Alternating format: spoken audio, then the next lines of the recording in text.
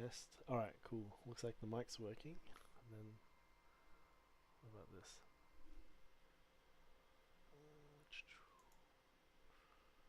Properties.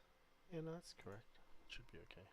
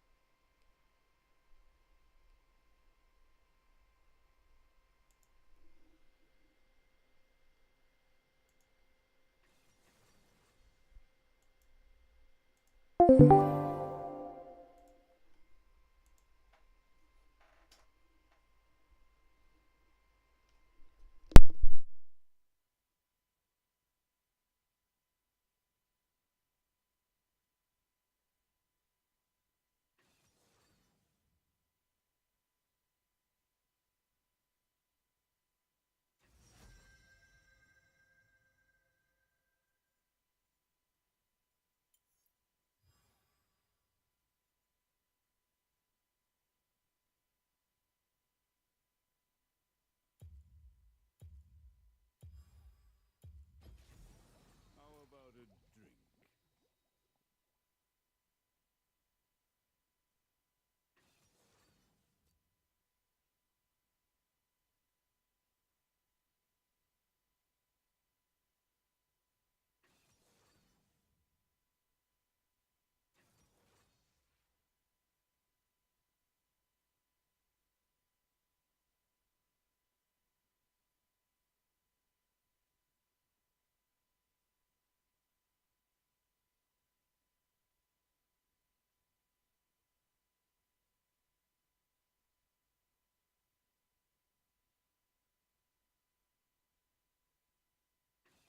swirl, mix.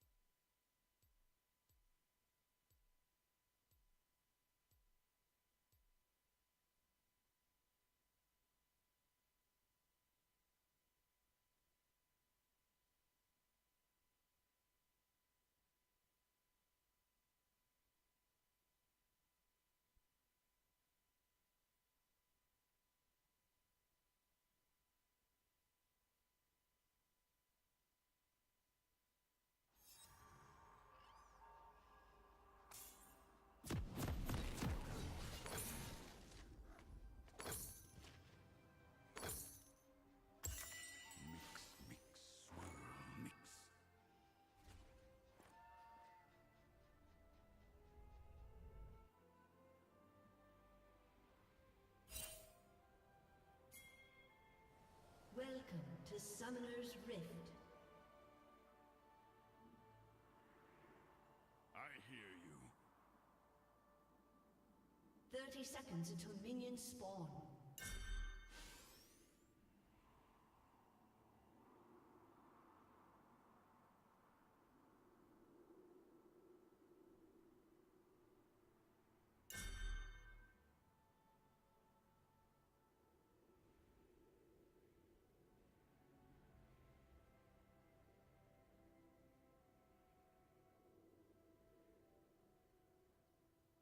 Minions have spawned.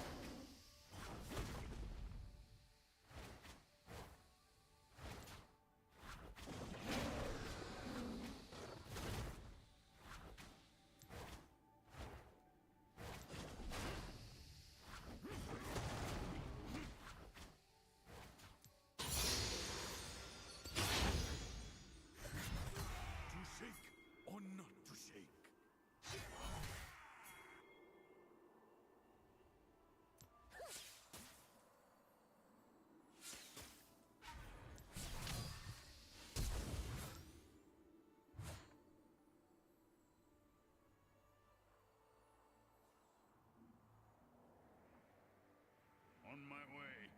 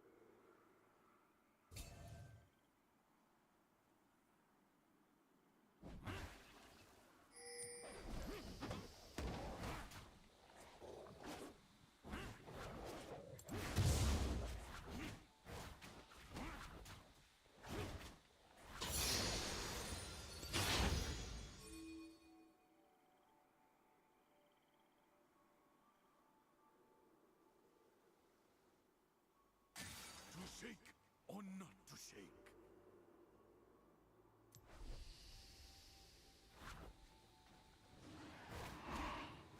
An enemy has been slain.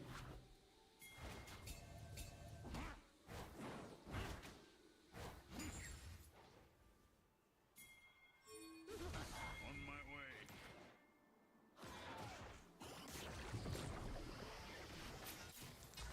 Now there's a smell you can feel.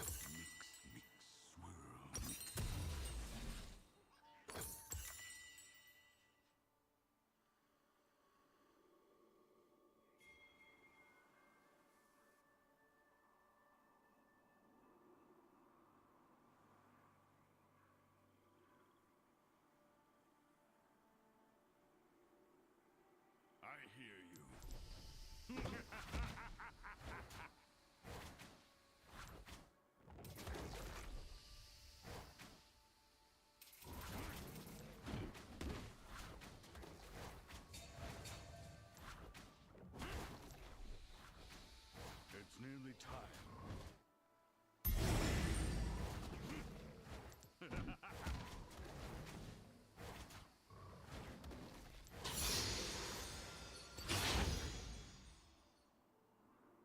An enemy has been slain.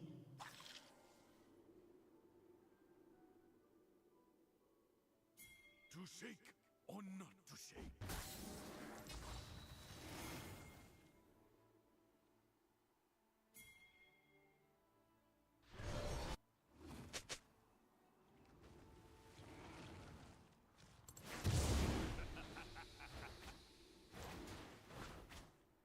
On my way. An enemy has been slain.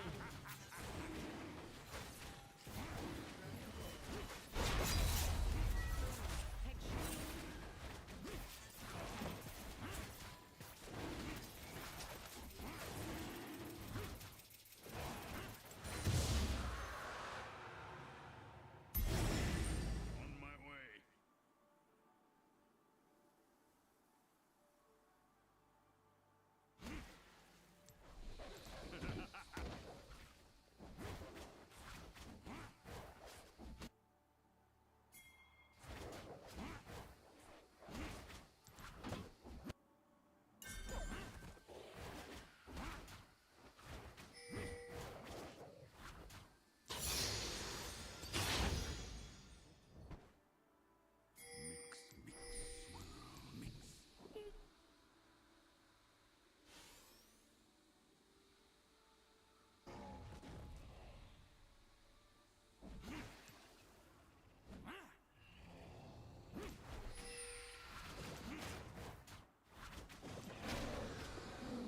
I hear you.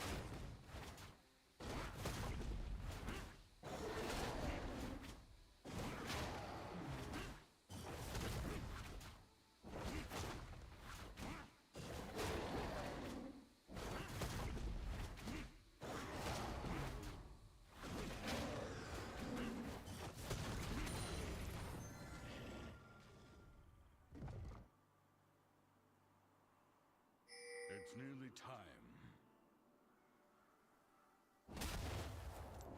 Killing spree.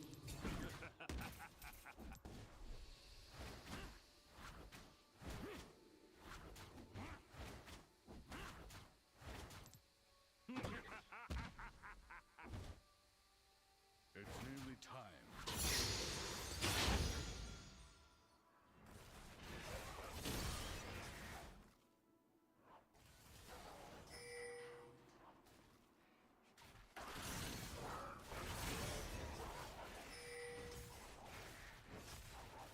To shake or not to shake?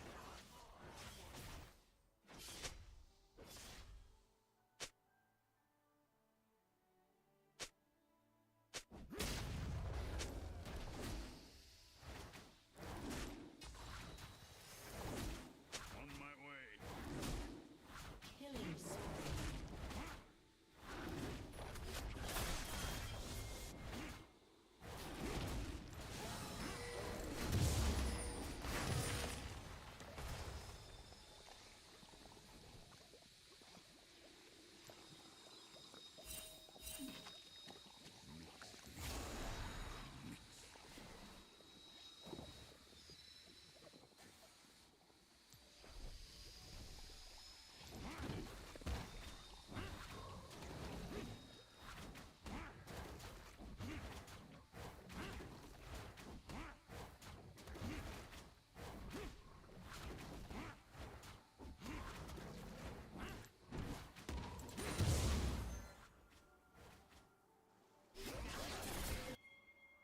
To shake or not to shake?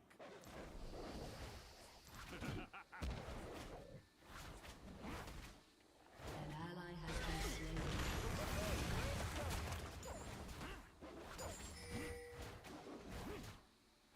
Rampage.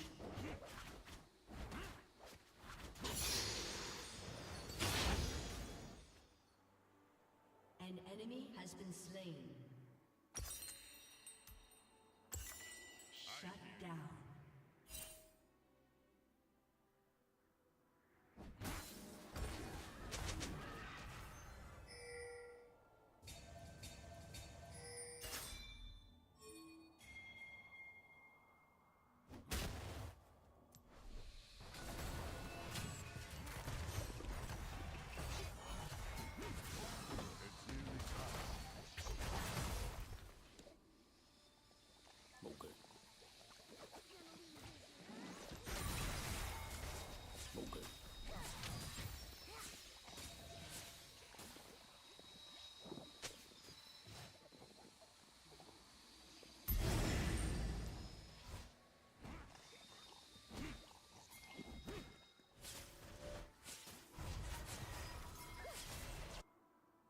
shake or not to shake.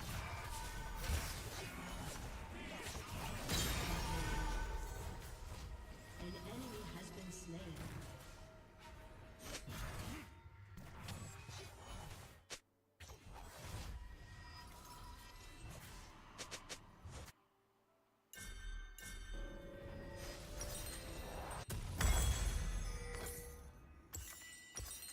On my way.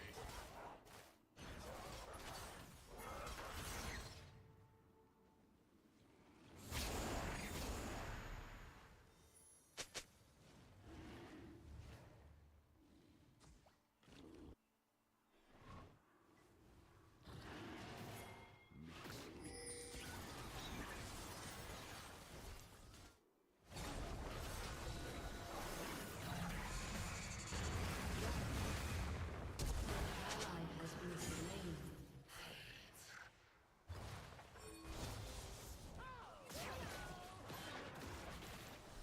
Enemy double kill. Turret plating will soon fall.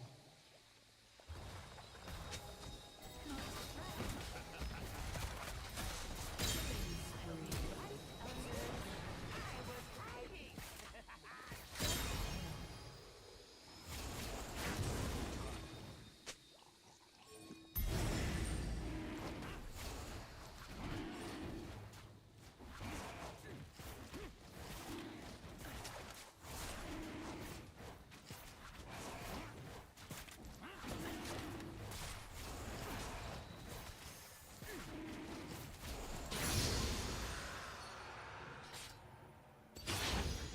To shake or not to shake.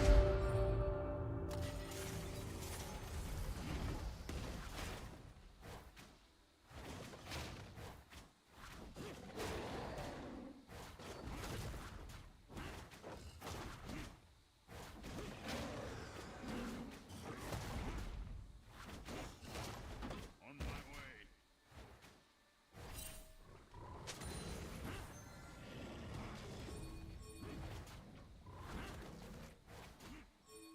Shut down.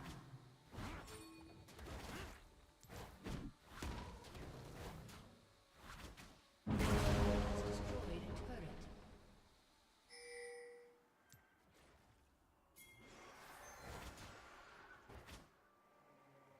This may hurt.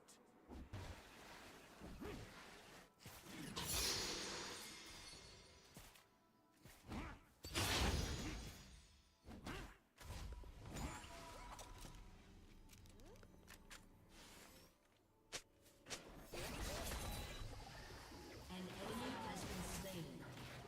An ally has been slain.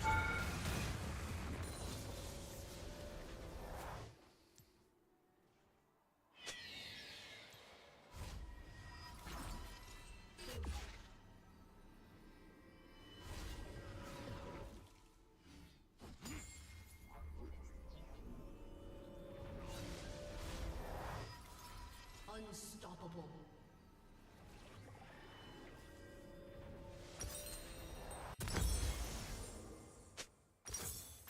I hear you.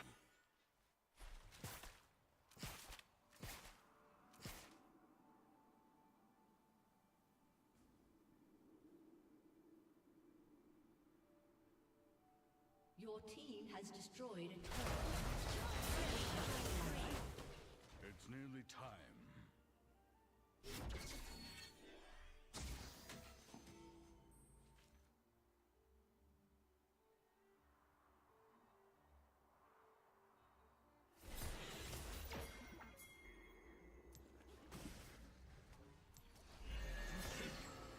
An ally has been slain. An enemy has been slain. Your team has destroyed a turret. The order is given.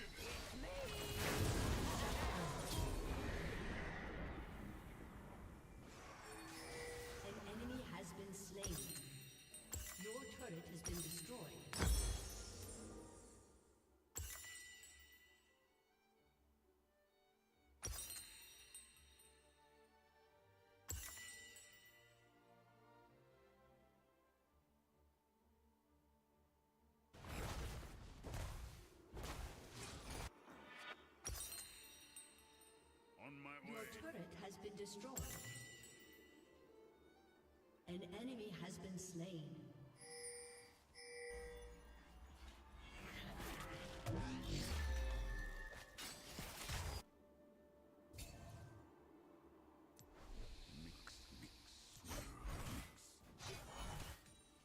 An enemy has been slain.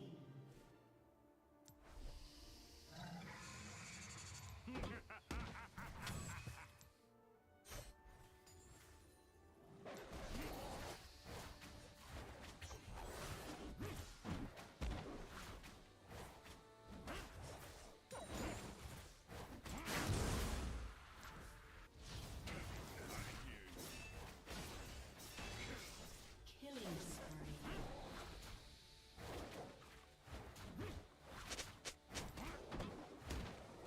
Shut down. Your turret has been destroyed. Enemy double kill.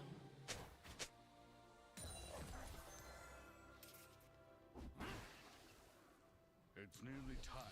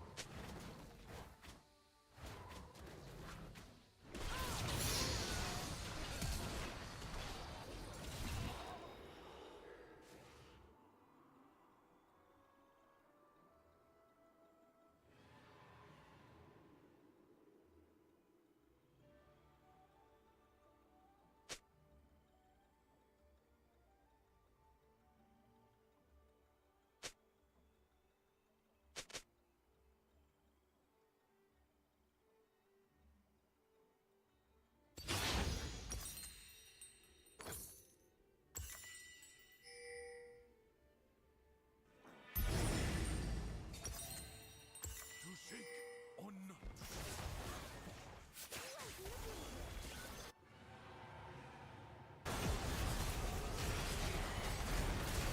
An enemy has been slain. An ally has been slain.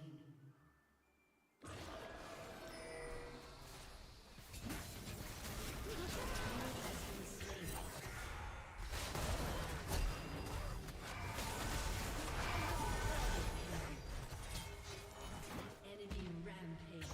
An ally has been slain. An enemy has been slain.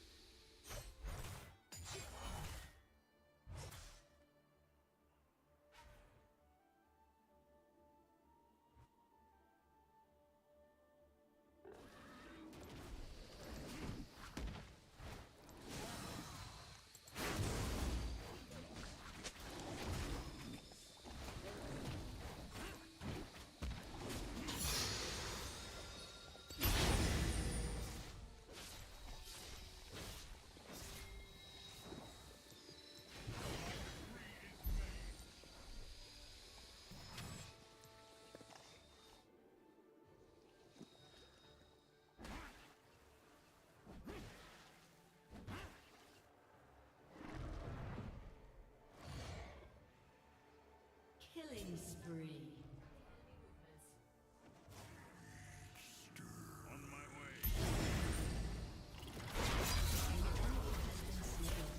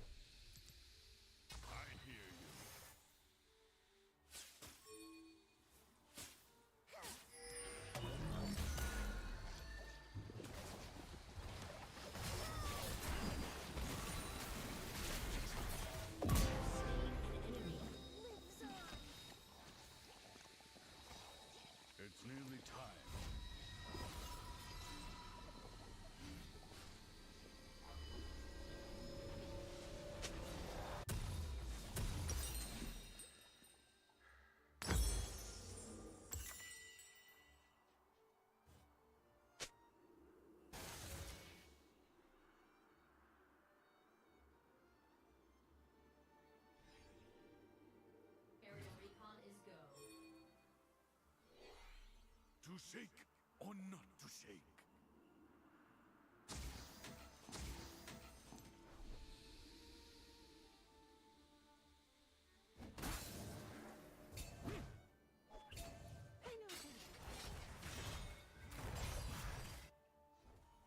On my way.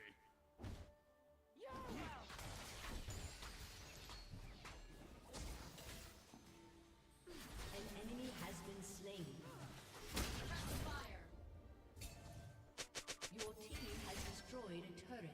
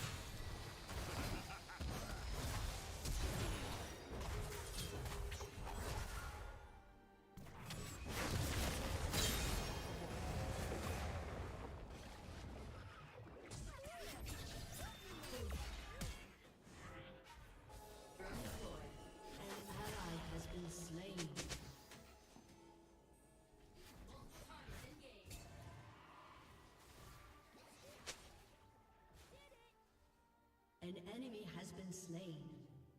Dominating.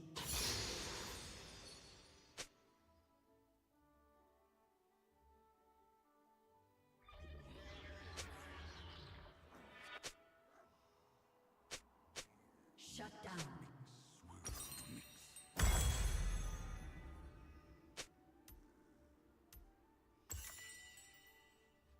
An enemy has been slain. Killing spree.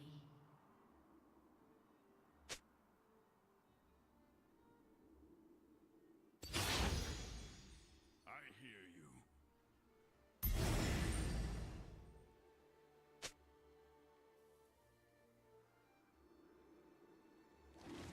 An ally has been slain.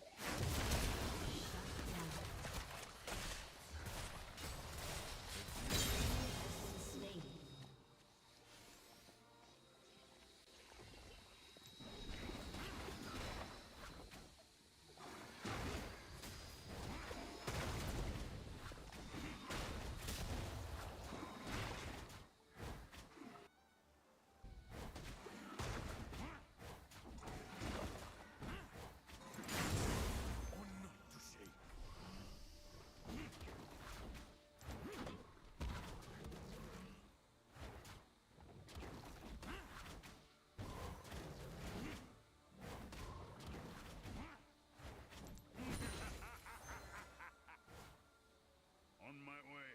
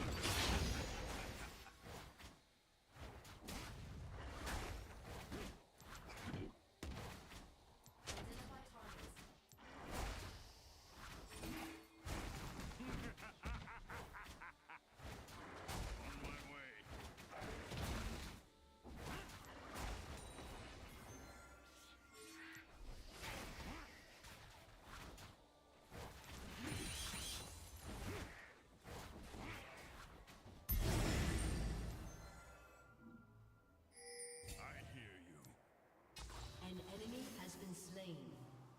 Your team has destroyed a turret.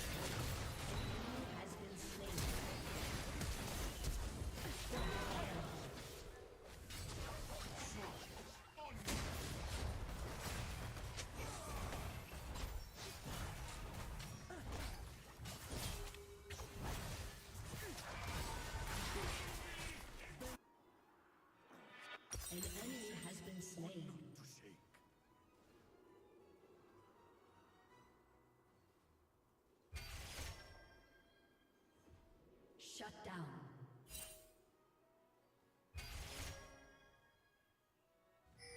An enemy has been slain. On my way.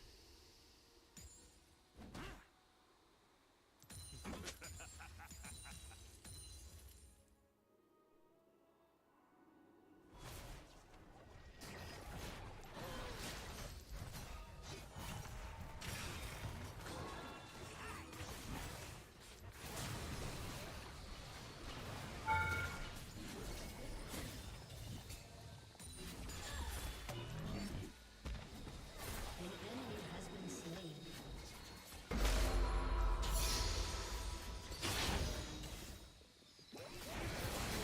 Has destroyed a turret. An ally has been slain. Your son is part of a greater plan.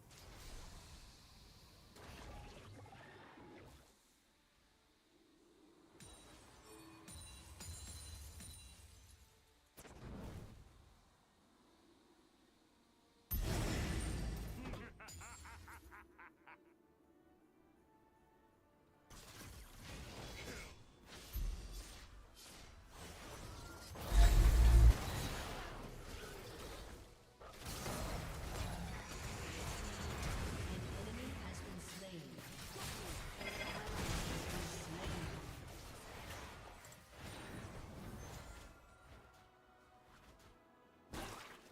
Killing spree.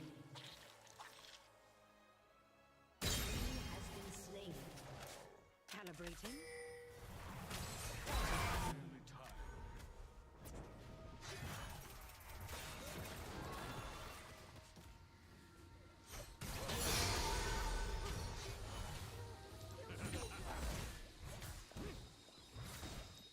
Your team has destroyed a turret.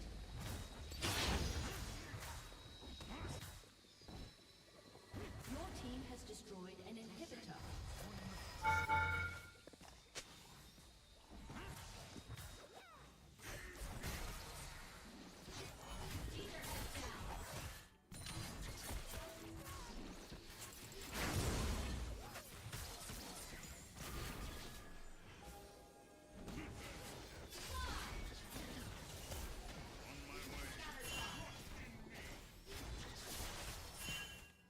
Killing spree.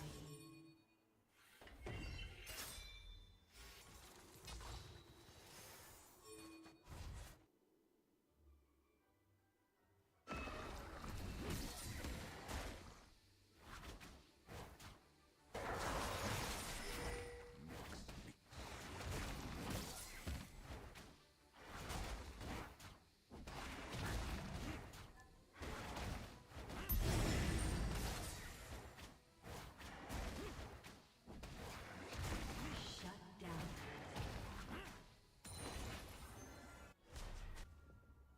An enemy has been slain. Double kill. Triple kill.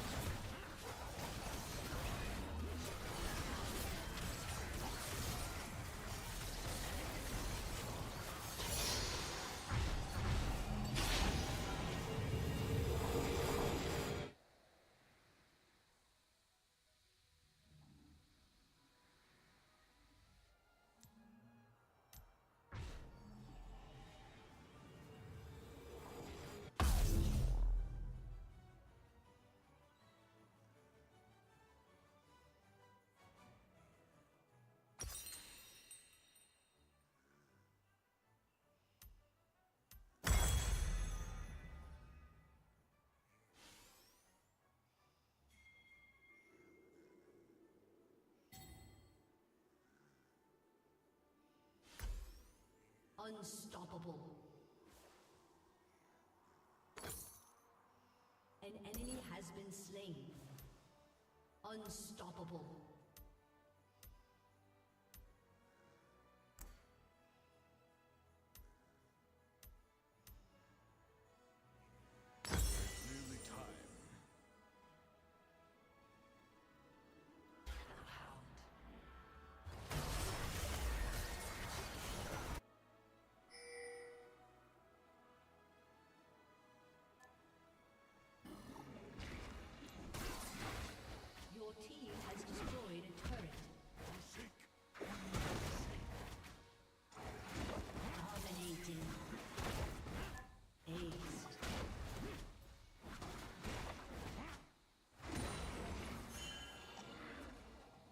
Your team has destroyed an inhibitor. Your team has destroyed a turret. Your team has destroyed a turret.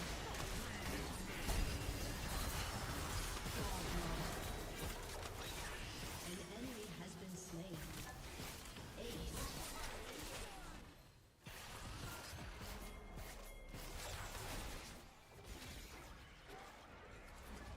Victory!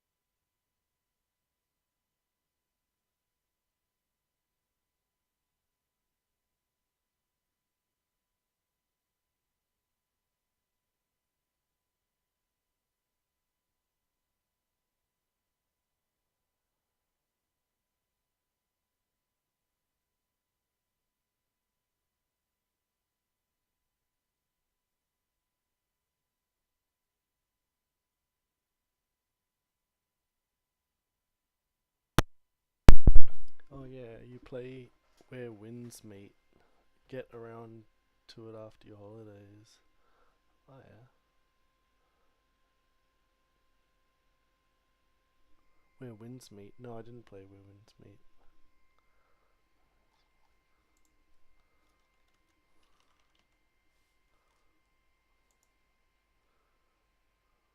Oh, this is the game that I was gonna try just before I went away, but I went away and I've just got back. But like, I won't be able to install it while I'm streaming because it'll just kill the stream.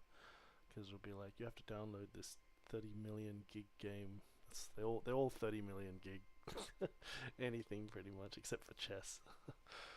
You know. But yeah, thank you for reminding me. I did want to try this game. Very heavily positive, yeah. How do you add to wish list? Wish list. Wish list. Oh, it's already on the wish list. Right? Unavailable item. This item is no longer available. What was it? Added a year and a half ago. What was this? Oh, it doesn't tell me anymore. Oh, wonder what that one was. Time Arena. Looked cool. Oh, this is that like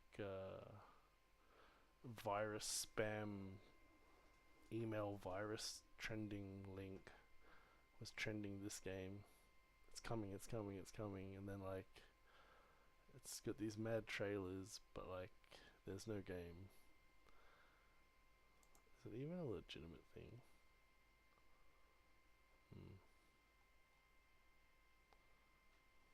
Similar to Rust. It hasn't come out yet, has it? Work in progress. Season 2 is out now. I've been getting busy, all my stuff ready to move to Madagascar. Oh, okay. Working on banner change and PC background, have name and profile pic. You played that Ark Raiders? Ark Raiders. Ark Raiders.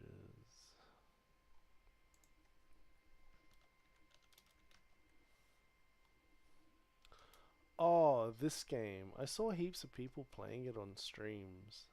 Ark Raiders. I watched them and I was like, oh, it's pretty cool, like Satisfactory type looking game. I was watching a couple of guys play it. Why is there no sound? Oh, from here. Ooh. Almost. Oh, it's heaven compared to topside. I want to get it, but like you need a team Wasps, of people that are Neepers, sweaty.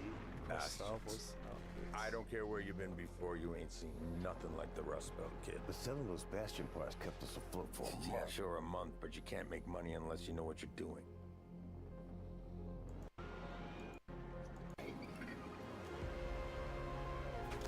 This game looks cool, but It's not just art, though. I mean, up topside, ammo's cheap and trust is expensive. Hey, come on. Some Raiders are good stock. Yes, some, but every raid has been burned once. You gotta learn to trust your gut up there.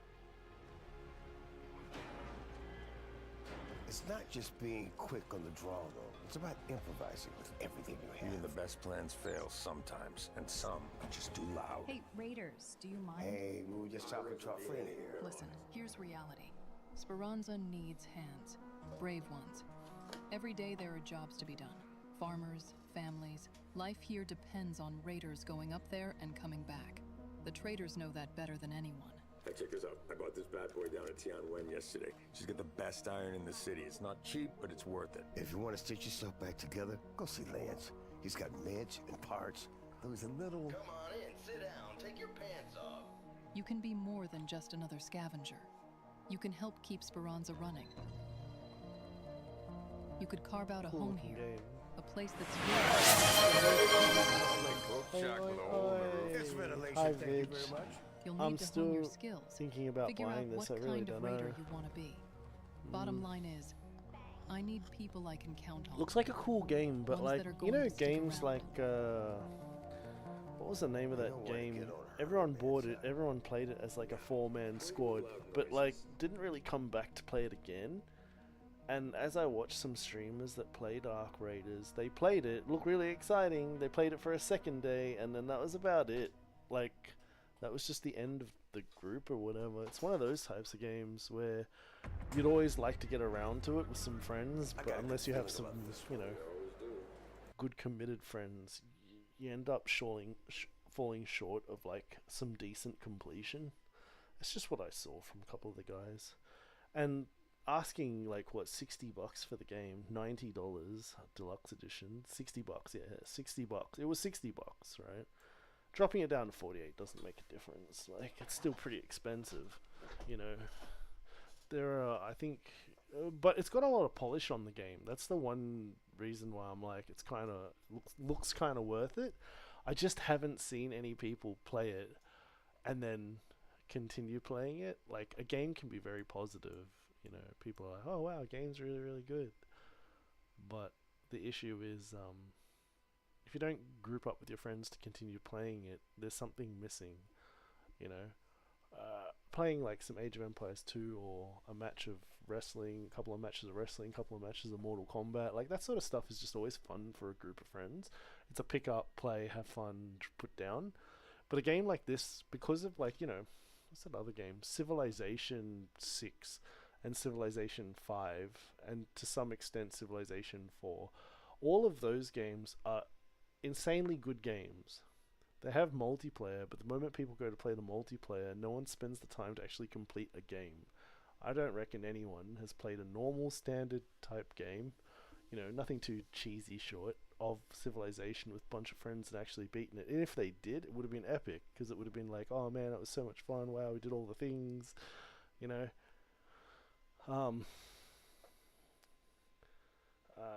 Thinking about playing Wrestling 25 that I have over 500 hours on. Oh yeah, wrestling's fun. I have some of the old school wrestling.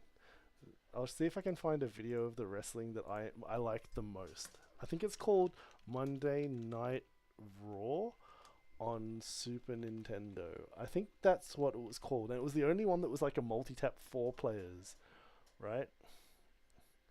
And it also, I think it had like Bertha or China in it or something as well. It was like one of the first games where I was like, oh wow, you can play as the chick, you know. Let me just have a little look, see if I can find a good video here. What's this video? Don't do sound, don't do sound. Yeah, what's this game? Let's take a little look at this. What's this one? What's this? This is like a Monday Night Raw, right? You can pick from Doink, Lex Luger, 123 Kid, Diesel. Yeah, and you could yeah, there. See the girl. There's Luna. It was Luna. You could pick Luna. I think it was like the first one where you could pick a chick. She was like character 30 or character 12, because it'll reset back to the first one now. Yeah, I remember that. Yeah. Oh yeah, see, so it's like, so what's he doing? So player 1 chooses the Undertaker, Yokozuna. Yeah, okay, cool. And then here's the actual fight. Yeah, but you could play the Royal Rumble in this, and I think you could play 4 players. And if you threw them out, they were out. It was like pretty epic. It was fun. There were like two games, and I always forget which one. Like one of them was 4 players, one of them was only 2 players. Or I'm wrong, and they were all 2 players. But like, yeah, this wrestling game was a lot of fun. It's Bret Hart versus Doink.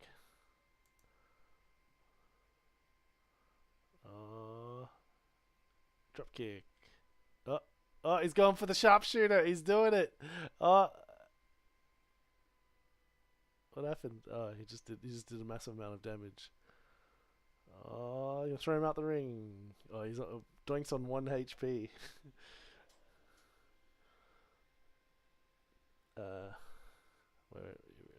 Drop kick. Oh, he's dead. Pin him. Oh, he's doing the sharpshooter. Oh, it's game over. He surrendered. So it was submitted.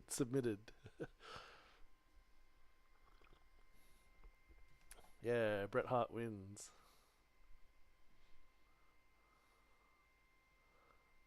What's this one here? What's going on here? It's a bit of a... Yeah, see, there's four players up the top. I think you could play this one 4 players. Who's in there? Owen Hart, Yokozuna, Lex Luger, and Bam Bam Bigelow.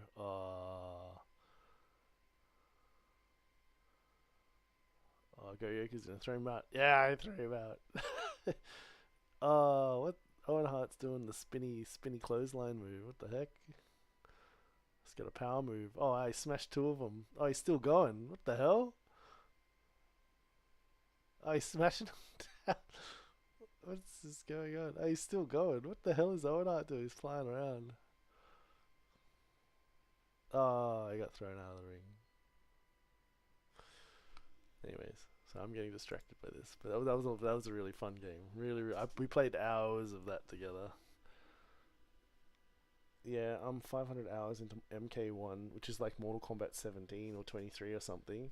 But what I'm really annoyed about, you have to pay extra for characters. Like, man, back in the day, it all comes out to play, no pay for it. Really, you have to buy characters in Mortal Kombat? That's disgusting. Why would they do that? They've never done that. That's such a cash grab on the people that like the game.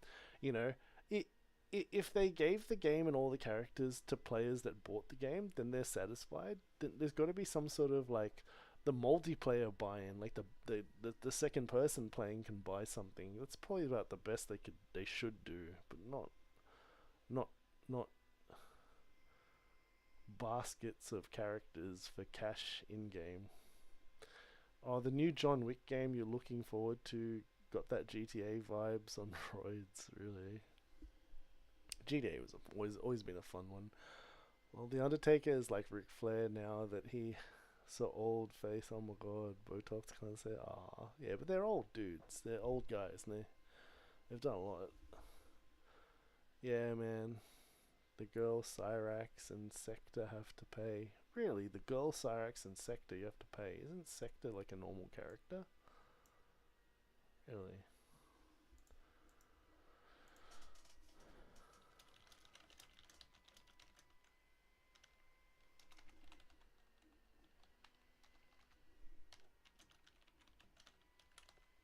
Let's have a look. Do you have to pay for... What? Do you have to pay for Sector in Mortal Kombat? Yes, you usually have to pay for Sector as a playable fighter in newer Mortal Kombat games, either as part of the Combat Pack DLC bundle. What? No, you can't do that. No, that's... I'm not... like, I've got... I think, what do I have? I have Mortal Kombat 3. I have Mortal Kombat 1. I really liked Mortal Kombat 2, but I never bought it because friends always had it. So we just, like, it was always easy to play it, right? And what? So now, you gotta start paying for characters. That's such a douche move. That's so bad. Not free initially, but always costs extra to get a main character. What?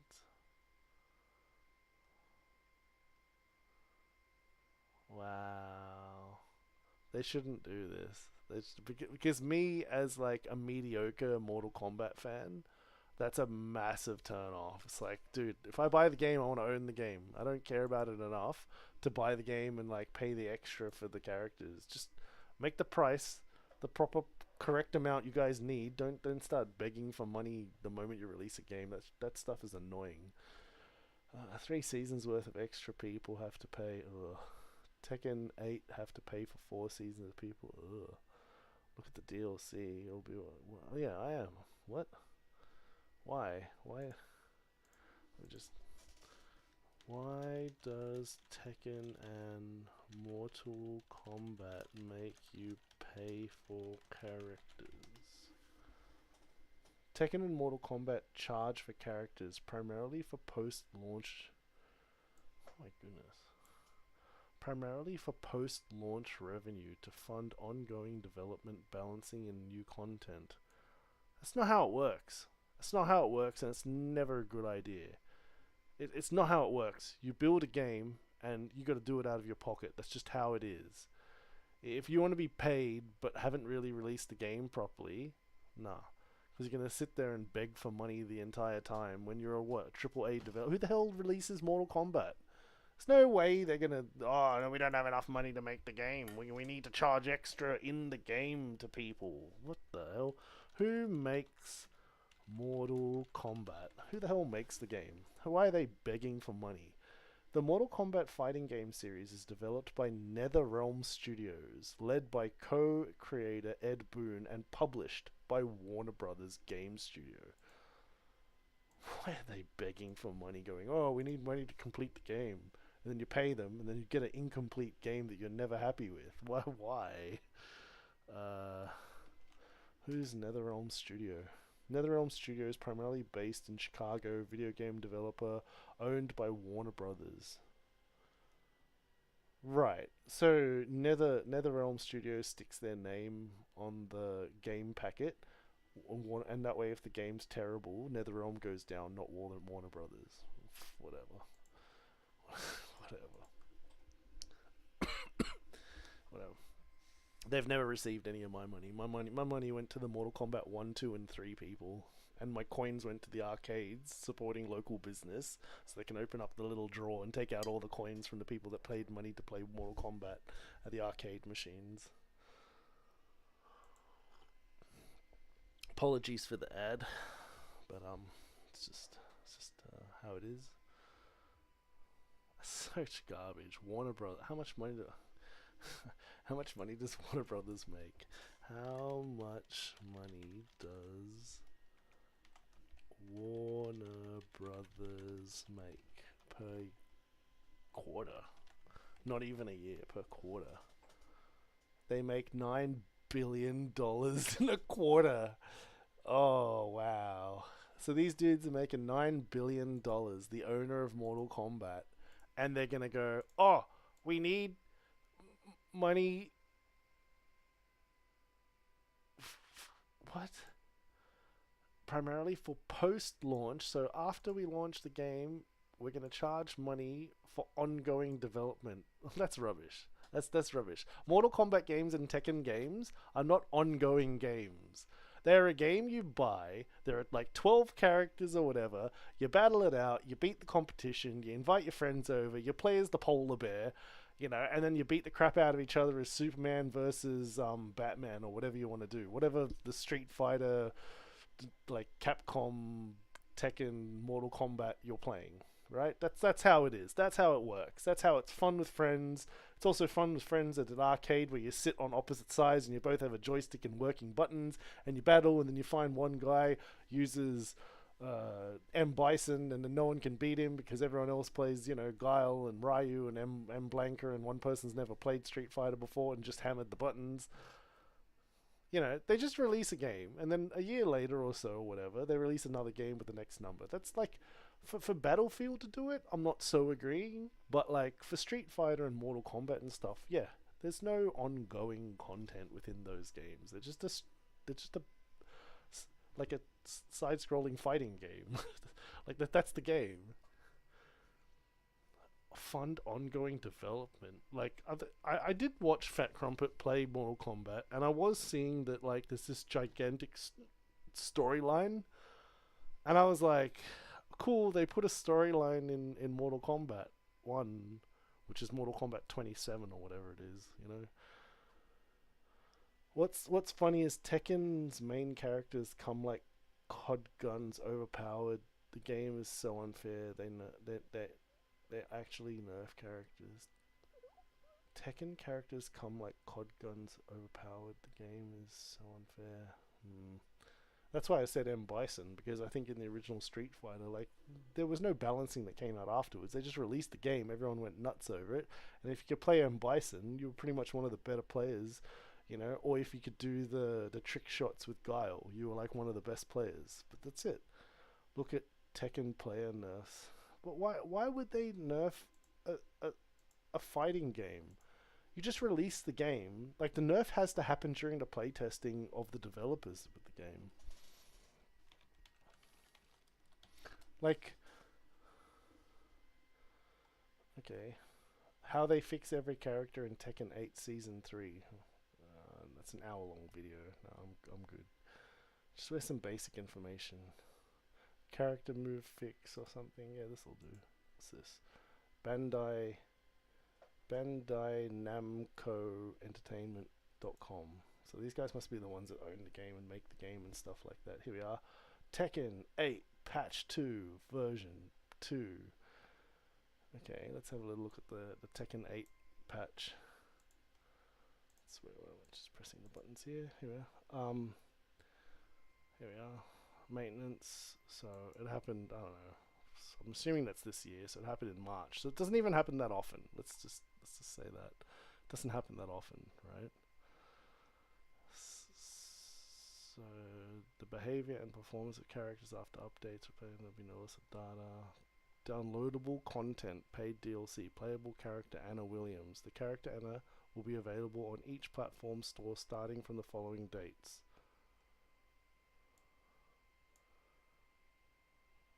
Early access. By purchasing extra money and bundles, you get... Oh my god. Why is Tekken doing this? Like, why? Why? Just release Tekken 8 or Tekken 9 and just give people a game to play and be all have fun with. Like, what the hell? Early access for a DLC for a paid character in Tekken. Yeah, I'm out. I'm out. I'm not touching any game that does that sort of nonsense. Like, I just, like, as much as I really enjoyed Tekken, like, that's just disgusting. I'm not doing that. I'm not going anywhere near that. They've killed childhood games. Yeah, they don't care. It's just, it's not even the guys that created the game. Usually it never is. Usually the guys that created the game, like, they just get paid out and then, like, you know, a big company comes in and... Sorry, I thought I could hear something. Big company comes in and just takes it over, and then just, like, corporate pushes and pushes and pushes for profit, profit, profit. Like, have you ever played the game? Nah, but we need more profit. So, you know, it's just like... It's just, yeah, it's just terrible. Whatever. And while he was gone, the man who made Mario died. Really? The guy who made Mario? Wait, the Japanese dude?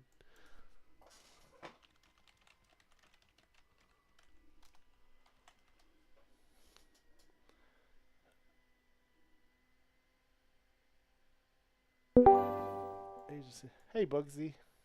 For what purpose are you here all alone without company? Oh, I'm just chilling. I'm streaming, so I'm just streaming. So you know. Oh, okay. Yeah, we were just going.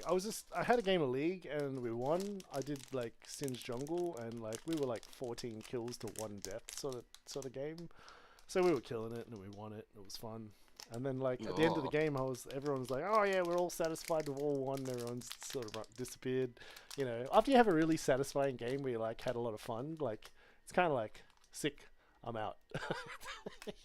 You know, so I'm nah, like, I can't sympathize. I keep going until I lose and then I go to bed angry. Oh, yeah, nah. So I was like, I wouldn't have mind playing another one, but I'm also like, I'm a bit jet lagged from flying back yesterday, so I'm a bit like, I'm just exhausted, but like I can't sleep, but like I'm tired, and so I'm just, yeah. Yeah, gotcha. A bit of a weird one. Anyways, I was looking at something. I think it's Project Zomboid. I think you played because I was looking through my games. I was going through the Steam library, and one of them was Project Zomboid. It said they came up with like a stability update for their multiplayer, and then it said you had played it for the first time in October. As I was scrolling down the update timeline. Yes. So if you want to try that, I'm happy to try it because like. The multiplayer should be fun, but the multiplayer was never really that functional in that Project Zomboid game. Right. And even the patch that says like, you know, it's the fix to get multiplayer working, even that patch sort of like it's called like the instability fix, and I'm like, why are they calling it multiplayer instability? Like they're admitting their problem, which I'm cool with, but like it's a bit strange. So we're just looking through some other games, just chilling. I can't say I'm too interested in Project Zomboid at the moment. Yeah, no, that's alright. I have a problem where a bunch of people will ask me to play a game. Yeah. I play the game with them after spending money on it, and then we never play again. And then I get upset at it, and then I just don't play it ever again. Yeah, so I call that scenario the FAD game scenario, like FAD, FAD, because like you get a game that people will be all excited about, you get on the bandwagon, you buy the game, you play it for 5 minutes, and everyone logs off, and then you never play it again. There's multiple games like that. You need to be careful of those types of games because those games will come out with a sequel because they made so much money, but the first game was so boring that no one played it longer than 5 minutes. You know what I mean? Fast alternative game detachment, FAD. Mm. With a silent G. I can give you a couple of examples of both sides. Like a game that we tried to play but we didn't play too much was what was it? Left 4 Dead 2. We played a bit of it. It was fun, but then we just stopped. Civilization 4, Civilization 5. We went to play it as a group, but like no one continued to all log back on to line up our schedules to continue playing a big scenario. You know. Yeah.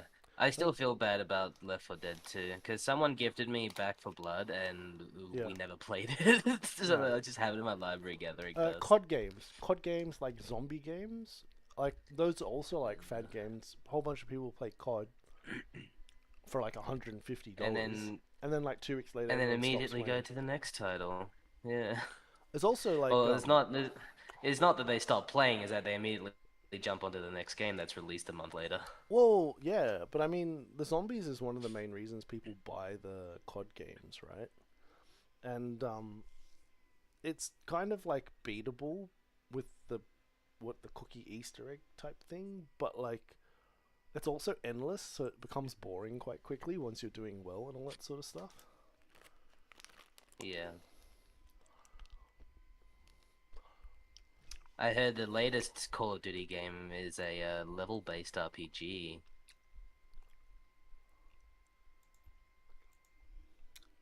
With fantasy elements. No matter how bad or good it's gonna be, it's gonna sell well. It's gonna advertise over every bus around the whole world. Yeah. And it'll sell a stupid amount of copies and be deemed a successful game. Even if you and me play it and we deem it the worst COD game we've ever played and we've deemed it like the worst game of the year. Even if we did that, hypothetically, it would still, like, all the stats on Wikipedia would be but it would show you that it's like one of the best games, biggest selling games and everything. Yeah, always will. Yeah. Unfortunately. The New York Post says it's the best game of all time ever. Therefore, we must believe it. It's the truth. Mainstream media would never lie to us. Telstra give it 4.5 out of 5 stars. That's like the perfect score. It's just, yeah. Diablo 4. That was another one. People started to play it and then immediately stopped. Power World, I think people didn't play that much longer than 2 weeks. And these games you need to be careful of because like they'll charge you $50, $60.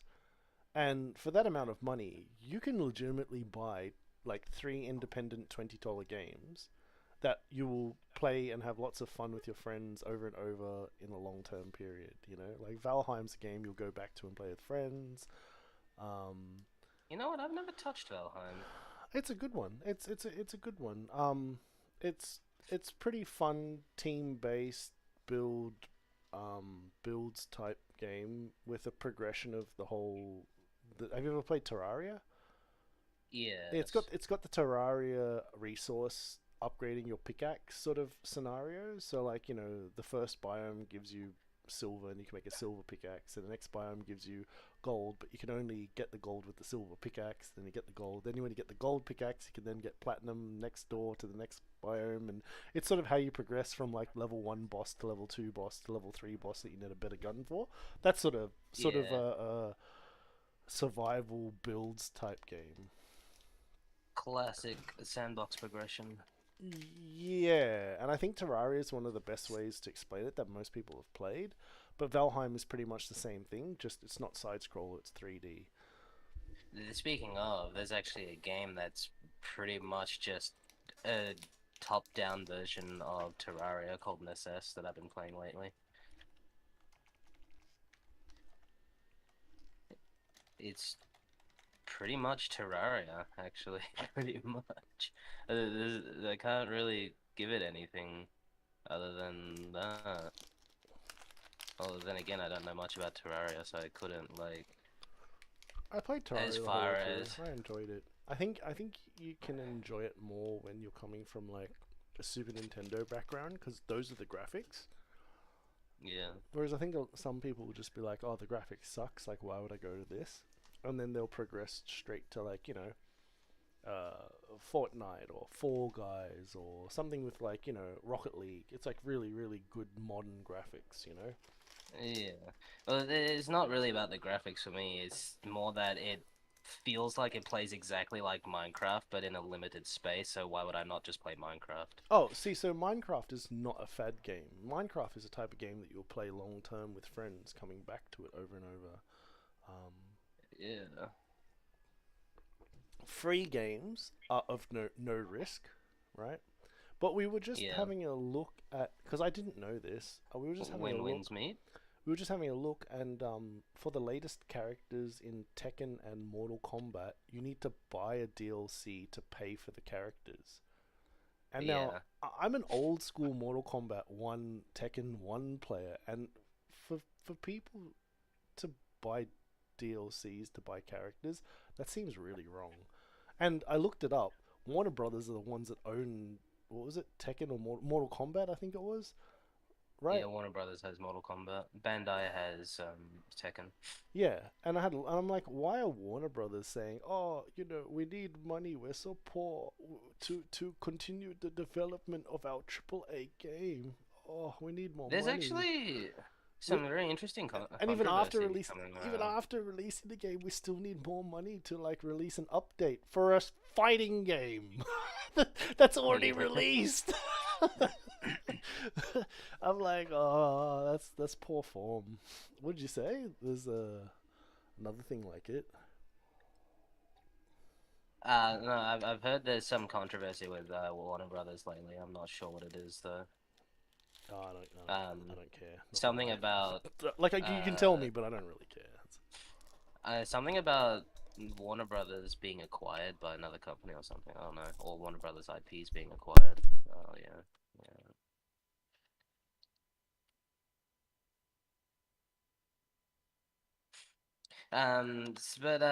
As far as fighting games go, the idea of DLC characters has been around for a very long time now. It used to be that it wasn't the case, but you know how it is. I think like Arxis is also a huge perpetrator of that. Well, what's another fighting game that's had it in it before? Guilty Gear. Never heard of it. It's probably one of the Dragon Ball Fighter Z. What was it called? Guilty Gear Strive arcade game? Yeah, Strive has a bunch of DLC characters. What is this? Oh, it's a Steam fighting game. Okay. $20. Guilty Gear was a pretty big fighting game for its time. It started off as an arcade fighter, like most of them, but yeah. Oh yeah, I'm looking at. It became I'm pretty looking at the popular. original Guilty Gear, but the original Guilty Gear that would not have been DLC. It couldn't have been. Well, DLC it was an invention. Yeah. And it wasn't a thing that came about. Yeah, but that's the thing. Like fighting games existed before these DLC type games. Well, most games and most genres existed before. You want to join us in League? You want to have a game? I'm in a custom right now. How long you play? You sure? I don't know. The rules for this custom is very wonky. When it seems like it's designed to delay the game. Yeah, I just joined Unknown. Maybe we have a game of League. Be welcome to join us. Yeah, you guys have a... Yeah, if you have a match, I'll join next time. Just exit Steam so it's not updating. Yeah, I was just having a look. I'm looking at Guilty Gear at the moment. And you're right. Like, I mean, this fighting game came out. It would have been a coin guzzling arcade machine, as most of them were. Okay, Yes. but when we say coin They had guzzling, different. we're They have talking different about. monetization But methods. we're talking about spending 20 cents to like $2 to play with your friends and have 1 to 3 Oh. credits sort of stuff. Like, I mean, that's all. It was within reason. To sell a Street Fighter type game and then say, oh, you need to pay to get the polar bear, or we were having a look at it earlier, some Sammy lady or something from the latest Tekken game. You have to came out in March because March is the latest update, and you have to buy the DLC to get access to that character. And then one of the guys is also saying that like the character also then comes out unbalanced, so that like they're stronger and therefore like More marketable. it just like it's kind of like it's like what was it? Battlefield, EA's Battlefield 2, Well, where okay, you so could buy the Han Solo gun, and if you bought the Han Solo gun, it was like a one-shot kill. fighting games are notorious for that kind of DLC trap because they release high tier characters in order to make it necessary to have the high tier character to practice against or use in competitive play.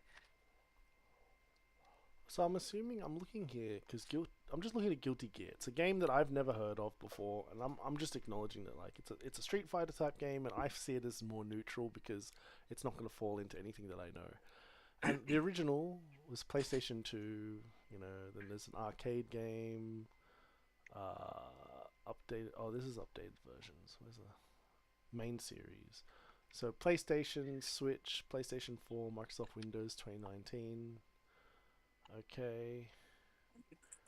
2000 arcade, PlayStation 2, Sega Dreamcast, and Game Boy Advance. Cool. There would have been no DLCs here. It would have just been buy a game and own the game. Arcade, PlayStation 2, Xbox 360 is probably where DLCs could have begun, but I don't think it would have because most Street Fighter type games that came out, they just wanted to sell the game.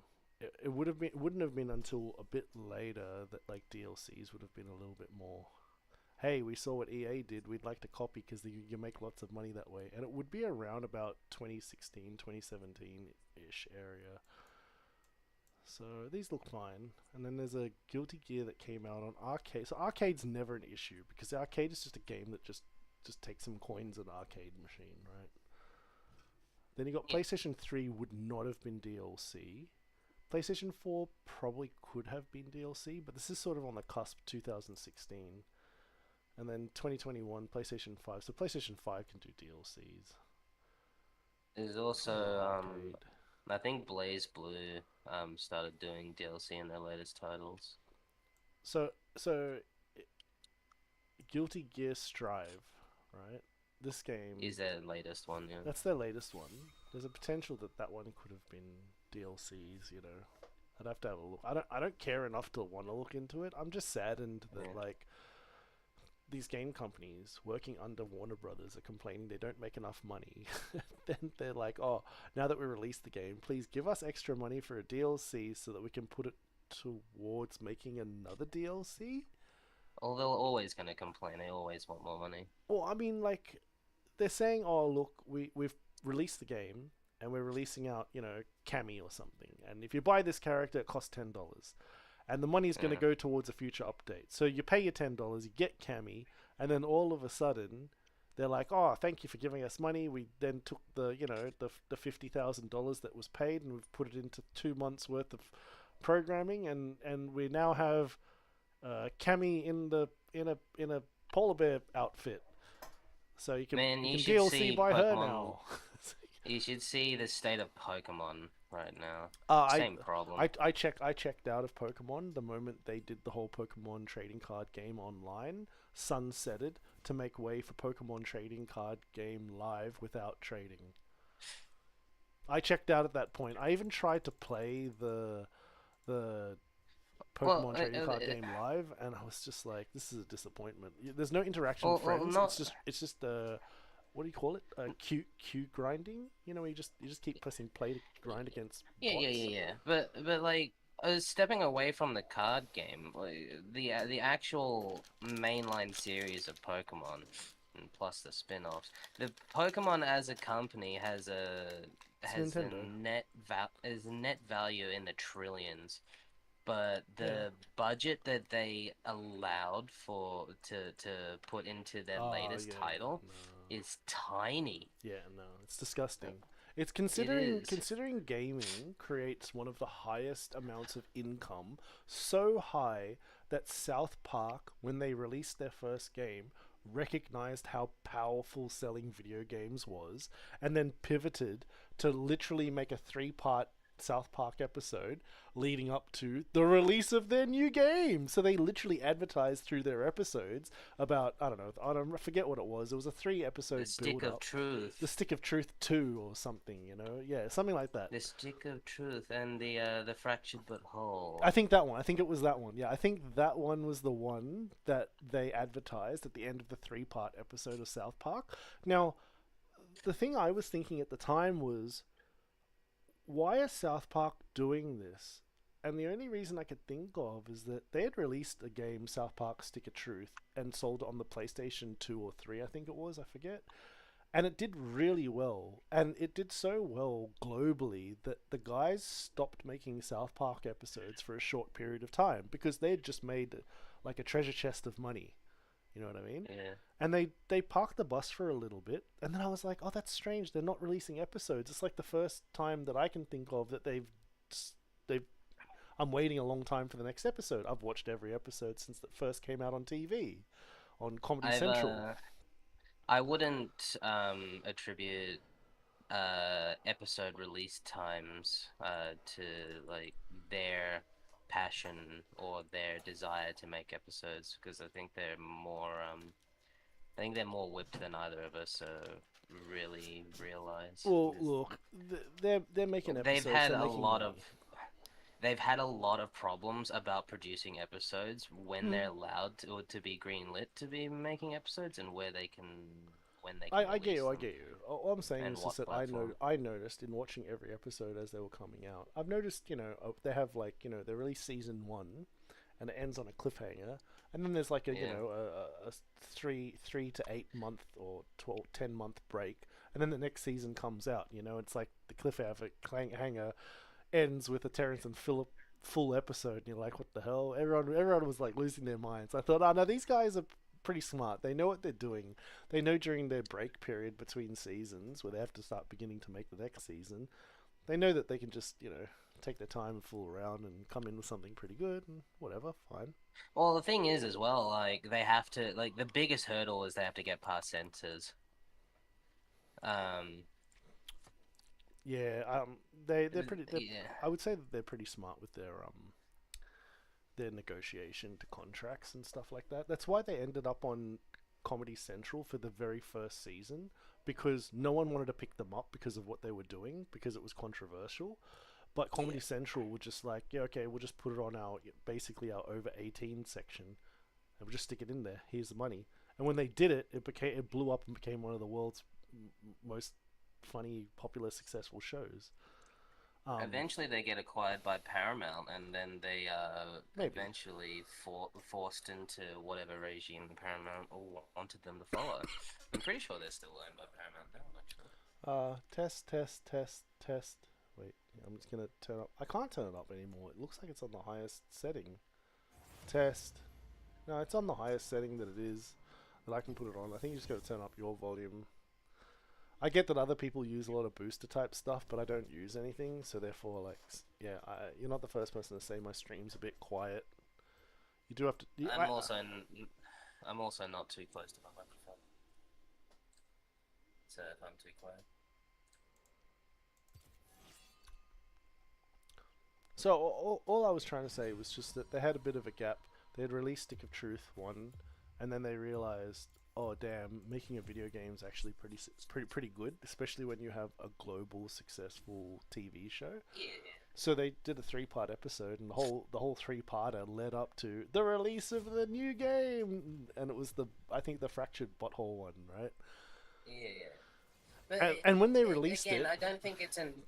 But when they released it, they then took ages before they came back for another episode. Like, they took so long after that really released the video game. And the only thing I can think of is that these dudes, irrespective of all the negotiations and acquiring and all that stuff, those games made those guys profit stupid amounts of money, and that's just what video games can do if they sell well, and that's what their video games did do. Their video games sold well. Like, let's just Google Yeah. it. How many copies? How much? I'll never say. was- I'll never say that they're not motivated by money. They always are. They have to be in order to stay afloat, stay alive, and keep doing what they want to do. But So I the think game. there is a lot. There's a lot more nuance than just they decided that they wanted to make Oh, a video sure, game. sure. I'm very much simplifying it, and I'm sure if the guys actually sat here and talked to us, they'd be like, "Yeah, you're on the right track, but there are other things that factored in, you know, and that's fine."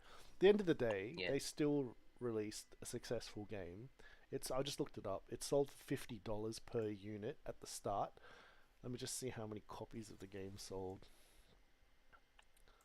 Because I'm pretty sure when I put these two numbers together and I say the dollar value, it's a bit like, dude, how many copies of sold?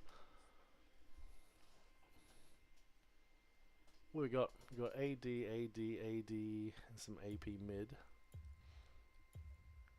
Yeah, okay, let's just go Singe jungle. That's always fun.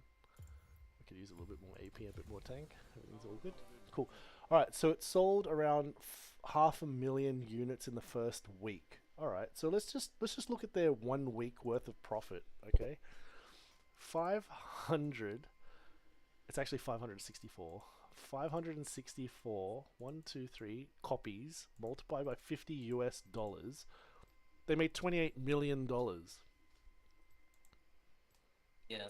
Like, it's not going to cost them anywhere near $4 million to make the game. It's not even going to cost them anywhere near that. Like, they're just going to pay a bunch of programmers, just give them because the thing, and the reason why it's not going to cost them that much is because of how they animate the TV show. Because of the way they animate the TV show, it's pretty much electronic digital editing of like circles and squares and stuff. That's how they make their show, right? Transferring those assets to a video game, being two-dimensional, should be pretty easy. It should be just a matter of copy-paste. A little bit more complex than that, but it should be essentially copy-paste. And then, you know, Cartman's in the video game, right? Other games have to actually, you know, hire an artist, and they need to actually make something. You know, and then run it by their... Or they... Oh, do you like how our Sonic the Hedgehog looks? No, the fans are complaining. Alright, we'll change the eyes. They have... Well, I mean, even the Sonic movie, they have the visual assets from the mainline games. They could have just used that. It'll just look out of place, sure, but, like, they still have internal models that are available. Same with South Park. You can just transfer the models easily, and all you have to do is rig it. So it really does help that they... that the visual medium does not have to change for the game from the show. Oh, no one helped you. Could have killed Jarvan. Got first blood. Nobody wanted it. The fools. Gotta want it. Just gotta want it. How am I? I'll be on time to blue buff. I'll be okay. It's nearly time. Oh, actually, I'm not doing blue. I'm starting at red. I'm starting at red. Because if I start at red, I can end up at dragon at level 4. That's my pathing. Can you imagine if red buff would apply to spells, so you could burn people from your poison? Like how broken like that how would be. like how Leandri's works. Yeah. Yeah. There's something that does work like that, and it works off a red buff. I think it's Collector. Oh, that's a bit different. Yeah, but Collector still procs off of a red buff tick, or Elder Dragon. I think Elder? Yeah, but still, yeah, but it's kind of different in the sense that I'm saying, like, imagine if red buff applied on spell effects, not imagine if item effects applied on red buff. As in you know? hit someone because of red buff Rylai's procs or something? No, because if you hit someone, red buff procs, not just on a hit. That's what I'm saying. Imagine if it just applied from any spell. Oh, from any spell. Okay. Yeah. Like how broken it would be. Yeah, there'd be a little bit of it'd proc from Leandri's, then Leandri's would proc red buff, and then then red buff would proc Leandri's. Well, no, it wouldn't because Leandri's is an item They effect. never let it. They never let it. it wouldn't proc on item damage, it would proc on spell damage. I hear you.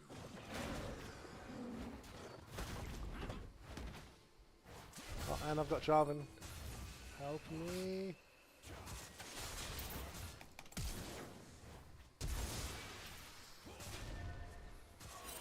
Come on, somebody! He's at my blue. What? Somebody come get her.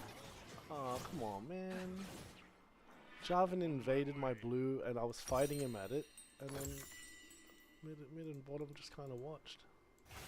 Sad face. Because by stealing that blue, that slows me down to actually take dragon. It actually screws me because it will take another camp too. Yeah. And it wasn't low enough to. Oh, that one's An still. ally has been slain. Oh, he's still here. He's still here. Come on. Come on.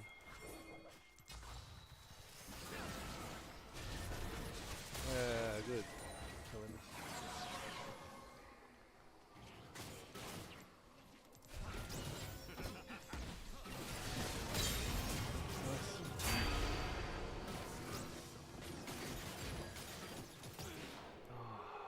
Damn it. An ally has been slain.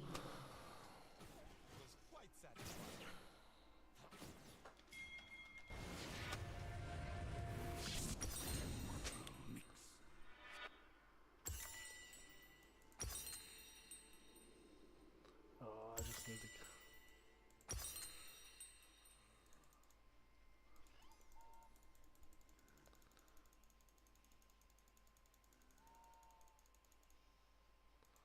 Yakshan pounced on mid as it came to help. We killed Jarvan.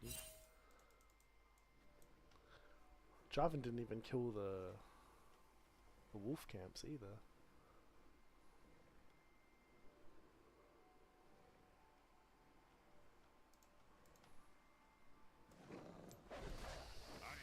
Oh, dragon spawning.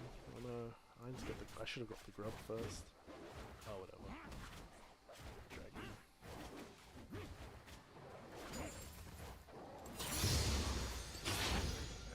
Let's go. Oh, Jarvan's ganking top. Oh, that's heaps good. That's heaps good for me. Let's take this stuff here. It's nearly time.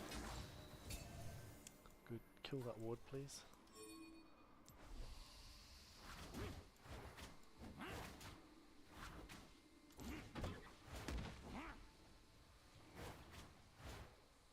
Yeah, good. Don't get stuck.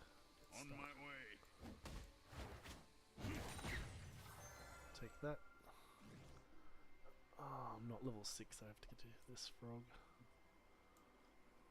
Slow me down from getting dragon. An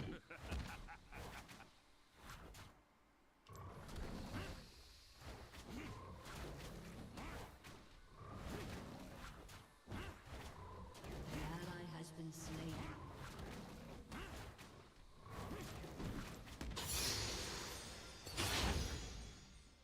Alright, I got my 6, so I can do dragon now. And I got berries. Nice. I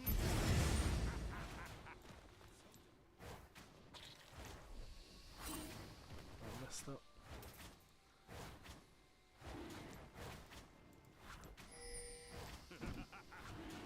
Enemy killing spree. I'm doing dragon. No, no, they're gonna rotate into dragon now. Get help.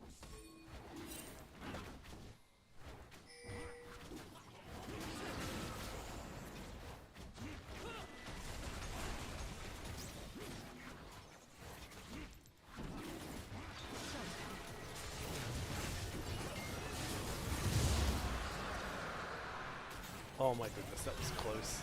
Steam cuts 30%, I believe. Steam cuts. Oh, Steam? Stream? Stream. Let's go. I got the move speed. Oof, I just got that dragon, just. And we got 2 kills. Actually, that was a comeback moment. That was a comeback moment. We're struggling, but Easy comeback. our team's struggling a little bit though. I'll take. Is there a? Oh, it's not one. Oh damn it! She went over the wall. Yeah, you go away. Oh, Akshan's coming up.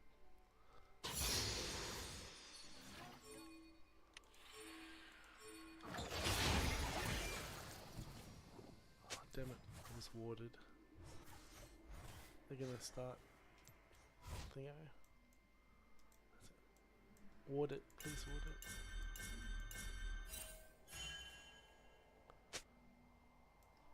To shake or not to shake.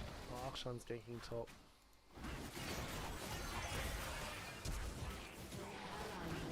Damn. We're gonna have problems here. I believe in you.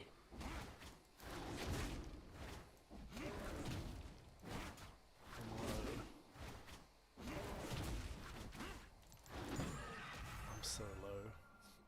Let's see if we can take a peek and steal something.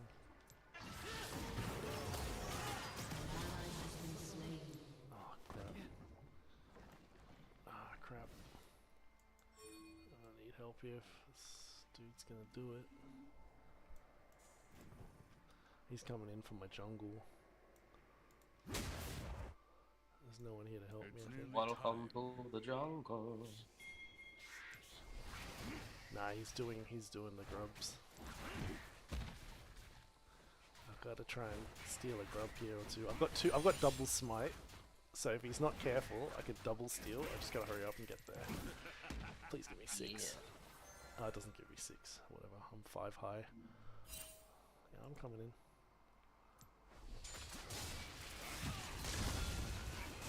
I'm pretty high. Lol.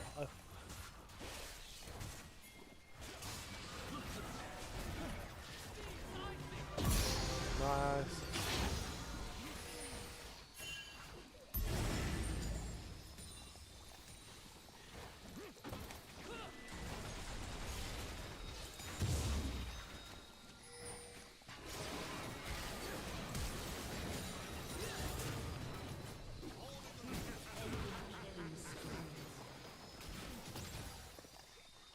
Damn it, I don't get the last grub. I want to get that grub. I have to smite steal it. I'm so low. I'm half a bar, but I want to steal it. I want to steal it. Oh, they're not doing it. They're not doing it. Oh, he's coming up for it. He's coming up for it. Here he comes. He's starting it.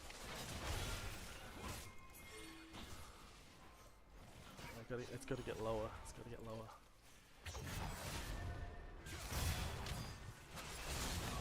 Oh my god, I should have waited for his thing. Damn it. He hit me with the banner. I should have. Hit me, baby, one more time. It's going down.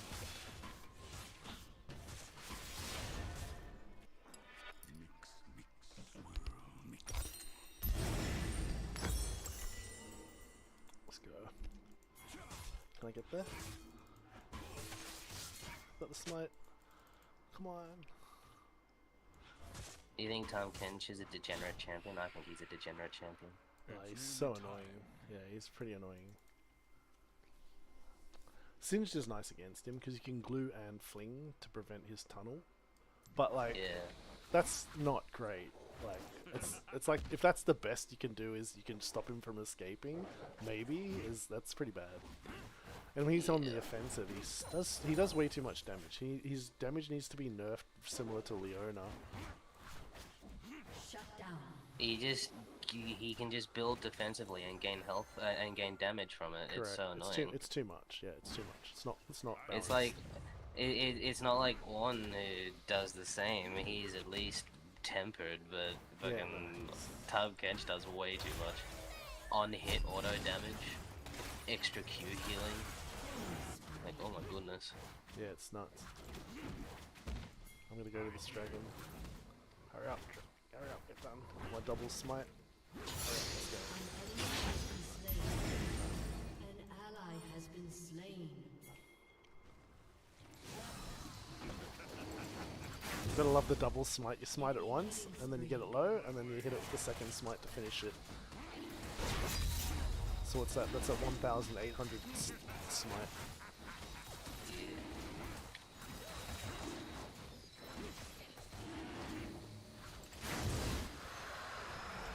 Already done. Already done. Oh no, we're gonna lose first tower.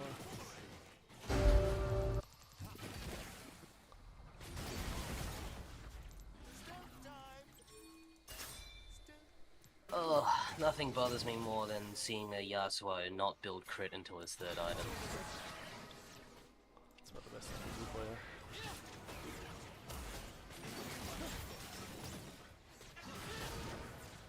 An ally has been slain. I was a one tap.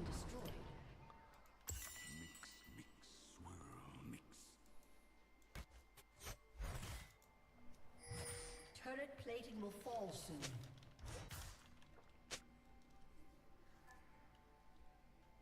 Your turret has been destroyed. Should maybe stay to glue the what's the name? What's the face?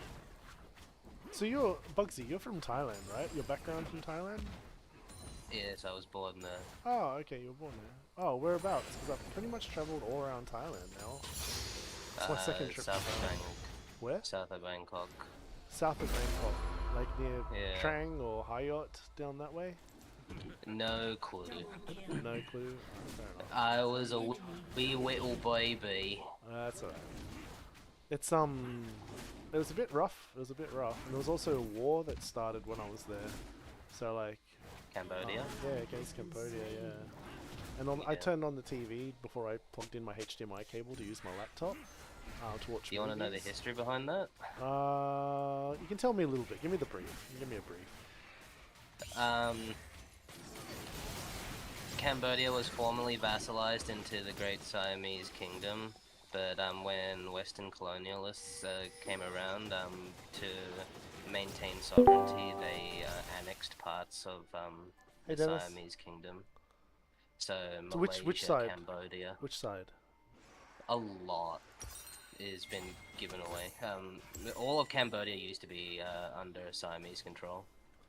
Siamese control. I see.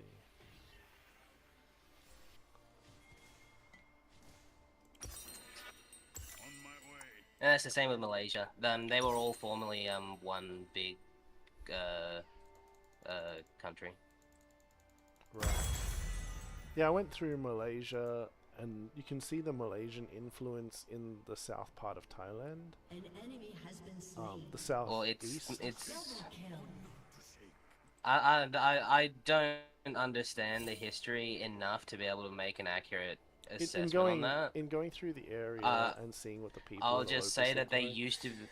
they used to be the same people, Malaysia and Thailand. I think there's a bit of difference. Well, once again, they used to be vassalized as part of the same kingdom, as in they swore fealty to the king Yeah. of Siam. Right. While they're not necessarily the same nation, Right. they were very closely allied together. Until Siam gave them away.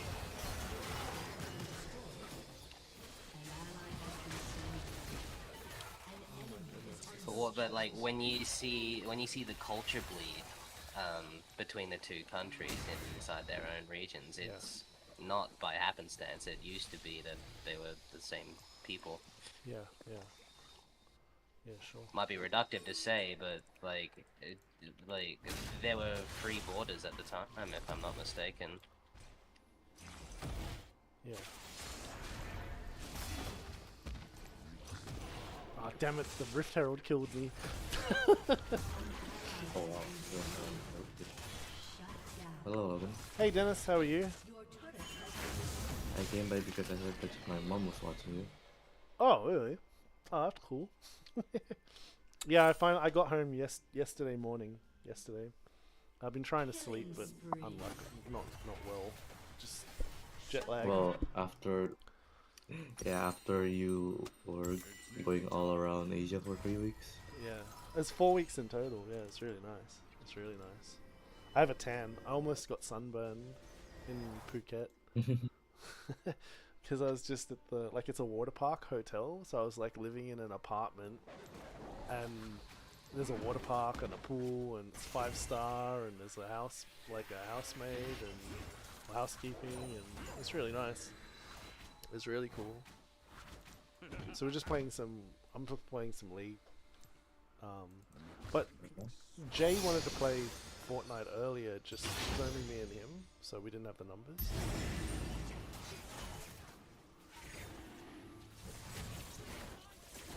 Oh, 3 p.m. Well, 6 p.m. for you. Wait, is it Yeah, it's daylight about that. savings or not for you? At the moment it's 9:41 p.m. I think. I haven't actually checked my clock, so I'm not 100% sure. Oh, it is. It is.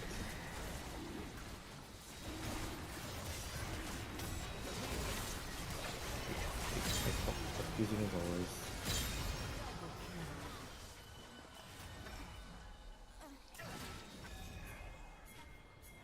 Oh, that went well. Take this dragon now.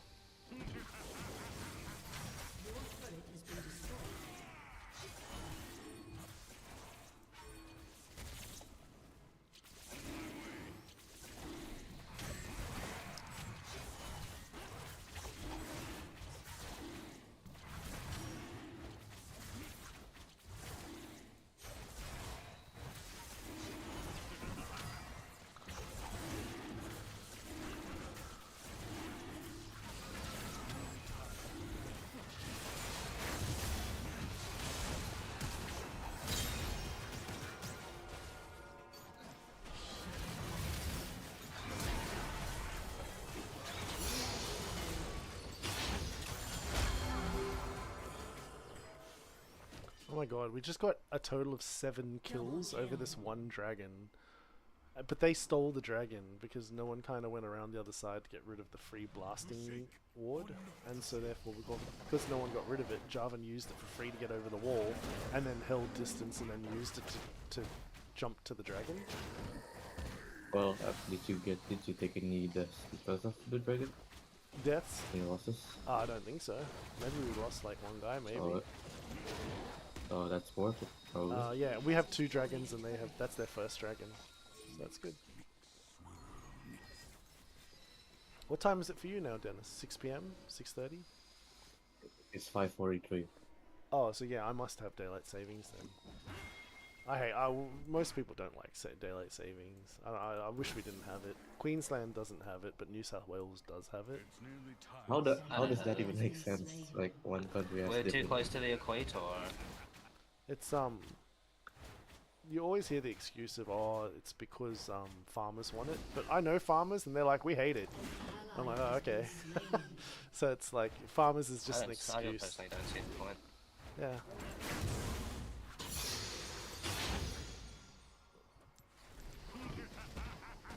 The problem I have against my enemy jungler is that his smite is 1200 and my smite is 900, so he does 300 more damage. And the reason for that is that like he's sitting there farming in the backline in his own jungle. Meanwhile, I'm actually contesting dragons, which is why we have more dragons.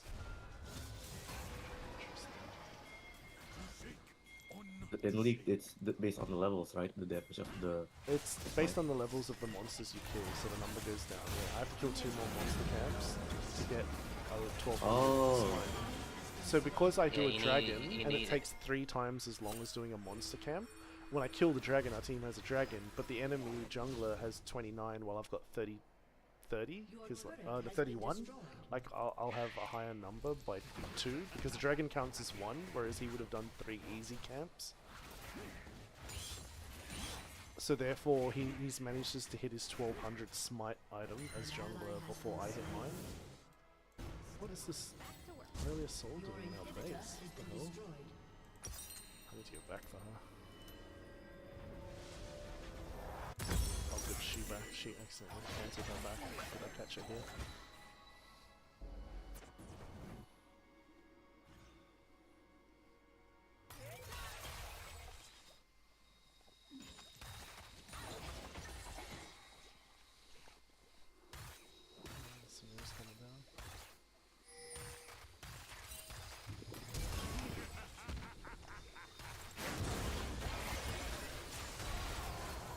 Where's my team? Where's my team?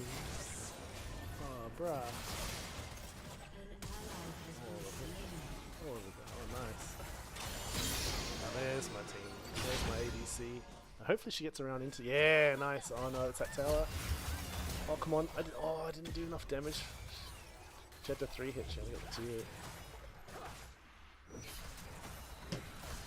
So I'm back, but unfortunately, Felina's been adopted by who house sat my cat.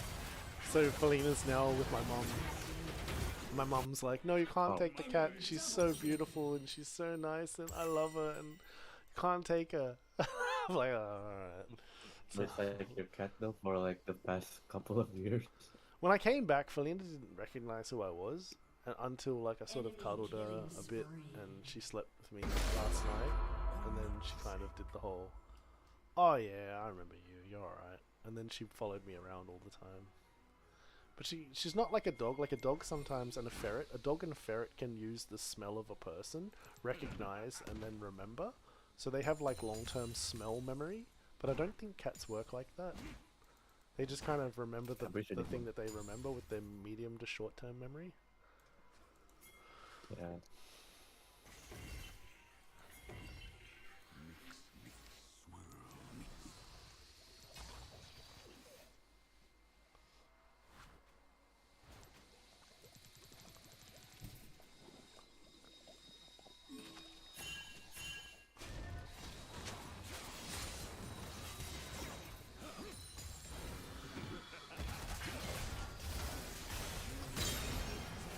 That's a good initiation, and I'll take the dragon off. I'll tell your mum I said hi. Hope she's well. An enemy has been slain. Your turret has been destroyed. Enemy killing spree.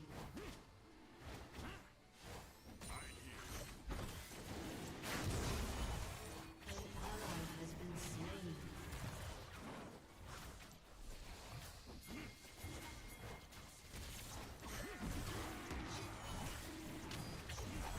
Your turret has been destroyed.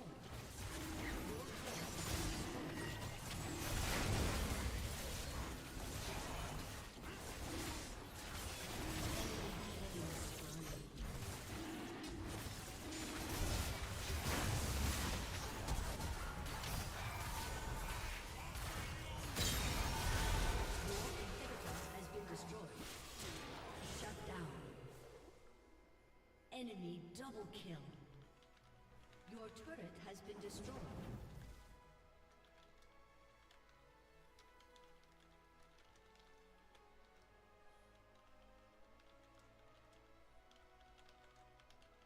Your turret has been destroyed.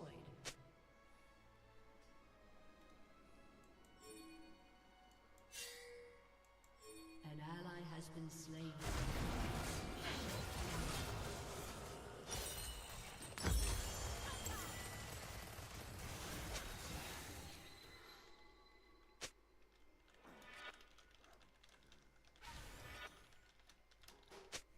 To shake or not to shake.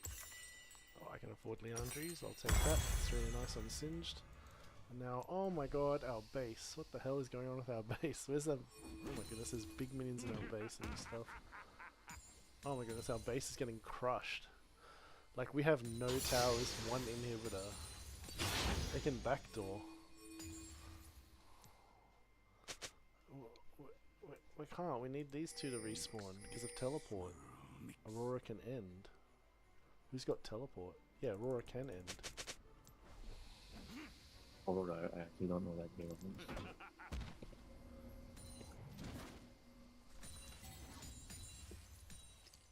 Your inhibitor has respawned. Alright, one inhib's back Killing up. spree.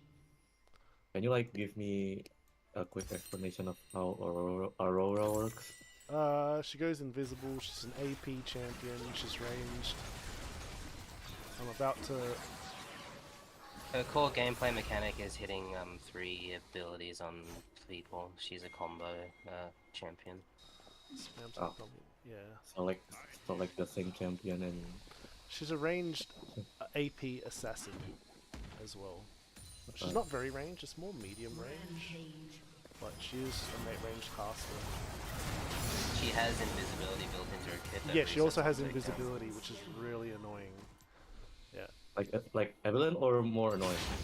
Like It's Evelyn, true but shorter. Invisibility. It's like not Kiana. camouflage. More like No, it's not like Evelyn. It is not like Evelyn. No, I said more It like is Kiana. Kiana, yes. Yeah, more like Kiana. It's like it does a rectangle and she's invisible. She hops in, hops out.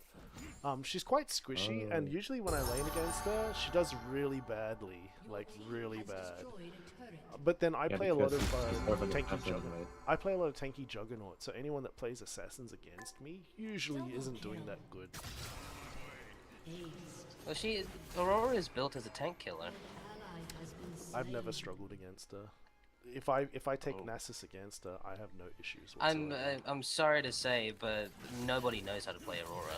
Nobody reads her abilities. That's the problem.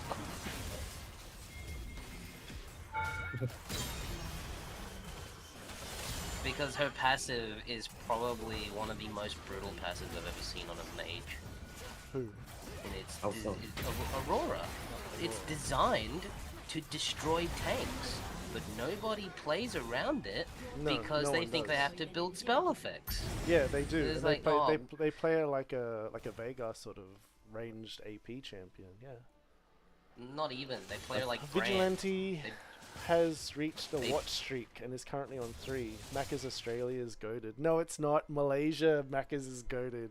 No way. Malaysian McDonald's is goaded, Vidge. Absolutely goaded. Australia has nothing on McDonald's in Malaysia's delicious, like, fried rice with anchovies, deep fried anchovies in it with like a potato curry with curry leaves and just, oh my god, so delicious. So delicious. Macca's in Sydney is just ugh. I still prefer Thailand McDonald's. I went to Thailand McDonald's and the ice cream was really really good and so cheap.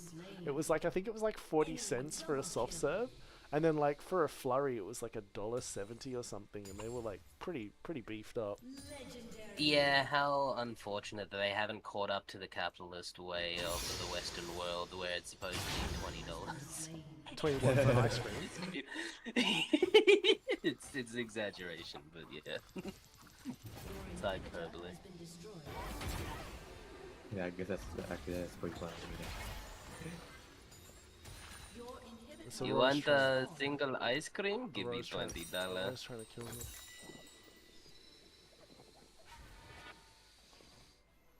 Your inhibitor has been destroyed.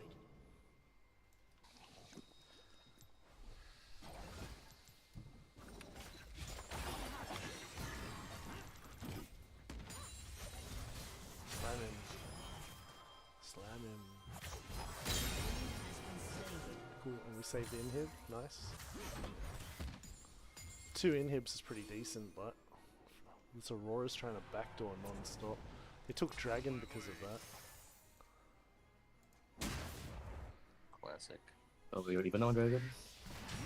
Oh, they've gotten 3 dragons now. They're on Soul Point, whereas we've only still got 2. Oh my god, they're getting Hex Step dragons. Whatever, let's just do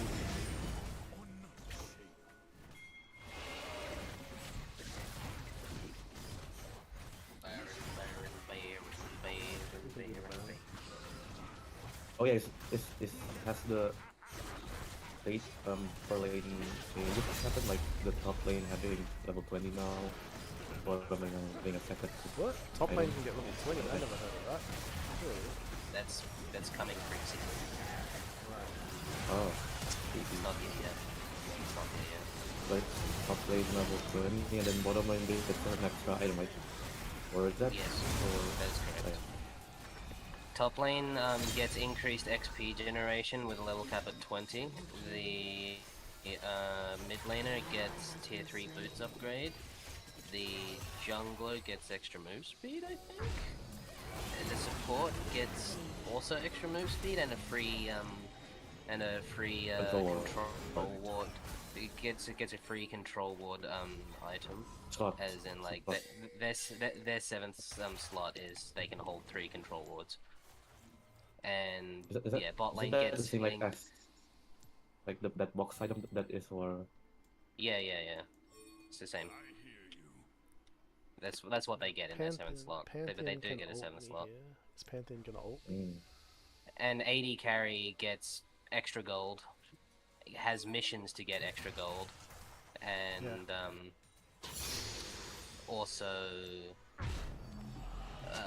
they get Yeah, that 7th 9th slot. slot. Yeah. Yeah.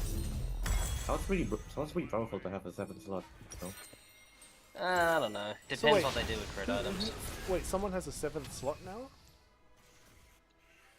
When like next Ornn? added. season, Oh, next bot season. laners get 7 slots. Really? Wow. That's pretty Next crazy for an season, ADC. the AD carry role gets a 7th slot. Well, they need it. That's massive. Your inhibitor has been destroyed. Oh no. Just dying. Ally The has support been slain. also gets a 7th slot, but the 7th item slot is guaranteed to be the Sightstone item. Right. Yeah, it's basically just only for the forwards. Nice. Yeah. Now we gotta catch the stragglers. Ooh. Yep. There's Jarvan. I can swing into There's Jarvan. Gerbil. The enemy's inhibitor has respawned. Those things sound pretty good. Like just straight up have every role be. Now we trap him. Every wall roll has a unique upgrade. Some stronger than others, and some not even close. like jungle is barely getting an upgrade. Not even close, yeah. Yeah, but to be fair, jungle doesn't need it. I have to defend base. An ally has been slain. But super minions pushing in. Oh no, what's our team doing? An ally has been slain. Oh, Akshan brought Zeri back to life. Oh crap, that's a 5v2. We're defending in base. I need to turbo push these minions out of our base. It's double minions too. Why'd you guys push? Why did you guys push? They're trying to end. They're trying to end. No, do not redeem. Why you push? Do not push. Who's killing on their team? Akshan AD. I'll go counter AD. I keep forgetting Oxen has a revive passive. Right? I think yeah, passive.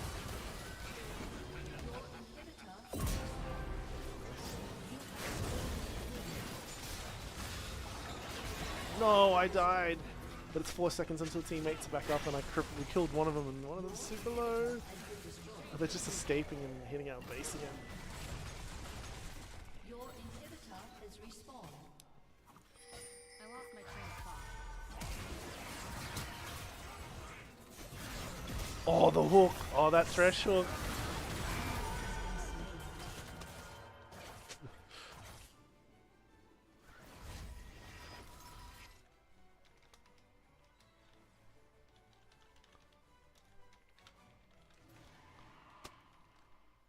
An ally has been slain.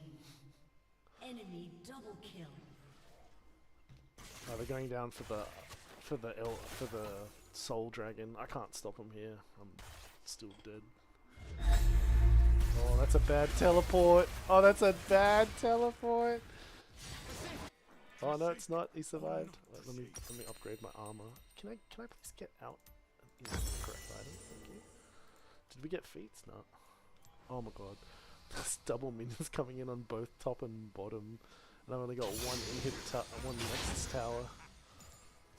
Oh, everyone's team fighting. Guys, you need to help here. Oh no, why are you team fighting? Why are you team fighting? An enemy has been slain. No. Your inhibitor has been destroyed.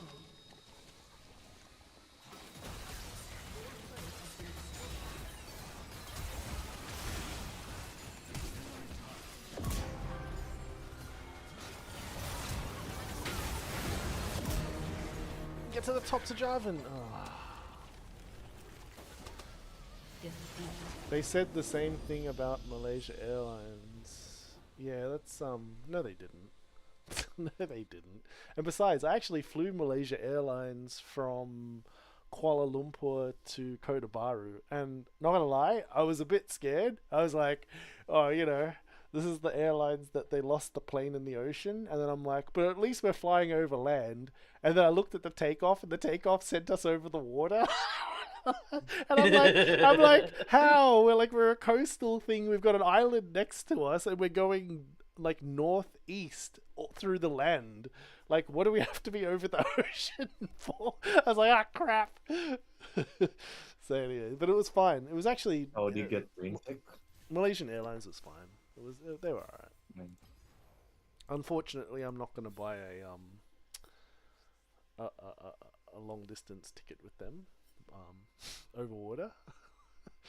But Thailand and Malaysia, like, they're pretty, like, they're pretty poor countries compared to Australia. And there's a little bit of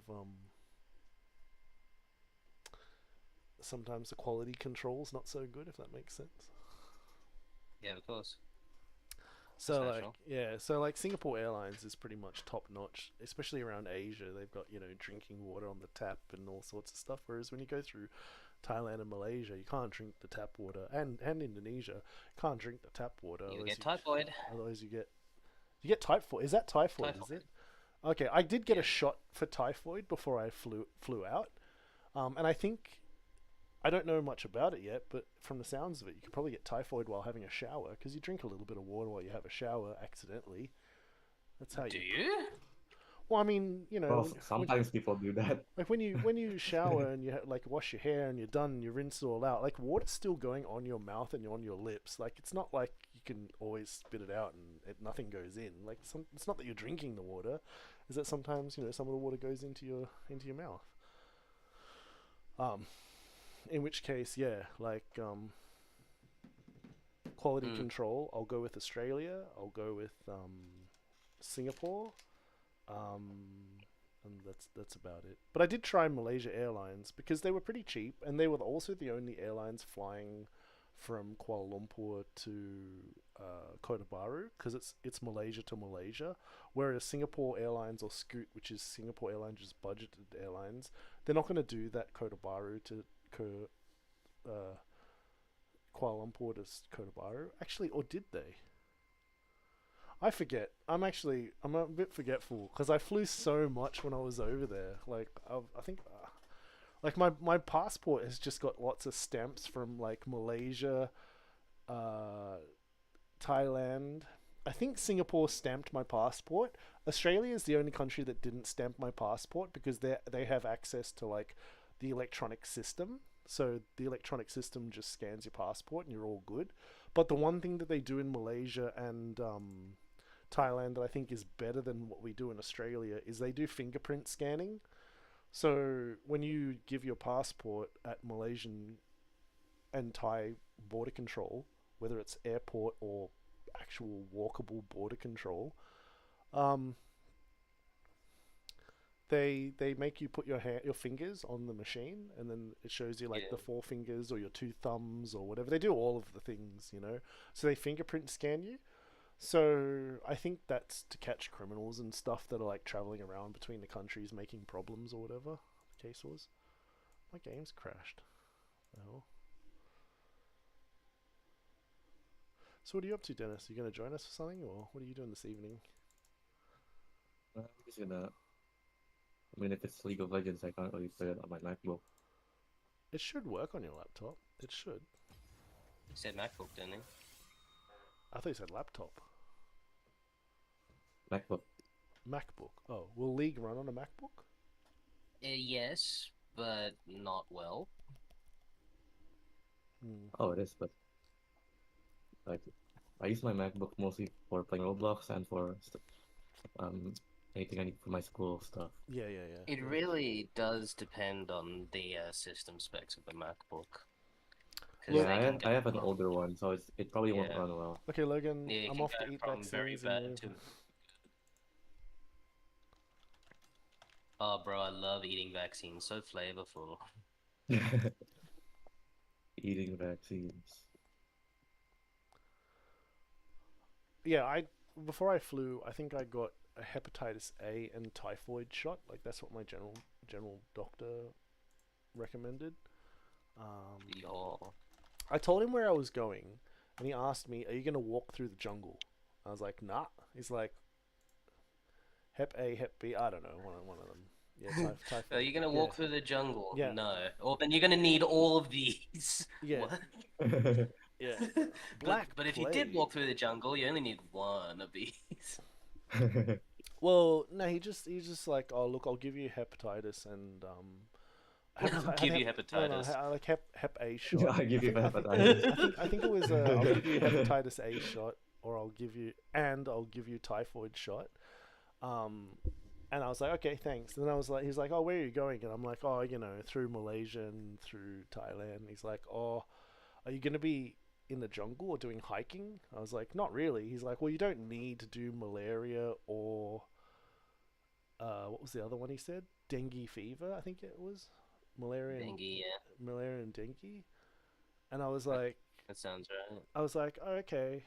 But then I was like, "But look, this is the area that I'm traveling because I'm going to be traveling on foot for a long distance through Thailand." And he's like, "Well, you might have oh no, sorry, it wasn't dengue. It was malaria and rabies." Because he said there are Ah, yeah. cases of malaria and rabies over there. And I was like, "Okay, well, I just won't pet any animals, and I'll just make sure I don't know, safe against the dog." And then I did see wild dogs, but they didn't look rabied. They didn't have any frothing at the mouth. They just seemed like guard dogs for people's houses. So they just got fed and sat in the front driveway and barked at people coming up. I think that's Yeah, all. but It's just in kind all of guard dog. fairness, in those countries, they tend to have very looser training strategies for their dogs, and they tend to be a bit more ferocious anyway. So like, you just never know. Yeah, I don't want to get bit by them. Yeah, yeah. So yeah, so I could get the hepatitis shot and I could get the typhoid shot, which I did get. And then the doctor said to me, "You can get malaria tablets." He said you can take like 8 tablets, like one once a week for 4 weeks before your trip and one during your trip, so a total of 8 weeks. And I was like, "Oh well, I'm flying out in like a week and a half." And he's like, "Oh, you don't have enough time." And I'm like, "Just give me the prescription. I'd rather have something than nothing in my system." He's like, "All right, here you are." He gave me the prescription, but I didn't end up getting the tablets. What I ended up doing instead was I took AeroGuard, and when I was over in Singapore, I bought off and Tiger Balm spray. And those off and Tiger Balm spray, that's basically against mosquitoes. So you spray it on, and it's just like AeroGuard for mosquitoes. So when I met up with you, Dennis, I had a can of, I think it was Tiger Balm AeroGuard spray. Yeah, I saw that. Oh, I think I even showed you, didn't I? Maybe I had. Did I still Yeah, have the you blue did. AeroGuard, the Australian one? Because that. It was either blue or green. I forgot. Yeah, yeah, I think it was the blue one. Yeah, that was an AeroGuard from Australia. Really, really good product. Really, really good. I think I know what you're talking about, the balm, because Tiger Balm. we I'd never seen the Tiger Balm one before. we use the green one a lot. It smells really nice. It smells very herbal. Yeah, there's I'll see if I can pull it up on stream. Let me just swap with enough said. Here we go. Tiger Balm mosquito spray. So I found this Tiger Balm one and the off one relatively common in like Watsons and chemists and large supermarkets that do medical areas, like Panadol and stuff like that. Yeah. And I found the price ranged. So here's let's go images here. So here's I put it on stream. So this is the one that I got. It's just a mosquito repellent aerosol. It's flammable, so it's got the little flammable symbol on the back, and it's for mosquitoes. So when I flew with Malaysian Airlines, I think I had to go to Kota Baru Airport, and I flew from Kota Baru to Kuala Lumpur. There was a reason why I flew down.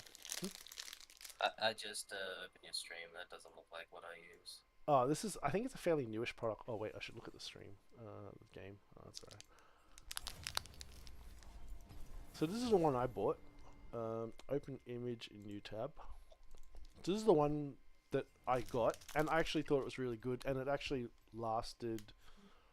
I went through 2 cans of that, 1 can of AeroGuard, and 1 can of Off. So Off is a different product. Let me see if I can find Off. So this was the Tiger Balm one. And so the thing is, like, you can do malaria tablets, or you can just spray yourself with this stuff all the time to pretty much have, a high resistance to the fact that mosquitoes want to bite you. So the issue I think many people don't know is that your blood type determines whether mosquitoes go for you or not. And I'm O negative, so everyone can have my blood, whereas I can only receive O negative blood back, right? And does that make you undesirable? That makes me super desirable. So really, yeah. So because I have can have it. I mean for the mosquito. Well, it should make it very desirable, right? Because then every mosquito can have it. Like, are the mosquitoes attracted to O negative? Because I find that mosquitoes are more attracted to me than anyone else, and I have AB positive. Well, it depends also who you're around. So in like the areas that I was in, I have a feeling that there is a low percentage of people that have O negative. So the next one would be O positive, and I think the next one would be AB. So if there's no O positive or O negative people next to you, usually you'll get slammed. I think that's how it works. I can't corroborate that from anecdotal evidence, unfortunately. Yeah. Here's the Yes. off one. I think this is the one that I use. No, it looks different to what I got. Because, like, I'm the first to be targeted all the time, non-stop, always, regardless of who I'm with. Even in all of Thailand and even up here in Australia. But do you know of anyone that had O negative blood type that was with you? No, but I'm on the, like, AB positive is on the far opposite spectrum of O negative blood types. Like, I'm a universal acceptor, you're the universal donor. We are literally... Yeah, you were opposite. The exact opposite. Yeah. Well, Yeah. I'm just trying to find... Oh, here, I think this is the off that I get. This is the off that I got. Let me just see if I can open image in new tab. Here we are. This one. This is not the exact one that I used, but, like, extremely similar. Extremely similar. Oh, no, don't zoom in. Yeah, I've seen that before. This one, off. The thing was, all I did was I was in Singapore and my error guard was going to run out. And if my error guard ran out, I would not have gone through Thailand for 10 days or 7 days. I would have flown back to Sydney. Like, that's how bad it would have been for me. Because, like, I went camping and, like, it's, a lovely river and, there are mosquitoes. And I came home one weekend with more than 19 mosquito bites all over my back. And ever since, like, that one time, that was a couple of years ago, I'm like, screw it. I'm never going without error guard in the car. Like, I just can't. Like, 19 mosquito bites is painful. Like ridiculously painful. And less scarring, too. Which was horrible. Yeah. Unfortunately, I've been ravaged by mosquitoes all my life, to the point where my legs look like an asteroid crater. You're the first person to say that you're the blood type that you are, and that they go for you. They do go for me. Because I've spoken to many people that have said the mosquitoes slam them, and everyone's going, "Oh, they don't go for me," while they're slamming that one person, and that one person asks them what blood type they are, and they're like, "O negative," and I'm like, "Well, that's the reason." But we can Google it. I'm sure there's got to be information about it. Like, I'm just going off of what I've heard in the past, a long time ago. I just wanted to put 2 and 2 together. I want to know why the hell I'm getting slammed by mosquitoes. It sucks. Mosquitoes find type O more appealing than type A and B, likely due to chemical markers mosquitoes can detect in skin secretions. It is one factor, it is not all factors. Other major attractants include body heat, sweat, skin odors, and carbon dioxide. Alright, so basically, if you and me are identical twins, but you have AB and I have O, they're going to go for me. Yeah. Right? But Yep. if I have O and you have AB, but your skin smells really sweet and your sweat is delicious, then, like, they're going to go for you still.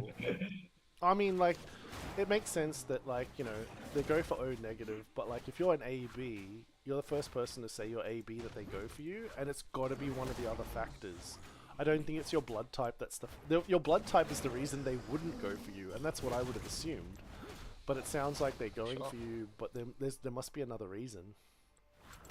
Yeah, I'm willing to believe that. Yeah, More than it's just the body type. I take it as a compliment. It's like, oh wow, my sweat smells good and I smell like a good person, and therefore the mosquitoes I think, destroy me. I Horrible. think sweat and body heat is I don't think probably the anybody would major take that as a factors. compliment. Do you have a high My metabolism? internal body temperature is around 40 degrees. Oh, that's higher than average. normal. That's like, isn't 37 meant to be Yeah. the normal? Well, that's Something probably like that, yeah. that's probably your reason then. If you genuinely know I that do you sweat have, a lot as well. if you know that you have a higher than normal body temperature and that you do sweat a lot, like you don't have to answer this if you don't want to, but are you like, do you have a high metabolism? Do you eat like a lot but are skinny sort of thing? Nah, I have a very slow metabolism. Oh, okay. So I've got a pretty high fast metabolism. Yeah. Yeah, like I can eat a lot, like massive amounts of food, and people are just like, where the hell do you put it? Because like, yeah, I at the moment since COVID, I picked up a fair bit of weight, and I haven't dropped it properly, like by training properly and stuff. But I wonder if it's if the metabolism argument is actually real, like whether it's a high or low speed.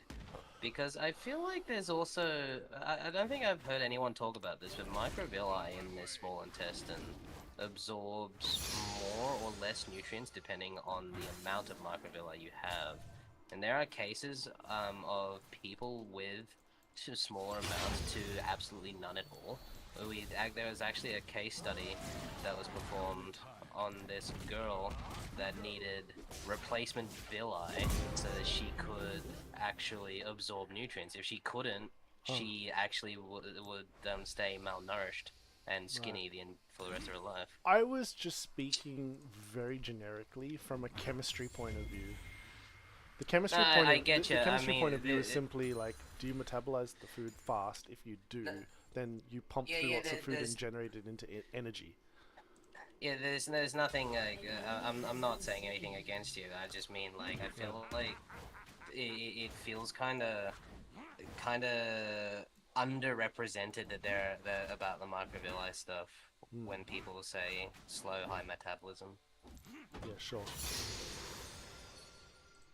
Am I level 4? I'm level 4. I can do the dragon. Time to watch this. I'm gonna do the dragon minimum time possible. I'm being kidnapped to another call. I'll see you later. Okay, I'll catch you in a bit. Oh, died. I can do the dragon for free. Do the dragon for free. My favorite type of dragon. Free. Smash it. Okay. I take this dragon for sure.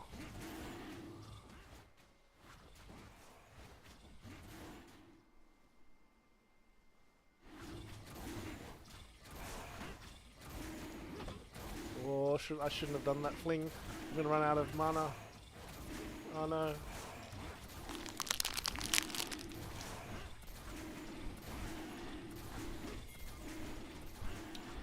Save me! Save me, Cosmic! Good boy. Nice work.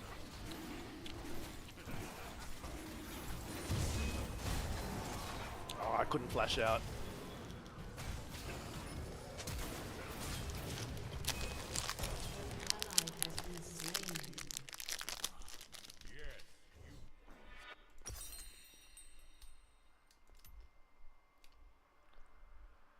It's nearly time.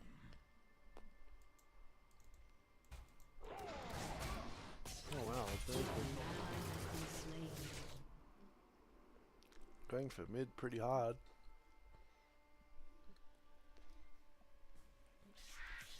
Hey Dennis. Yeah? I am streaming. You can tell me if you want to tell me, but do you end up taking the medication tablets I gave you? Did they help? Did you find it did anything? Yeah, probably did something, but I use them more up now. You use them all up? Yeah, that's fine. But did you notice any difference? We don't have to talk about what it is or anything like that. We can just keep it anonymous. Yeah, I noticed I actually noticed a difference. You noticed a difference? Yep. Oh wow, that's excellent. It is a bit clearer now. That's excellent. It is a Excellent bit to hear. clearer now. Sorry? It is like a bit clearer now. Oh wow, excellent. Did you find any dryness? Like, Yeah. Yeah, It's not that much. Yeah, Because I thought, yeah, you didn't have too much to take. Usually, usually, I use lip balm when I use it as well, because my lips but get extremely dry. So I just keep my lips yeah, but moisturized, and then it just kind of helps. 'Cause it cracks and stuff. but I used them like once every 2 days, like yourself. Oh, it wasn't too bad. Yeah, sure. Yeah, but you did run out, but you noticed the difference, and that's really really good. I'm happy for you. Yep. Yeah, I've got a box here, so we'll talk later. Or why don't you have a chat with like your mom and dad or something, and just ask if they can give me an address to post, and I'll send you a little package. And I'll send you some more. That's fine. But one question I do have for you. I was at the shops today and I saw something, and I was wondering if you wanted to get it, but you know, you would have to buy it. And I'm happy to go to the shops and buy it for you. Like I'll happily pay like $20 for you or something, you know, extra to make it better for you. But like, I saw a set of headset, and the headset was $111, I think, and it's extremely good value. It's one of the best. I think it is the actual headset I'm using right now, and durability wise, perfect. I've had no issues. Razer uses it, Sabe uses it. I think Do you, Sabe. do you also use the mic on it, or is there I use the mic on it. Yeah, I use the mic on it. The mic's really, really, really good. But it's like, thing is, I don't have any. It's wired, right? Or is it? It's wired. Yeah, it is wired. Yeah, for me, like it's a bit difficult to use wired on my laptop because I have to plug in a separate, like a what do you call those? 1 second, sorry, I was Like just things in a for bit of a fight. connecting. So it's got like, so it's technically a jack, which I hate, but it has a converter that goes into a little thing. I can show you my one. I'll hold up to the camera. Just let me finish this game or something, and I'll kind of show you. But basically, it's a USB-C plug. Oh, USB-C. It's a USB-C plug, right? Haha, stolen. Did I get all 3 grubs? Yeah, I got all 3. So like, $100. That's my cultivator. Oh, I couldn't get it. Alright, so yeah, so this is... Can you see my stream? Hold up, I need to actually like look at it first. Yeah, tell me when you're looking at it. I'm just died, so I've got 6 seconds to show you, sort of thing.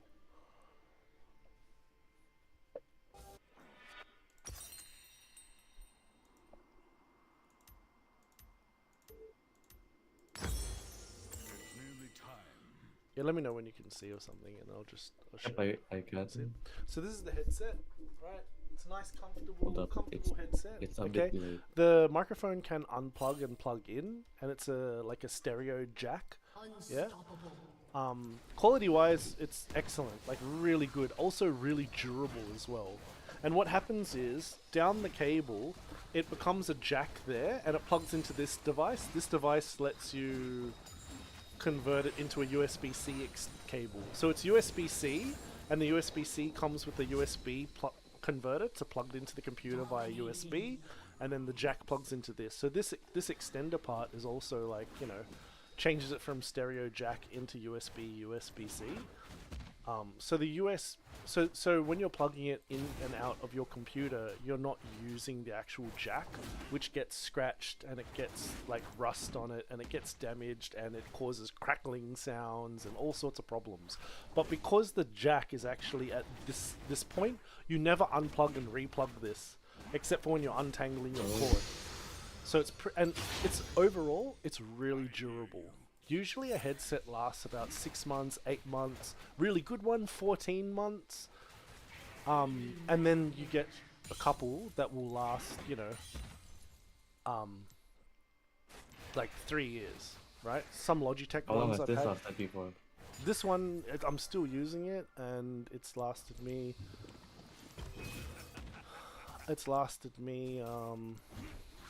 I don't know when I got it, but I got the box in the other room with the receipt. I'm assuming it's lasted me about 2 years so far, which is really good.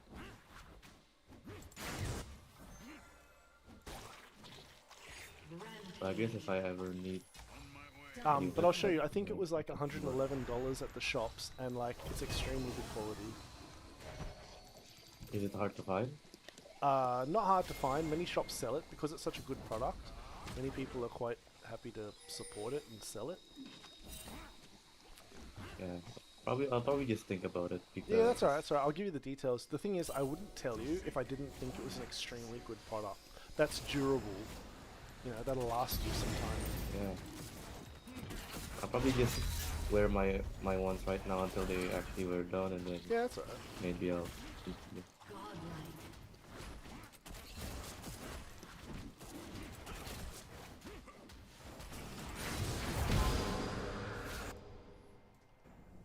It's nearly time. But I'll see if I can find the website. Oh, actually, you can have a look on the website if you want on your own for now.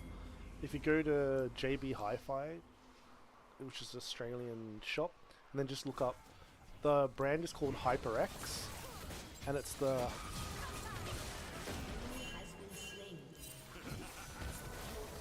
Oh, I just screwed the ADC so bad with a perfect glue behind him.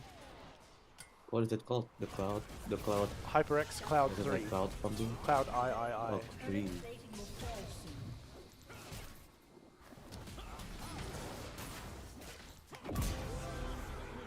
Yeah, the HyperX Cloud 3.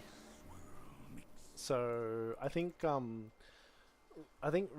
has the HyperX Cloud 4, which I think becomes wireless.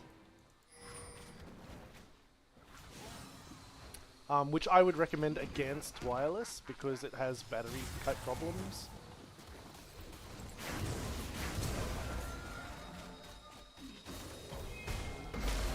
Like for me, my wireless headset can just recharge really quickly, so I don't really mind it. So. Or do you mean like battery life problems? No, I just mean in general, I avoid wireless products because I've seen many friends, the wireless mouse dies, and then they bang it in rage, and then all of a sudden, like, their mouse doesn't work, and they've broken like a really expensive $140 mouse, which is like what, 1.1 million rupiah.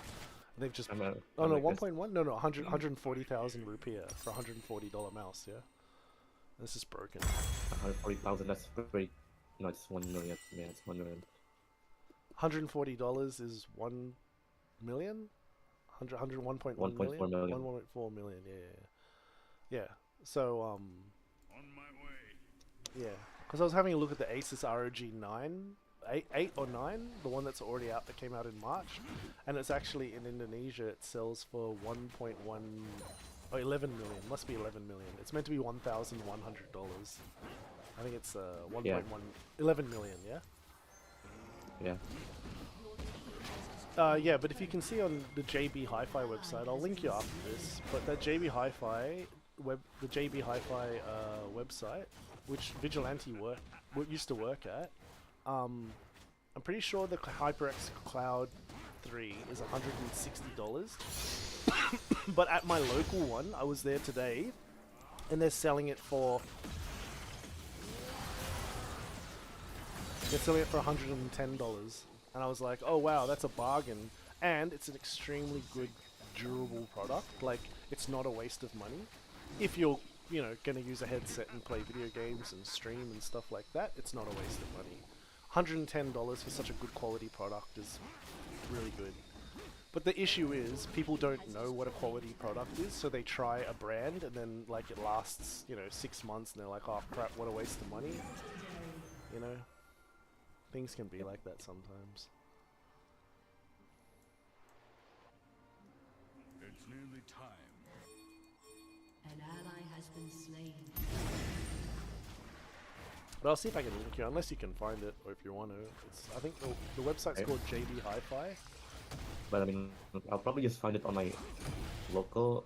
Yeah, alright, see if you can find it on your local. See how much you can find it for, what the cheapest price you can is. Because I've never seen it for $110, which is, what, 1.4 million rupiah. I've never seen it for that price. I think it's a really good price. Only because of the quality, and I know that it's like not gonna break and then fall apart and be a waste of money. That's what. Yeah. Oh, they surrendered. Oh, I was enjoying playing the game. What? I get to hit monster camps and then the bullmains. Come on.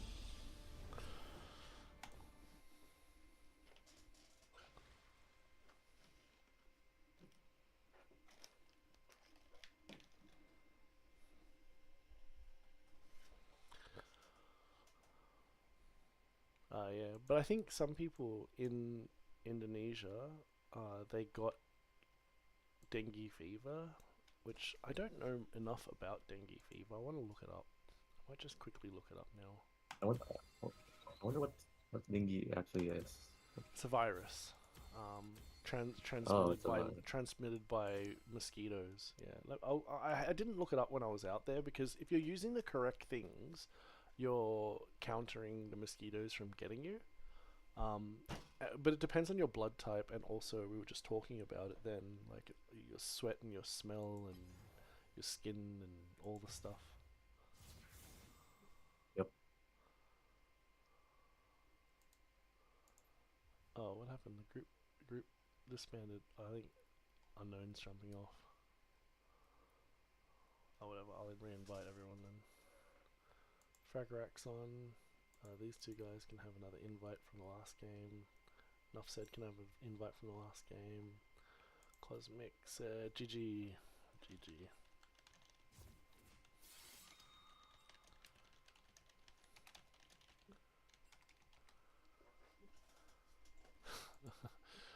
Hey, dude.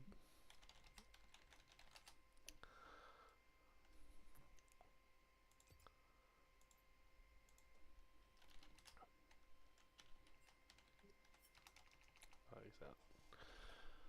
Alright.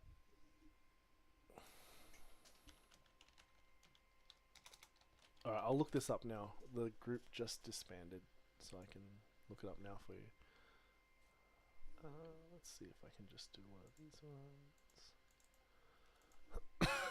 Just give him that one. Cool.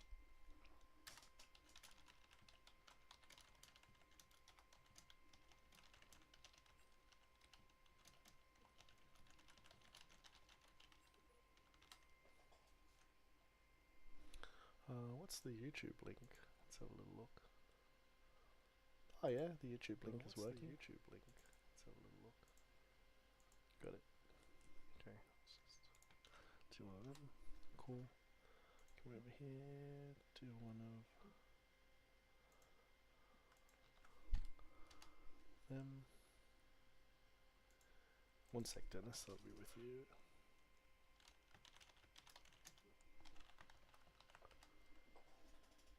Put that there. Till fixed. Alright, so let's have a look. So, dengue fever. Dengue fever. I didn't look this up, and I wanted to when I was overseas. Oh, I spelled it wrong. Here we are. Dengue fever, where it affects.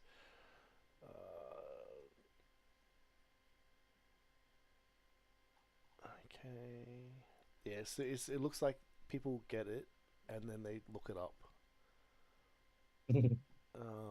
That's what it looks like for most of the stuff. Here we are. So dengue fever is a viral infection spread by mosquitoes causing flu-like symptoms such as high fever, severe headache. Because you get high fever because your immune system's trying to get rid of it, because your immune system recognizes it's a problem.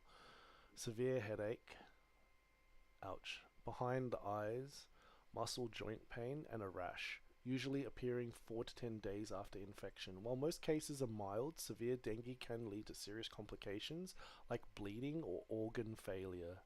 So rest, fluids, and paracetamol are key for treatment, with aspirin and NSAIDs strictly avoided.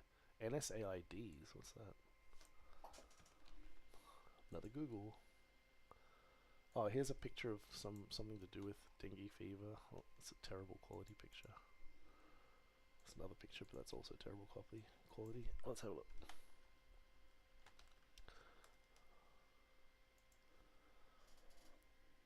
A non-steroidal anti-inflammatory drugs like ibuprofen. Oh, so it says don't take ibuprofen Ibuprofen is strictly avoided. Oh, that's interesting. That's a bit different. I would have expected it. Ibuprofen wouldn't have been an extra one to take to help you get over the fever and stuff.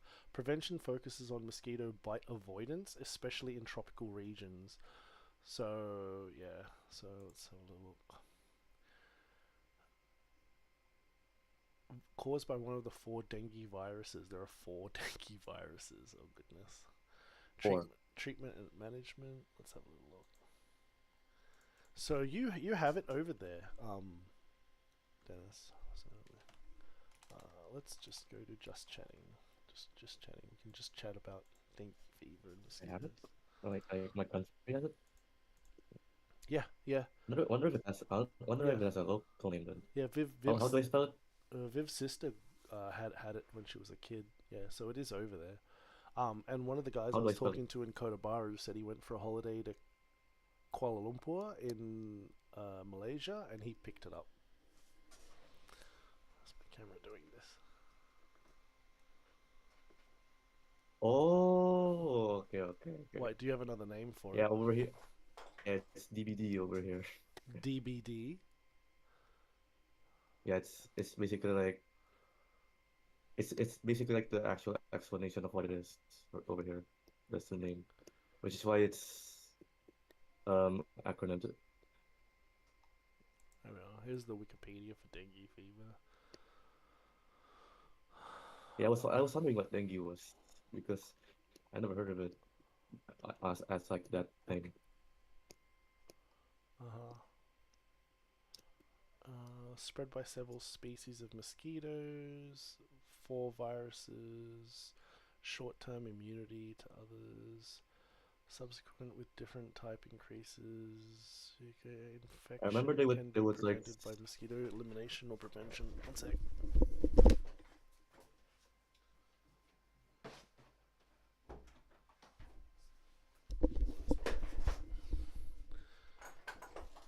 Um,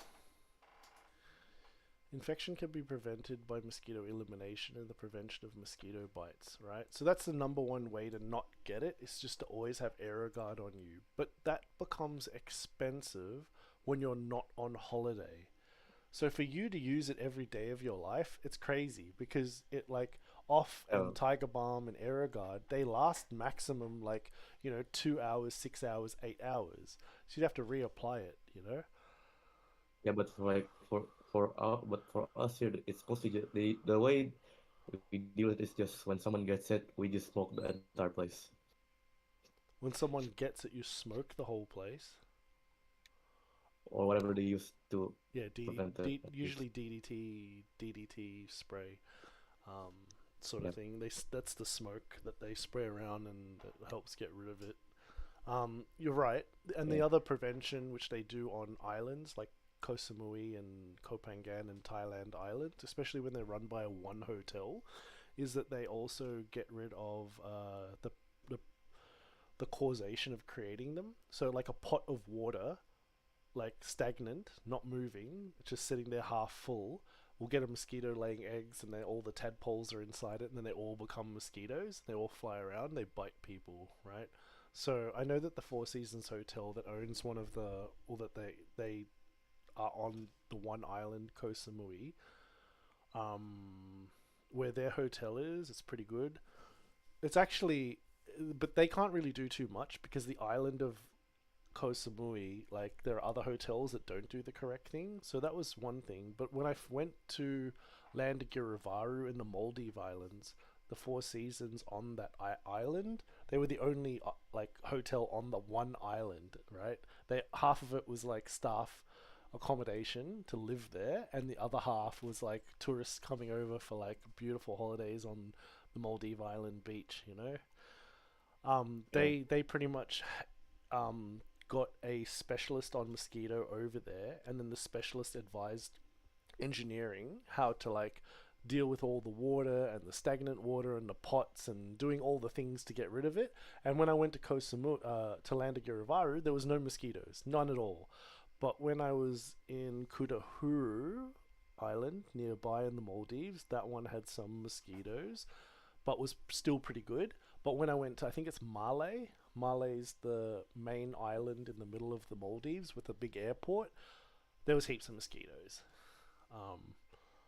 Because just like when an island can like run it with one management, the one management will teach everyone, then everyone works together, and then there's no mosquitoes. You have elimination. Yep. I actually thought dengue fever was a lot worse than what it actually is. So it pretty much just seems like severe fever and some rashes. Chest and abdominal cavity, yeah. So dengue virus, DENV. So do you call it DENV? No, it's yeah. Well, it's the English name but for it, it's like wait That's interesting because I'm not. What you're calling it it's is not coming up on Wikipedia. Usually what you call it Wikipedia is has like basically it's basically like a bleeding fever. That's how I translate it. bleeding fever. Oh god, that doesn't sound nice. Yeah, that's how we call it here. Other members of the same genus include yellow fever virus, West Nile virus, and the Zika virus. Wasn't the Zika virus super dangerous? Zika virus, infectious disease. Most cases have no symptoms, but when present, they are usually mild and can resemble dengue fever. Okay. I must be thinking of something else. Dengue is most frequent when bitten by mosquitoes. Okay. They prefer to feed at dusk and dawn, but they may bite throughout other times of the day. Human are the primary host, but they circulate into non-human primates and can infect other animals.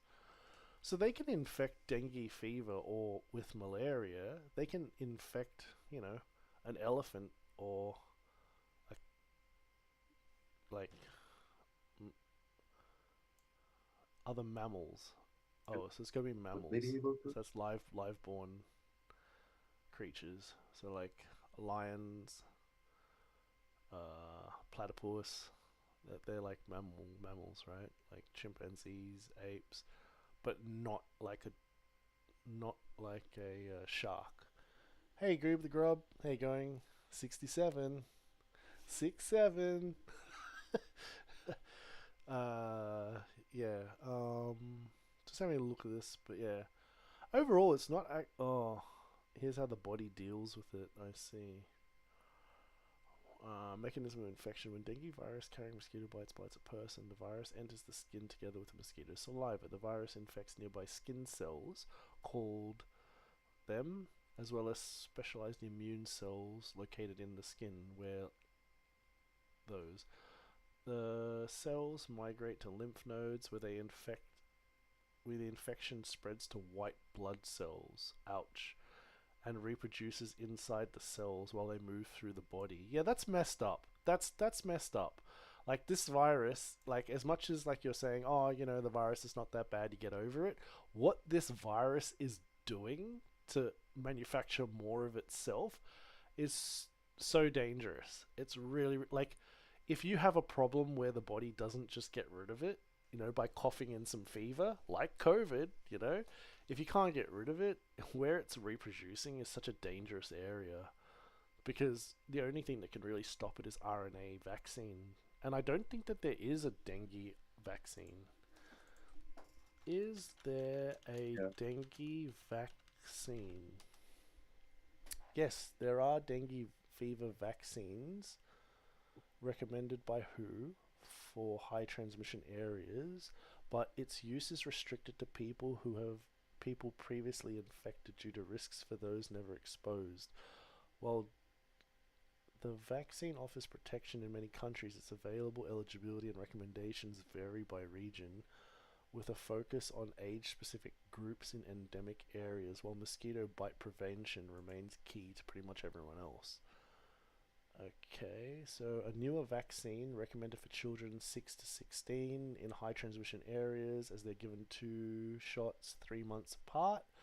Okay, when was this created? It was created around about April 2025. It was only created like What? It's like we're talking about this. What?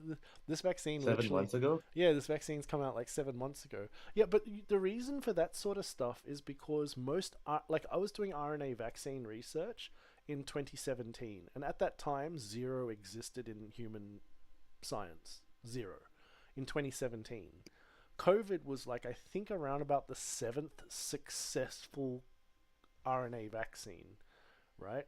So, like, it's RNA vaccine research will cure everything that is a cell type virus, like AIDS and dengue and influenza and things that get into your cells around your white blood cells, your red blood cells, your immune system, and then they manufacture within your cells of your body, whether it's skin cells or lung cells, they manufacture there and then they cause a problem and death and all that sort of stuff.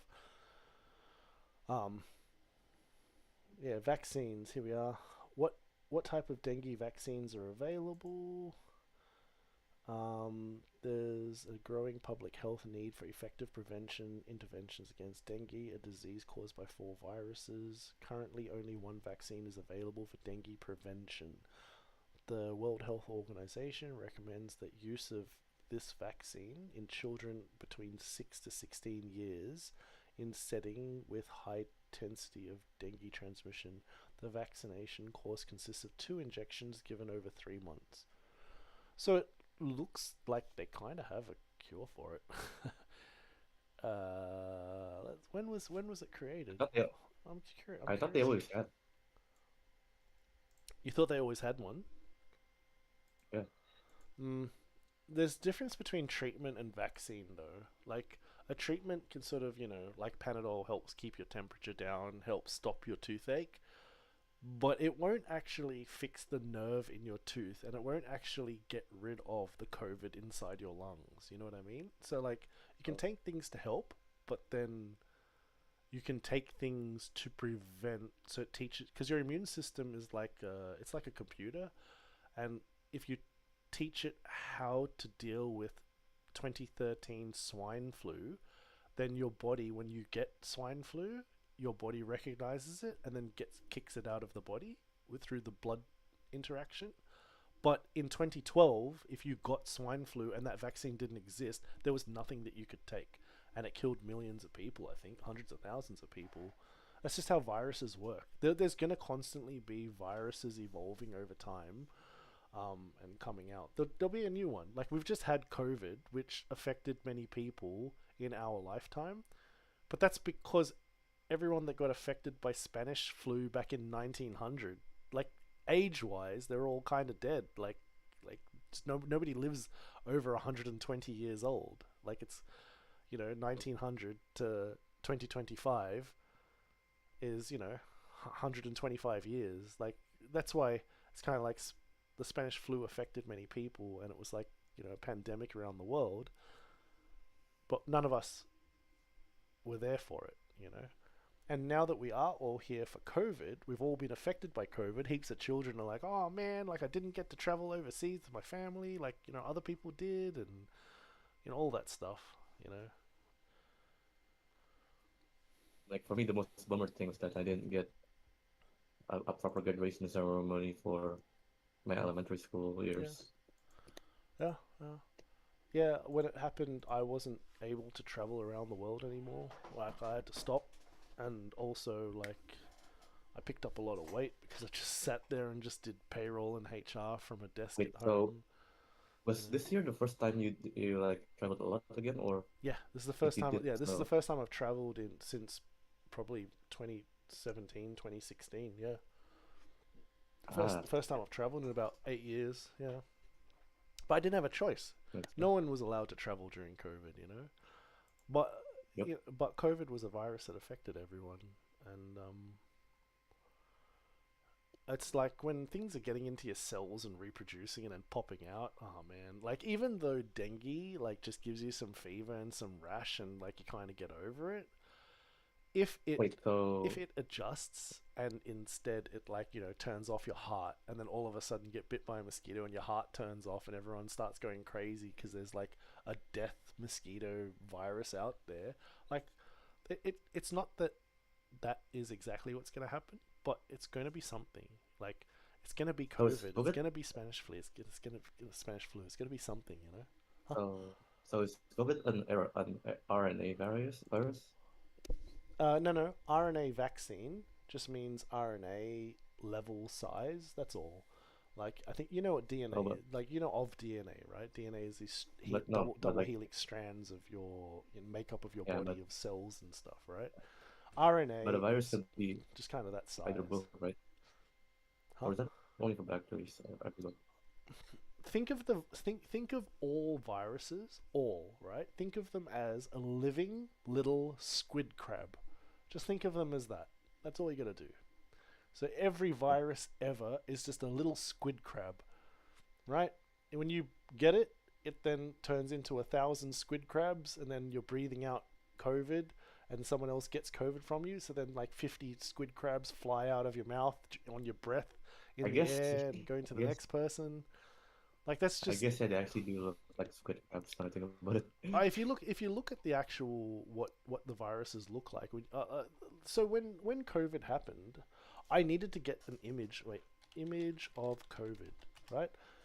You have a look at. So here's just a Google image of COVID, right? So you see what COVID looks like. COVID is like a soccer ball with sticks all over it, with tennis balls on the end of the sticks, right? So it's just floating around. It touches something, it feels it, it goes, oh yeah, I'll go in there, and then it just like obviously it just penetrates Oh, in and then like gets in and does stuff. Like, you know, is that it's wait? So I guess I'm correct. COVID is an RNA virus. uh co- COVID. No, it's that you can make vaccines for a virus, and so there was a COVID RNA vaccine, which was the Pfizer one that came out, I think, in 2020 October. So it took about 11 months to make, which is brilliant science, right?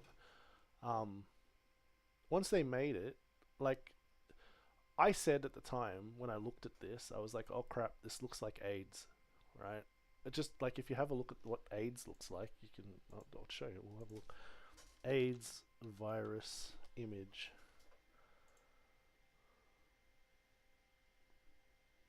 Here you are. Actually, they do No, look very take similar. take. Well, I'm trying to separate the windows, but take a look at that. Like, look at the two viruses, Yep. right? I looked at this back in like what was it, 2020 January 9th or whatever, because I think around about 2020 January, around about the 9th, 10th to the 19th, in early to mid January, the first images of COVID came out. And when I looked at the images of COVID and I looked at the images of AIDS, I was like, oh, that's pretty bad. That's this is going to be a problem. And I recognized that COVID was going to be a problem, but I did not recognize there was going to be a GFC, like a financial crisis at the same time. I didn't realize that part. So I knew that the virus was going to be a bad one. I knew the virus with how many people it was killing and what was going on. Like, because you could see it. People were dying and everyone had no clue what was going on. But once I saw that what this virus looked like and what AIDS looks like, I'm like, oh, they're a bit similar. Like they can feel around and do whatever they want, and they're going to choose what they want to do. And you know what the COVID virus does? The COVID virus wants to go into your lungs. It wants to go into the cells in your lungs that transfer oxygen into your blood, and they want to reproduce in those cells. That's where it chooses where it wants to be. It's nice and warm. It's nice and moist. You're always breathing in and out, so it's easy to spread its children to the next person in the room. Like that, it's just happy to do that. That's what it wants to do. And then COVID Alpha started to kill people. Like it was killing a lot of people. And then I think it started to adjust and change away from COVID Alpha killing people into COVID Beta that like spread. It was pretty dangerous, but as long as you were under 80, it wasn't really killing you. And then, you know, there was some more variants and more variants and more variants. I think there was like 180 variants in total, something like that.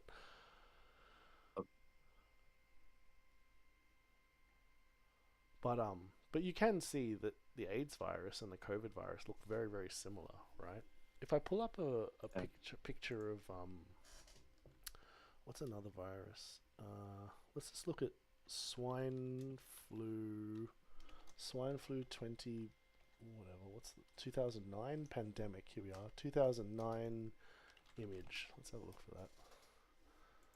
So this is the image of swine flu. Oh god. Where are we? There's a good image of it. Here's one image. It's not great. I'm trying to find a picture of the virus.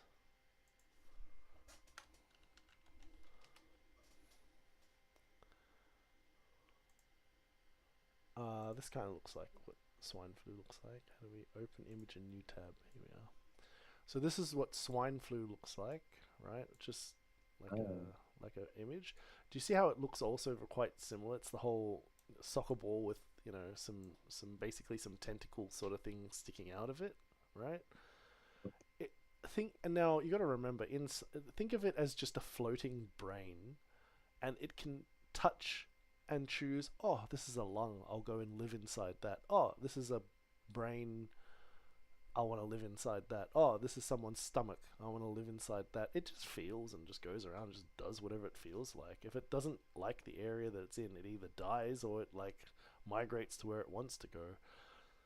But all of these viruses, right, they're on like the size of them means that like only certain medications or vaccines will work because they're so small. So RNA vaccine deals with this size because while it's going in and out of cells, RNA vaccines are going in and out of cells and then teaching the immune system how to do things in the bloodstream. Whereas I think some influenza viruses in the past, they're like mechanical adjustments of the actual virus, and then they teach your body's immune system to kill it, whereas RNA vaccines are going into the cellular level and doing jobs. So it's kind of like a size thing to do the job. If you're too big, you can't really take care of the small thing. But if you're as small or smaller than the small thing, then you can get in and penetrate to where it's getting in and penetrating, and you can do a job around it. You know, whereas if you just take, like, if I just look up paracetamol, let's just look up paracetamol. Paracetamol. So this is a normal medication that everyone takes, right?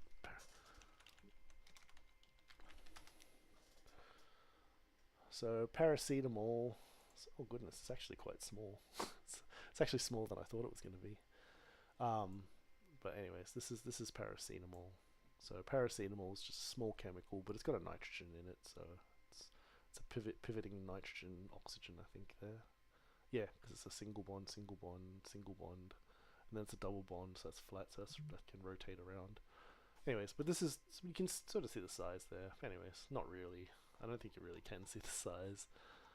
I was just trying to look for something generic. It's quite large. It's a bad example, but anyways. But no, RNA vaccine just means that like it's the medication to deal with it.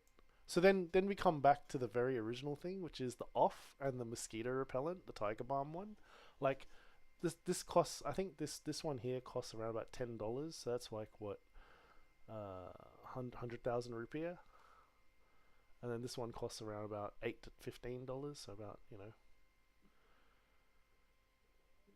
But they're good. But like, I don't know, like, yeah, I'm not sure. But basically it's like that, yeah. I always had it. I always used it, right? This Tiger Balm one's pretty nice. It actually smells quite alright, you know, and it's not DEETs. DDT, which is DEETs, which is what they refer to usually, I think. DDT is usually the spray, the smoke that goes around on the back of the truck, and then they just smoke out the area. It's a good, effective way to kill lots of mosquitoes, but it's quite unhealthy to humans. But what do you expect? It's a poison to kill something, right? So anyways, the league game ended, so I'm going to chill with the league for the moment. I can change it back to just chatting, or maybe it changed itself, who knows. Just chatting. I'm probably gonna go do something now. Yeah, sure. You're welcome to. Yeah. Well, it was fun chatting with you. Are you? I'm probably just gonna be looking if like maybe Jay wants to play, and then there's actually numbers. It's itching to do Fortnite spots again for now.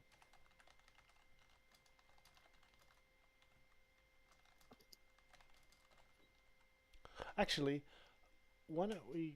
Let me.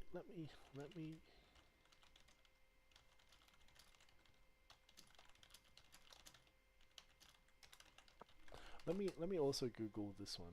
Why the dermatologists do blood tests? 1 second. I'll make it quick then.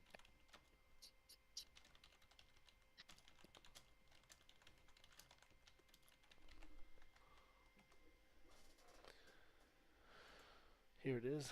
Dermatologists order blood tests for isotrotonin, like. Let me see if I can do this. Here we go. Dermatologists order blood tests for isotrotonin, like Accutane, to safely monitor potential side effects, primarily checking liver function, liver enzymes, and blood fat levels, cholesterol, triglycerides. As powerful drug, nah, pregnancy is not an issue for guys. That's it. Baseline. To establish your normal levels before starting treatment. Early detection to catch any serious but uncommon side effects. Okay. So it seems like they do a test on your blood to check your liver function and your lipid levels in your liver, right? Then when you take the medication, they then do another blood test and they just make sure that your liver's okay. So that's the risk, is that your liver can take some additional increase. The drug commonly raises triglycerides and cholesterol, which need monitoring to prevent issues like pancreatitis. Okay, so you can get so they monitor your blood level to check for fats in your liver, because if the fats get too high, you can get pancreatitis, where you need to get your pancreas removed, which is actually not completely too abnormal. Let me just pancreatitis. Well, are you gonna be for a while because No, I'm almost done now. Give me 1 sec. So let me just let me send this one to you. 1 sec. I'll just send you 2 pictures.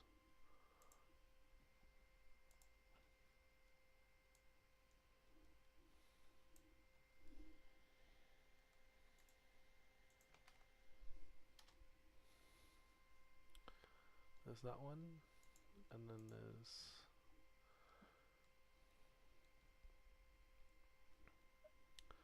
this. Alright, you can have a little Google search and stuff, but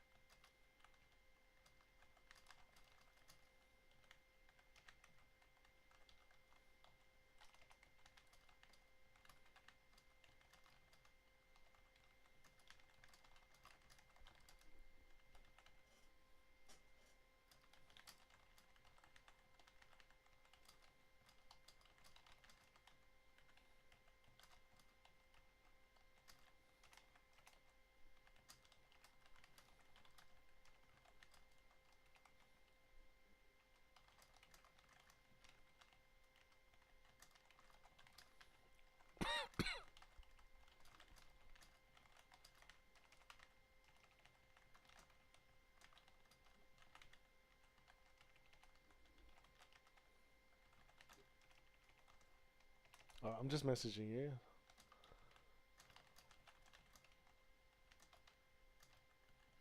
Well, I think I'm just gonna go now. I'm just messaging you. I need to. Well, do I have to read it right here? You can read it whenever you want. I sent it to you on Discord. Just read it whenever you feel like, and Alright. I needed some details, so just message me back once you have a chat with your family. Yeah. Personally, Well, for good. me, It was nice. personally for me, I just take it and have it. It's just much better. But it's up to you. Sure. You need to make a decision because I'm not a doctor, so I can't tell you what to do. But I can show you, and I can let you make your own decision, and then you know what I mean. Like I think you understanding and making your own decision is a good way to give advice to people, because then it's like their responsibility. But I can give them some good advice, and usually they double check it, and it's fine. Alright, then. It was nice chatting with you. I'm gonna. Yeah, right. Have a good one, Dennis. Take care. I'll catch you later. See ya. All right. See ya.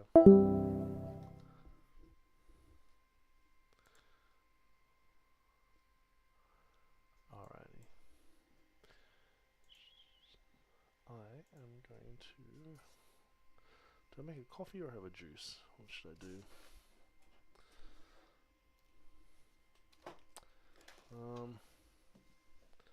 I think maybe I'll go have a coffee. Let's go make coffee. I still got to sort out everything out in here. My room's a bit of a. It's a bit of a just a. It's clean. Everything's just sort of dumped and not sorted. I haven't slept properly since yesterday because of jet lag. So I'm a bit like, you know, hoo. I need a bit of a rest. I mean, once I'm tired and I have a good rest tonight, then I should be all good going forward. But right now I'm just like jet lagged, so I'm just like I don't even know how long I'm gonna stay awake. I'll be right back. I'm gonna grab a coffee.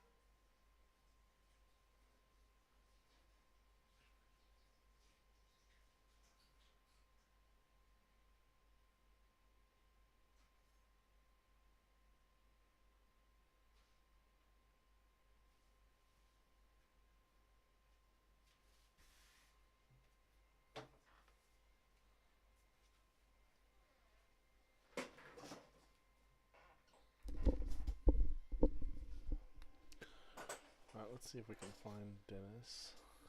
That link to JB Hi-Fi to the Cloud 3. Let's see if we can find it.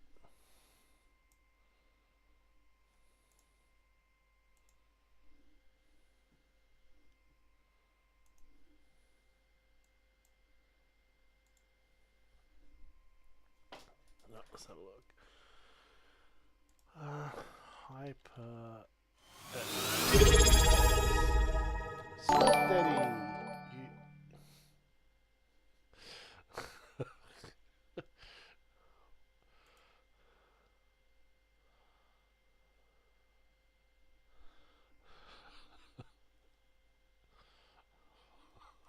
Stop. Hey, why can't I do this? I can't reply to it.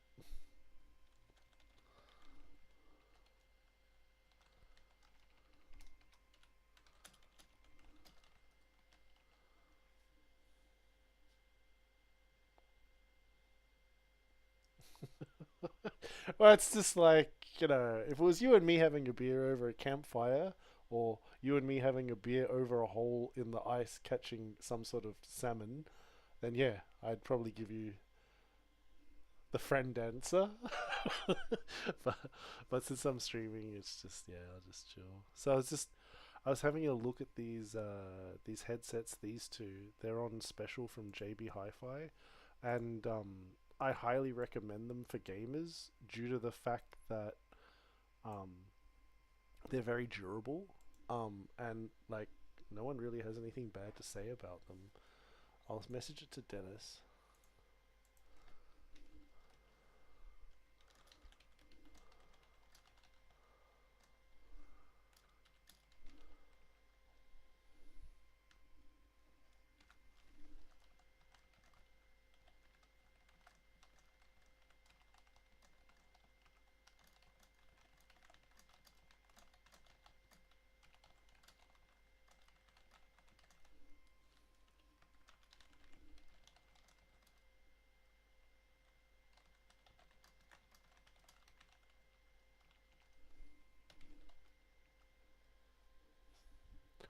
I might put it into electronics or something.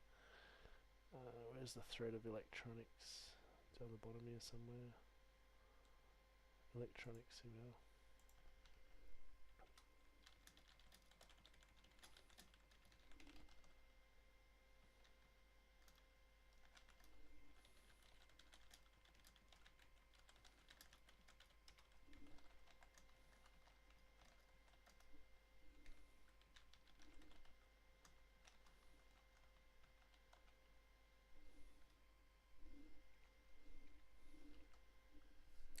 Yeah, I'll just pop that in there.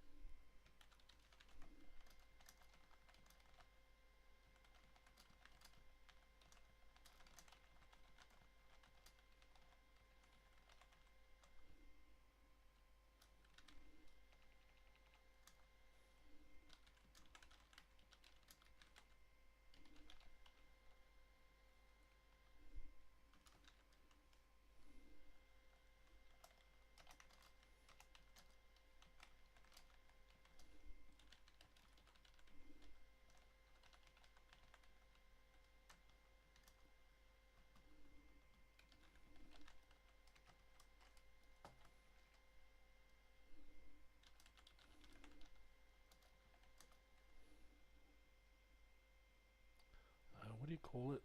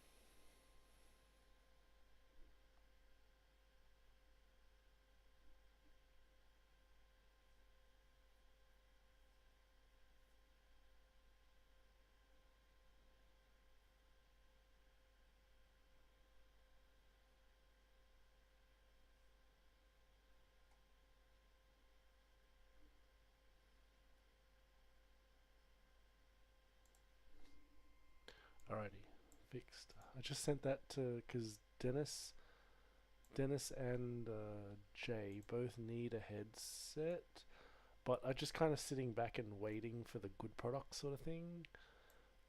And this one I saw at the shops today, and I was like, "Whoa, what? I have this one."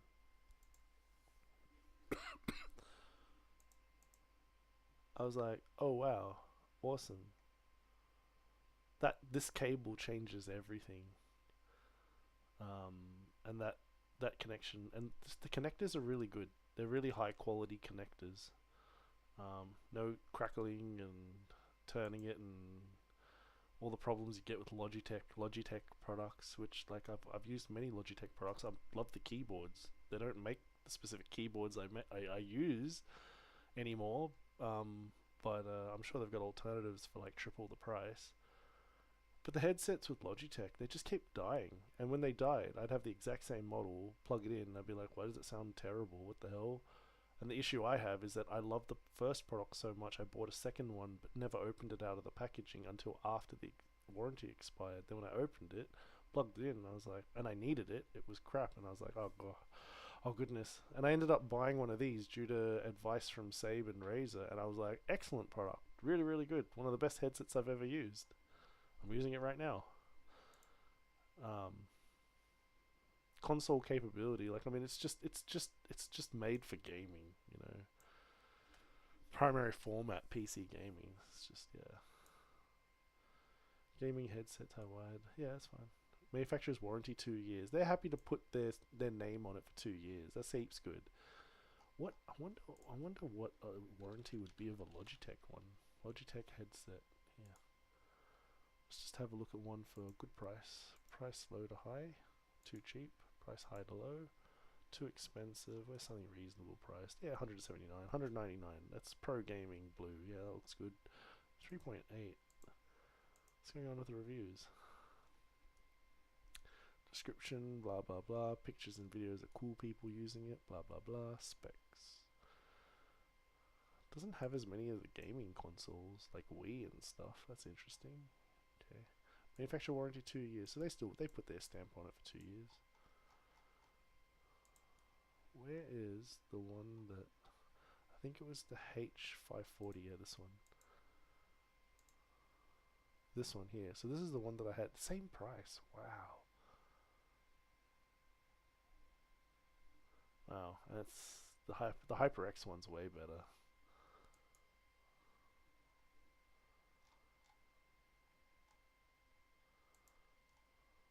Manufacturer warranty 1 year. Yeah. So it's worse. Oh, it's probably gonna break pretty soon. Doesn't last. It was really good. It was really good.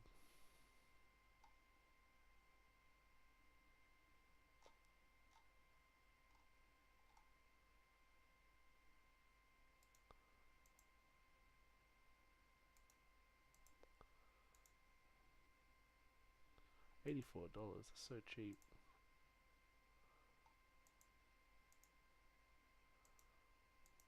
But it's only jack. It's not got the USB connector. I mean, you could buy connectors on eBay or something for like $5 free shipping or something, but yeah. Oh, what's the warranty on it? Warranty 2 years. Yeah, alright. Why'd you take G series? It's got all the consoles. Yeah. Okay, this might be alright. Might be.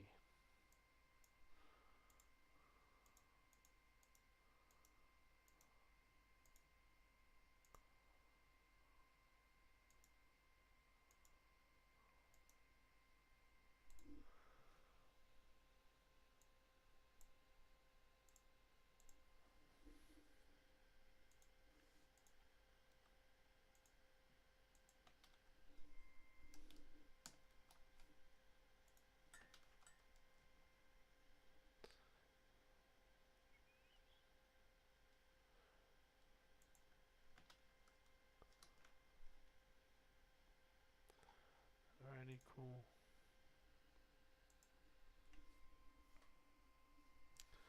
I just needed to find some details about the Logitech HyperX.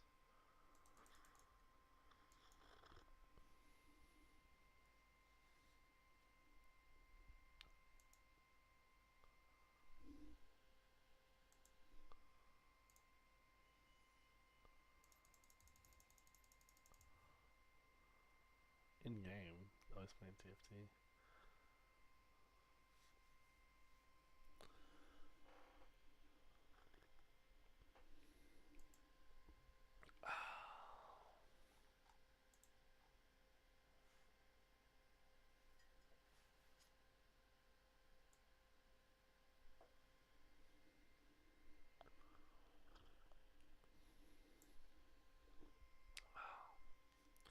I wonder if I have a picture of a video. Let me have a little look. See if I've got a good one. Discord. Yes.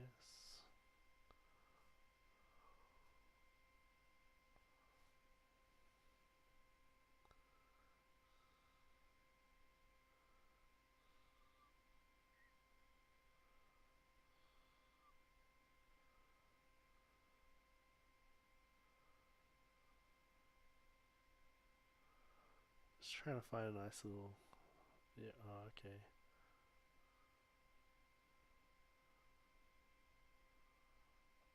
I didn't really take. What's this video? Hold up. It's a 5-minute video. What's that one? Videos.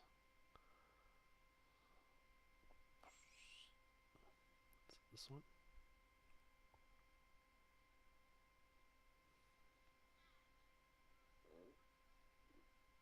What is this? Oh yeah, this is 5 minutes. Oh yeah, this is at the water park. Let me just check that the video's okay to put up. There we are. Let's have a look. Oh yeah, where? Oh, I know. I'm on. I'm on the golf cart. Oh yeah, just flying past people. That's a sick one. Alright, yeah, people are getting out of the way and stuff. Yeah, alright. Drive around. This is your stop, mate. Alright, thanks. Get off. Let's try to see if I've got anything nice of the.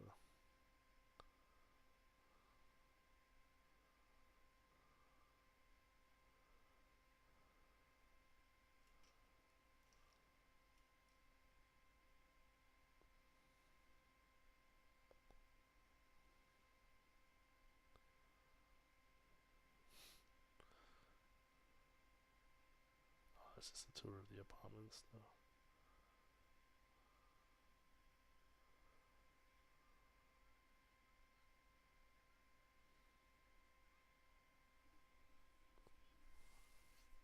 That was just.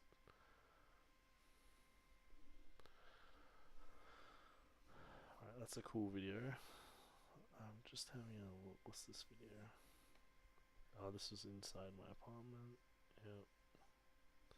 What's this video? The balcony. I didn't go out into the balcony and take a video of the view. That's what I didn't do. Because I was enjoying it. What's this? Oh, the aquarium.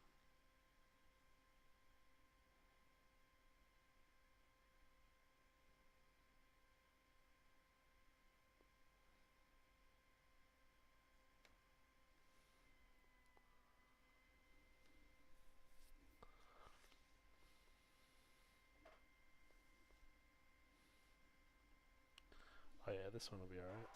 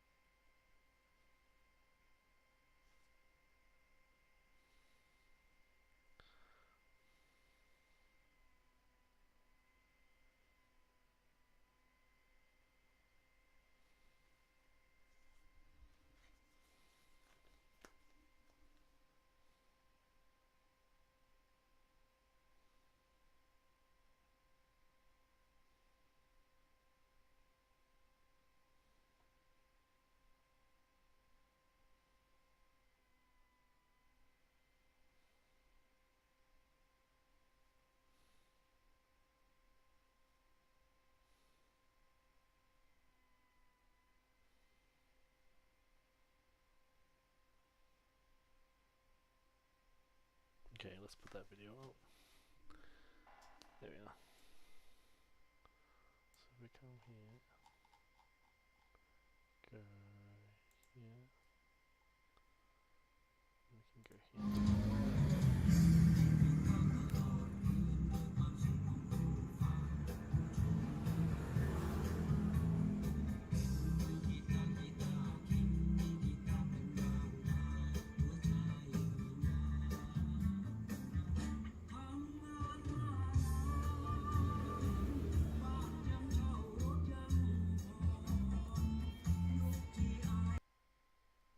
Cool. Sick ones. And now I am back to Sydney. Hi Chinoa, how you going? I just got back yesterday from overseas. How do you do it? Maps, Google Maps. Let's have a look at this without giving my location away. Yeah, let's just see if we can zoom out. Zoom out. Where does it say I am? What the hell? I'm not an Olympic aquatic park. Whatever. It's fine. It's incorrect. Exact address. That's good. Okay. So this here is doing okay. Your mic is very low. My mic is low. Oh. Sorry. There might be... One of the guys said that before. Everything seems fine on my side. I don't seem to be able to boost it, but I'll have a look into it later. Actually, hold on a sec. I think there is a way to boost it. What's this thing? Mic aux active 100%. Let's increase it. Increase it. Is it doing anything? Mic aux. Mic aux. Yeah, let's increase it to like 150%. 150%. enter. Test, test. That must be louder. Yeah, that looks like it's louder, and it's in the yellow. It's not in the red. I need to mute everything else around to be able to hear you. Oh, can you hear me better now? Can you hear me better now? Can you hear me better now? So this here is Sydney.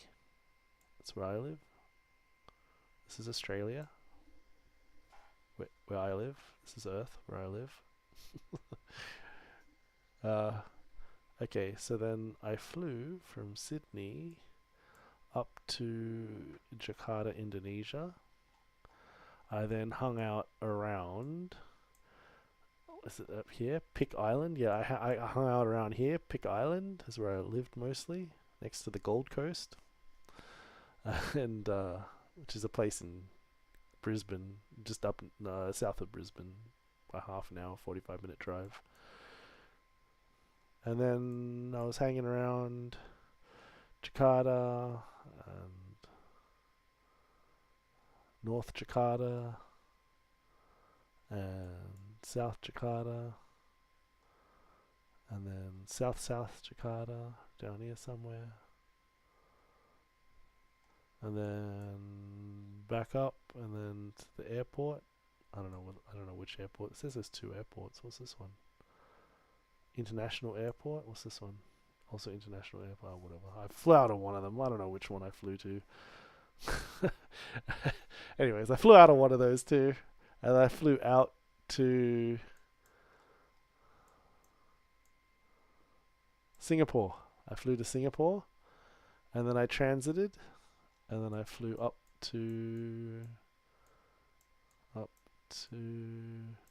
Malaysia, up to Penang Island, and I stayed over here, somewhere over here.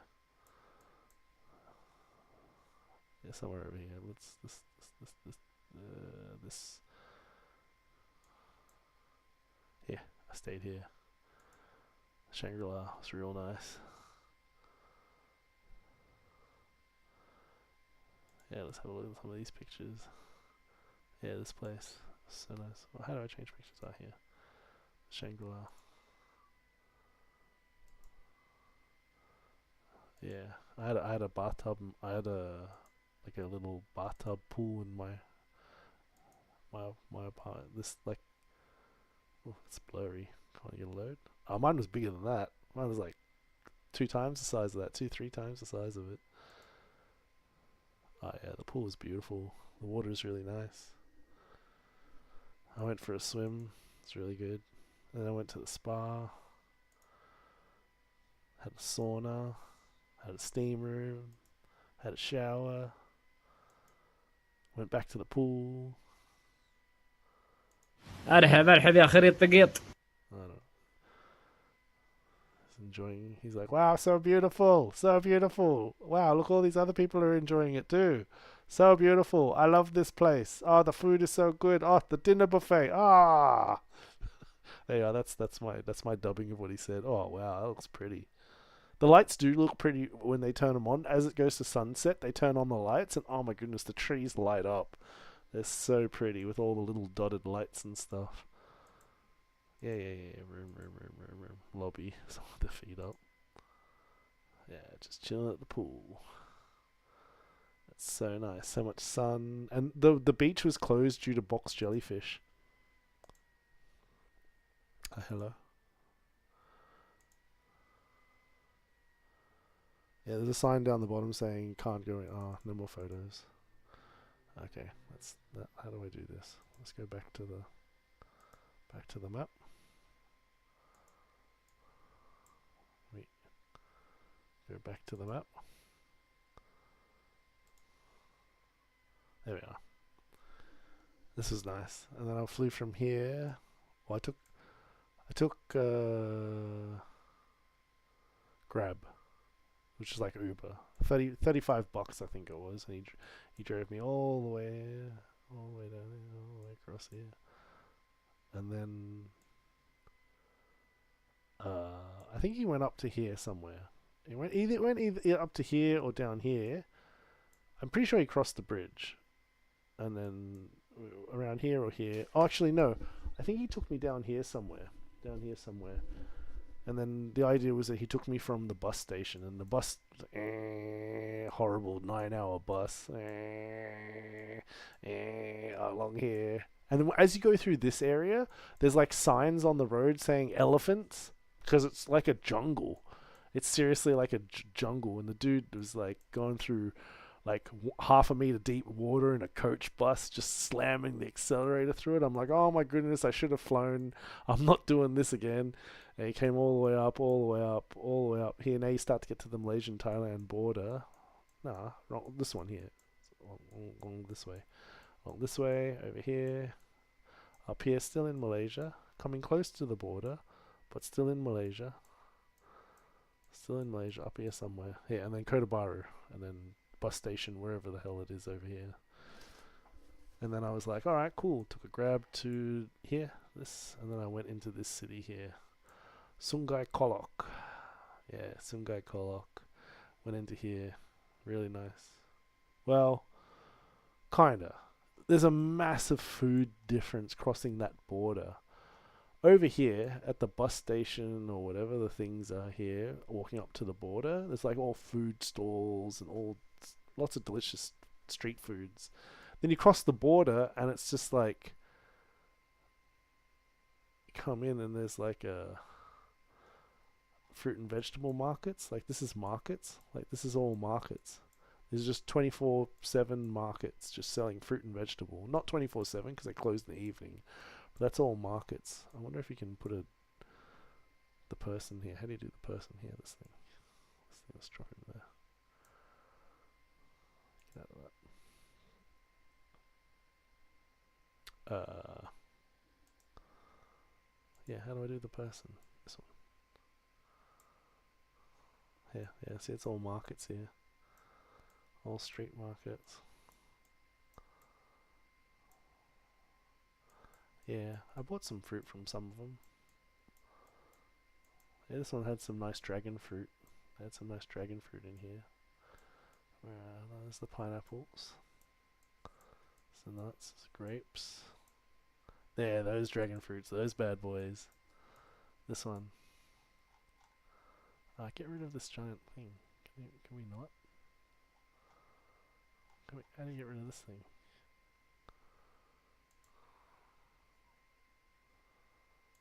Whatever. Yeah, all those dragon fruits. The yellow tips on the dragon fruits, that means it's the white flesh. 9-hour bus ride is nothing. Try a bus ride from Bangkok to Chiang Mai. Why would you do that? Why would you go from Bangkok to Chiang Mai? 1 second, let me get out of this. So this is where I went in Thailand, right? So I crossed the border from Malaysia. The border control is really cool. I crossed this border control. So basically you've got Malaysian border control here, Thailand border control here, and no man's land across the actual bridge. So like you go through the customs and they give you the stamp and they're like, you know, thank you for visiting Malaysia, and then you leave. And then when you walk across this road, there's like some beggars and stuff going, oh, please, money, you know, and then you walk along it and like you have a look and it's like just river and there's some people with some boats, but like there's military on either side here, right? There's this like over here specifically, see that? That is a military soldier base. That's a soldier base. This is like canopy with sandbags all around, and there's 4 dudes sitting on the table on their iPhones or their phones and stuff, and they've got rifles. They've just got the Counter-Strike M4A1s. They've just got rifles. And it's just sitting there and they're like, hey, cool. Where are you from? I was like, Australia. Where are you guys? What are you guys doing? And they're like, oh yeah, we're just chilling. And I'm like, okay. They don't speak English, but and they're like, oh, you like the guns? I was like, yeah, man, looks pretty cool. It's so sick. And they're like, oh yeah, you want to hold it? I'm like, nah, nah, I'm good. This interaction is over. Thank you very much. I'm done. And then the sergeant came out. Oh, what's going on? You know? And I'm like, as much as I can be friendly with the guys, like I don't want drama with people with guns. So I was like, that's all right. So anyways, I went and stayed in Kolok. Now Kolok has a train station. This one, Sungai Kolok train station. So I went and I caught the train, and dude, this train's old school. It's so old school. Like it's literally got. It doesn't even have metal doors on some part. It's got wooden doors. Oh, it's coming in, is it? Oh yeah. It's very official, and the train cost $1.01 to travel 4 hours on it. When it's down, the dudes charging Uber and Grab, they'll happily charge you like $110 just to drive 40 minutes up the road. This thing does 4 hours for $1.01. It's affordable to the general public. That's what it's used for. But this train, you could catch this train to Bangkok. The train essentially will go all the way to Bangkok. So if you have a look, but I think you have to switch train lines at one point. But anyways, you go from Sungai Kolok. Wait, can we do the train station here? Where's the stops? Where's the? How do you do the? Here we are. This one, trains. Right. So it tells you where it goes. Right. So let's say we want to go to the. Oh, why can't I click it? I have to look up where Chiang Mai is. Oh, I'm sorry for the ad that's going to start in a minute. 18 hours bus ride was going to my aunt that lived there at the time. They moved back to the hometown. Okay. Yeah, so this is the train station. I'm pretty sure you can get to Bangkok. I could have, but the reason I didn't go to Bangkok is that war broke out while I was there about 6 days ago. It broke out between Thailand and Cambodia. I don't know much about it, but on the local news when I was over there, like just 2 days ago, the local news was all like, oh, Cambodia shot first, and oh, Thailand for peace, and you know, look at our like sacred like shrine thing, it's been blown up, and you know the damage is like from these people over there. And I'm like, oh, okay, I don't know too much about what's going on, but like if there are dudes fighting with rifles, I think I'll just stay on the south side of Thailand. Even when I got on this train, there were 2 backpacks, and I was like, oh, that's interesting. People are very trusting that no one's stealing the backpack. And I looked, and on top of one of the backpacks, there was a golden badge. I was like, oh, that looks pretty fancy. It's probably a policeman or something. Let's just sit here and just enjoy myself. And then these 2 guys got onto they got back onto the front carriage. I don't know, they must have done a round or go to the bathroom or something. They came back, these 2 dudes, and they had rifles with them. One dude had a rifle, and the other one had like a submachine gun. Like it looked like a little like not a Tommy gun. It looked like a little, I don't know what you would call it. It was definitely a submachine gun. Like, or I could be wrong, but like it was definitely a rapid fire, like medium to short range gun that rapid fires. You know, and it looked pretty like you don't want to mess with them. Anyways, the 2 dudes came up to me and they're just like, hey, where are you from? I'm like, Australia. Oh, cool. You should really check out Krabi and Phuket. And I'm like, yeah, I'm on my way to Phuket. And they're like, yeah, cool. You'll check out Krabi just before it. It's beautiful there. I'm like, all right, cool.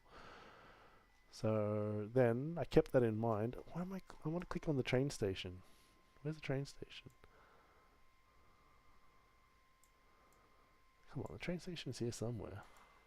That is the train station. This one. So directions from Sungai Kolok. Let's go to Bangkok. No, not by car, by public transport. See, it like errors, like because it doesn't think you can do that, but like that's technically not the case. Oh, here we are, public transport. How long is that gonna take? 21 hours. Where's Chiang Mai? I need to look up where Chiang Mai is. I don't know where that is. Chiang Mai. Oh, there's Chiang Mai up in the northwest. Oh. Okay. I know Bangkok's around here somewhere, right? Where's Bangkok? Oh, wait. It's classed that as Bangkok, does it? Sure. Yeah, so it's a pretty massive distance traveling up like that. Massive. Oh, so you went to Chiang Mai. Yeah, okay. I've heard about Chiang Mai many times. Looks pretty. Looks quite pretty. Wow, there's mountains up there. Where's that? Tibetan. Sichuan. That's China, right? Yeah. Oh. Wait, Thailand does not border China. Interesting. Burma and Laos do.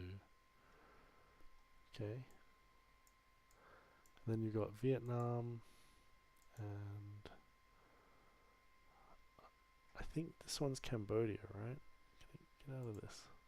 Yeah, Cambodia. So yeah, and you can see. So there was fighting. There was fighting on this border somewhere. I don't know where. I'm not sure. But along this border here, there was war had broken out, like military fighting and shooting and stuff. So I was like, okay, I just got to avoid that area. And it's the reason why I didn't go to Bangkok, because Bangkok's quite close to it. Like if you were to go from Bangkok to the Cambodian border and you walked, it would take you 52 hours to walk the distance, right? But if you drove, it's 3.5 hours. That's not far. That's not far. Anyways, I didn't go there. Bangkok and Pattaya are not that far from one another. Pattaya. Oh yeah, Pattaya. I see. No, let's distance that. Get out of that. Let's distance it to Pattaya. Directions to here. Yeah, Pattaya, about 2-hour drive. Oh, so it is a fair distance. It's deceiving, but it is fair distance. Yeah, I didn't go up this side because war's broken out between Thailand and Cambodia, so I was just gonna play it safe. Like I'm pretty sure Australians were told by Australian Foreign Affairs or something, do not travel to Thailand as war has broken out between Thailand and Cambodia. Like, do not travel to Thailand. That was the instructions that I got. And I had family telling me, hey, you should probably leave Thailand. I'm like, no, I'm fine. They're like, no, you're being silly. You should really come home. And I was like, nah, because, like, the border between Cambodia and Bangkok where the problem is here. I am all the way down here somewhere. Yeah, I'm down here. No, you're what? Yeah, I'm in here. Yeah. This is where I am. Right? So if I'm here, distance from here, distance to that border to there, right? It's a 20-hour drive. So I'm pretty far away from the problems. I know there's like whatever it's doing with this route, there's tolls and stuff and whatnot, but like yeah, I'm pretty far away, and I knew that. So my journey was not to do that. My journey was to go to Phuket. Yeah, that was my journey. 10 hours, and it took me 1, 2, 3, 4, 5, 6, 7, 8, 9, a total of about 9 days. 9 days cramped down to 7. So I spent 3 days in Phuket, 1 day, which I wish it's 2 days in Trang, I think, which I should have spent more in Krabi. Sorry, Trang was not just. It's just Thailand. It's just that's all I'm gonna say. It is Thailand. It's Trang. It's not touristy. It's not like got sights and stuff to see. It is Thailand, right? Like Thailand locals, Thailand. You know, when I walk down the street, people would stare at me, going, "He's clearly not from here," and that was the case between Narathiwat down in Sungai Kolok, or this whole distance. This whole distance is not something that tourists do. The one part that tourists were doing is going to Hatay. So tourists normally do this trip. Malaysians go for holiday up to Hatay. And I did go past Hatay, but when I went past Hatay, they had 3-meter high mudslide floods that destroyed a city and killed 50 people. And that happened while I was down here wanting to go up, because what happened was I wasn't meant to take a bus and go to Kota Baru and then go into Kolok and go up that way. I was meant to go here to Georgetown and take a train straight up into Hatay, saving me 3 extra days to spend over in Phuket and Krabi. But what ended up happening was the landslide, mudslide, floods destroyed this entire city. There was no water, there was no electricity, there was no food, there was no flushable toilets in the whole city. And the whole city is like, it's a small city. It's like got one giant shopping center that the ground floor of the shopping center had escalator mechanics working on both the escalators that go up and down from the bottom floor because they had been slammed with mud 3 meters high, just pouring and slamming straight into it. Like just breaking through doors and windows and just hitting straight into the escalator. Like that's just the 7-Eleven had its doors and windows blown out and there was nothing inside the 7-Eleven. There was nothing inside. It was bare.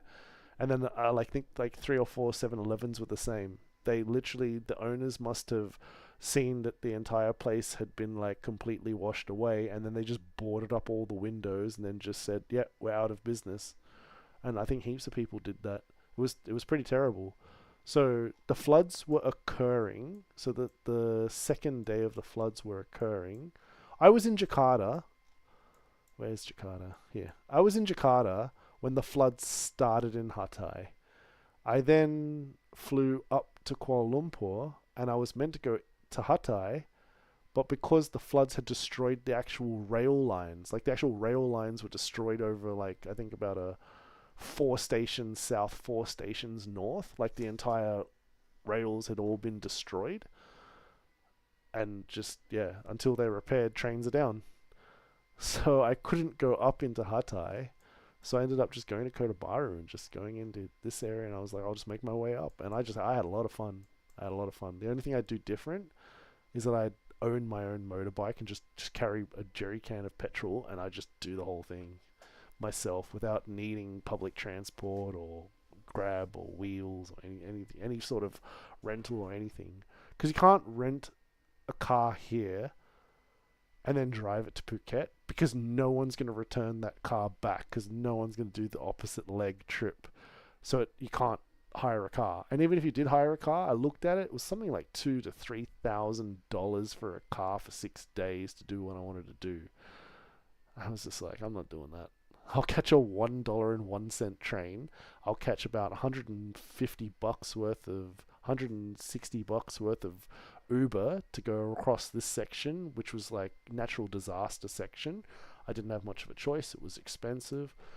And then once I got to Trang, then things got better, because then I hit the public bus system, and the bus system does this road, because going from Phuket, people will travel 8 hours away to around about this section here. People will travel about that distance out of Phuket and then come back to Phuket. So this whole section here is very much tourist tourist pumped. So like not normal Thai shops, not normal Thai food, not normal Thai hygiene, like much better, like, and much more money, and you can see foreigners. Whereas down in this area in Narathiwat in Thailand, no foreigners at all. At all. No one's ever traveled there. No one you've spoken to goes there for a holiday. Nobody. Why did I do it? Well, there was natural disaster here, so I couldn't just take the train up. So I decided to just go over here, cross the border, and then just make my own way and just see what the place is like. And some beautiful areas. Sometimes I'm just eating plain bread for a day and a half, just wanting to, and water, trying to get to somewhere that I can buy something. Because this area in Hatay, from around about landing in Hatay, because I got a trip straight into Hatay. I landed in Hatay, and I was just like, there's no food, there's no water. I'm living off of 5 bottles of water and I think a packet of Pringles. And that's all the food I had until I traveled another 4 hours to get to Trang. Once I got to Trang, a little bit more back to like flushable toilets, electricity and stuff. And then once I made it to Krabi, I was like, oh wow, the tourist economy into Thailand is just, yeah, There's, pumps a lot of money in there, a lot of food, a lot of culture, a lot of mixed culture, a lot of people from around the world. So it's just people having fun in this area. Beautiful area. I'd definitely travel there again. Would I travel down to this area again? I do want to see Hatay when it's up and running, but the city's just been destroyed by natural disaster. And like, you could see that the two McDonald's that had shut down, I don't think that they were trying to get back up and running. I think that they were doing the whole, yeah, we're leaving. And I have a feeling that many businesses in Hatay, American businesses, foreign businesses, I reckon a lot of them are just going to pack up shop and say, nah, we're out. Because if we rebuild and clean our ceilings 3 meters high with all the mud, if we fix everything and get the business going again, it's just going to happen again within the next 15 years. It's going to get hit by a natural disaster, flood, 3 meter high mudslide, which just kills people if they get caught in it. Cars float down the street. Like, but I have a feeling that it's not just this area. Down here in Kota Baru, they also had floods. I said, how bad were the floods? And they said, oh, there's like, 30 centimeters of water over there, a little bit of water above the bridge, like little bits here and there. So it could have been worse, and it has been worse in the past. When you look at the Ibis Hotel, like, check this out. If you have a look at the Ibis Hotel and look how they build the foundation of the building, you'd know full well they're aware that the area floods. There's the airport, so it should be down here somewhere. Should be, I think it's called the Ibis Styles Hotel. It's around here somewhere. Where is it? Here, Ibis Styles Hotel. Let's have a look at a photo of it. There, you can see this is all car parks underneath. So you can see how high the build, like, this is the accommodation of the building, and it's built literally 6 floors above the ground level. And it's the river next to it. So I'm assuming that these guys are aware floods can occur, and the flooding of the car park will happen. But it's like, the floods will probably go about that high, maybe go about that high. So this building should be fine during a flood, I would expect. It looked like one of the most biggest, powerful buildings in the area.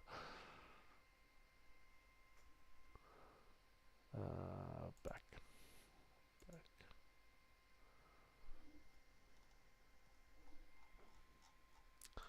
So pretty much, when we went in here, we had to turn around, and then we ended up going back down to Kuala Lumpur, ate some food. Then we flew down to Singapore, spent like 4 or 5 days in Singapore. I kind of got over Singapore. I've been there too many times. I've been to Singapore like 17 times. I'm over it. I'm at the point now where if I get to fly direct for an extra $100 or $200 with a different airline, I'm just going to fly direct. Even though I think Singapore Airlines is one of the best airlines in the world, definitely in my top 5. Definitely in the top 5 of many people in the world, I reckon. I can't do Singapore. Like, Singapore, there's nothing there. Singapore is tiny. When I was there, they did a marathon where people run from the left to the right-hand side of it in 4 hours. They run the island in 4 hours. If you just walk it, it's 6 hours. That's Singapore. That's it. There's an aquarium that I declined going to. There's a Universal Studios, which I'm not that keen on the rides. It's just touristy stuff. Wet and Wild. What's this? Wet and Wild World. Oh, they have a water park world. Oh, I didn't know that. Oh, well, this is something if I go back there, I'll probably do. What's this? Kid crying. Oh no, it's just people doing slides. Yeah, that was fun. But it's all kid stuff. But I don't mind a slide that goes straight, or this one, the skyrocket, right? But I can't do the whole get in and circles and circles and spinning in the black and spinning in the and then you come out. I'm like, nah, I'm done. That does my head in. Straight slides are fine. None of this spinning and spinning and spinning stuff. That's just me. It's just me. I'm a wuss when it comes to it. Interesting. It's a nice water park. Cool. Oh. Yeah, it looks nice. Singapore water park. Yeah, cool. Looks like it'd be fun. I'm curious about. Oh, there's a swimming pool. Is there? Sure. How much is How much is How much is entry? This dude's happy as. What's going on here? Oh, it's slow motion, is it?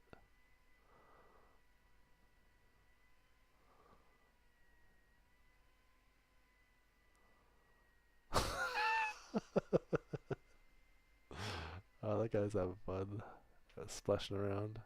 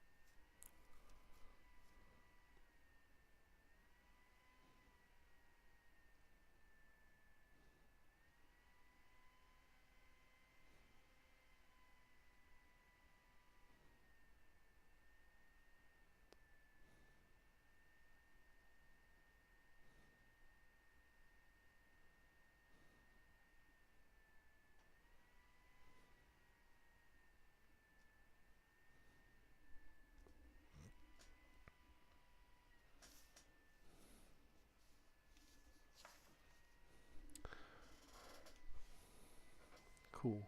Alright, also then. Oh no. So we went to Singapore.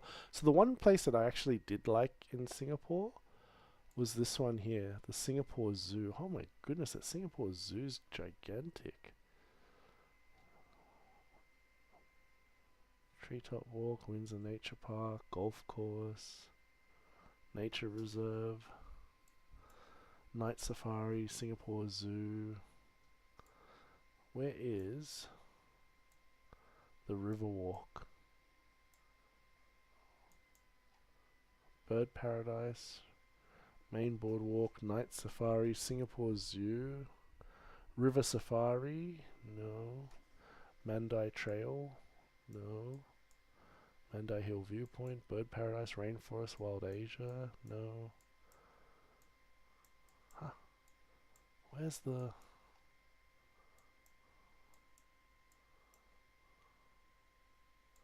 There's the Night Safari. Amazon River Quest, no. The Pure Fruit Juice Zone, no. The River Wonders, Singapore Zoo. River Wonders. Yeah, I think it's this area. Yeah, here. Yeah, you get to see the pandas. What's this? Oh, that's alright. Yeah, the giant fish. Oh, and my absolute favorite, the two river otters. They were so cool. Wait, is the video up in the general? I'm pretty sure there's a video of the otters. I took a really cool video of them. They're so active and fun to watch. Wait, where's the button? How do I get to... Oh, yeah, like this is what Hatay looked like. Like it's just like, you know, this was a restaurant. Like 1.5 weeks beforehand, this was a functional restaurant. The glass doors are blown out, the glass windows blown out, everything is covered in mud that hasn't washed away down the street, you know, and then the mud was like 3 meters high. This restaurant's destroyed. And here's a 7-Eleven. Like there's inside the 7-Eleven there is nothing. It's bare. It's like it's just like it's been newly built. There's nothing inside it. Ah, what do I do? Go back. Yeah, there's just nothing. Everything's just been destroyed. It's so sad. Where's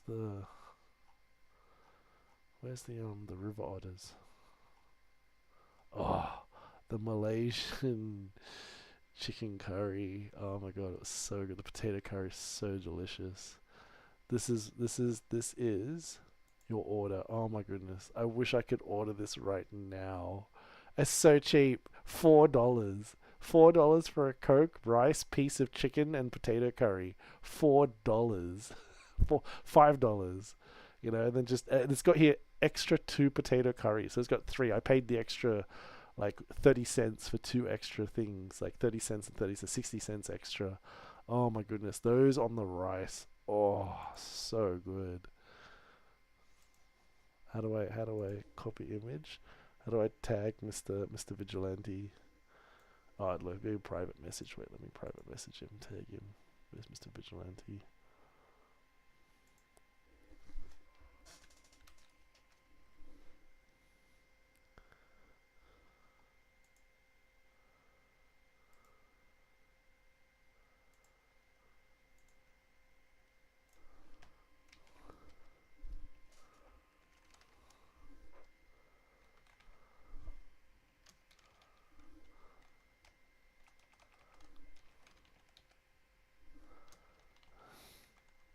Yeah, you can see this part of the message between me and him. $5 for a Macca's chicken thigh with 2 rice and 3 potato curry and a large Coke. $5. $5. $5.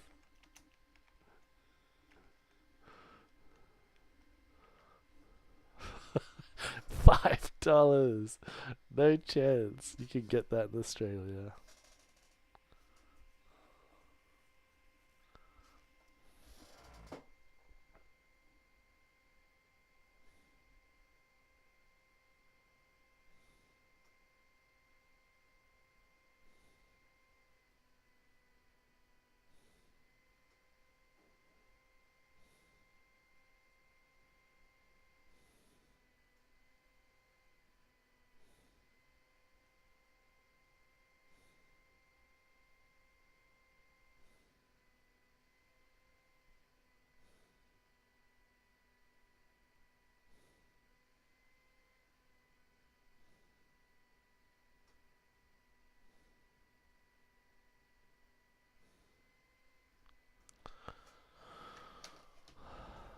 So delicious. I'm craving it right now. If I could eat it right now, I would. I'd pay triple the price. I paid $15 for it, even though it only actually cost not that much. Alright. Yeah, the river. Actually, come to think of it, there's no video on the general about the river otters. I didn't put one up. Oh. Oh no, wait. Maybe I did because I flew from Singapore up. Yeah, and so it's before Singapore. Oh no, I did. Here's the video. Here's my video. The largest species of otter in the entire world. The giant river otter from South America.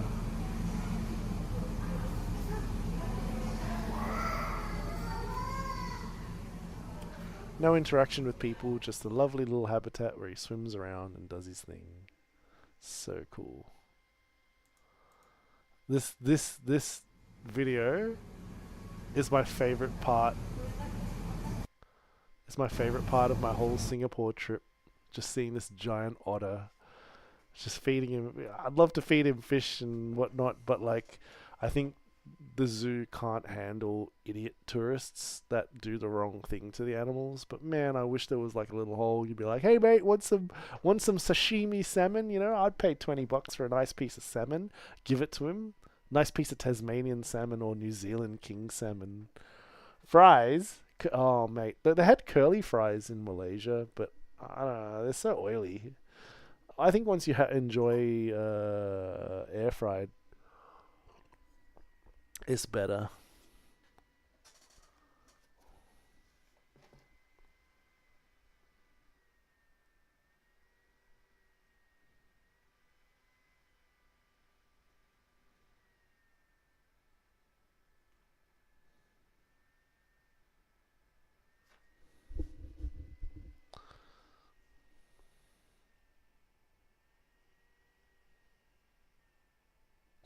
52 minus 28 is 24.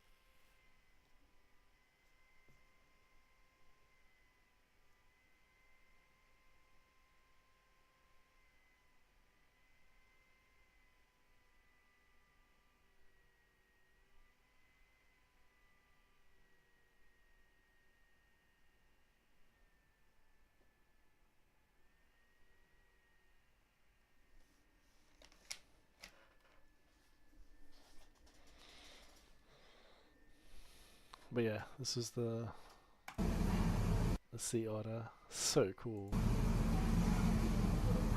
I have so many videos of them swimming.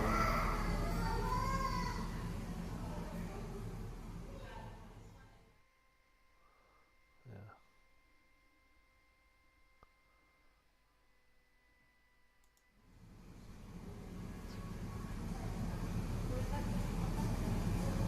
Oh, here's another one of the otters. There was another video of the otter too. He jumped out and he would like Okay, now Sabrina, whenever you are ready, I think it is time we refight. Alright, so Sabrina, you're in the house now and here we go. And everybody, let's get started this song.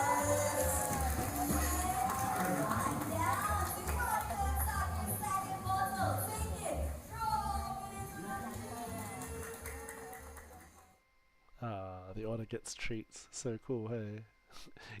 The otter's taught how to recycle. It's better than some people in this world. Okay, now Sabrina, whenever you are ready, I think it is time we refight. Alright, so Sabrina, you're in the house now and here we go. And everybody, let's get started this song.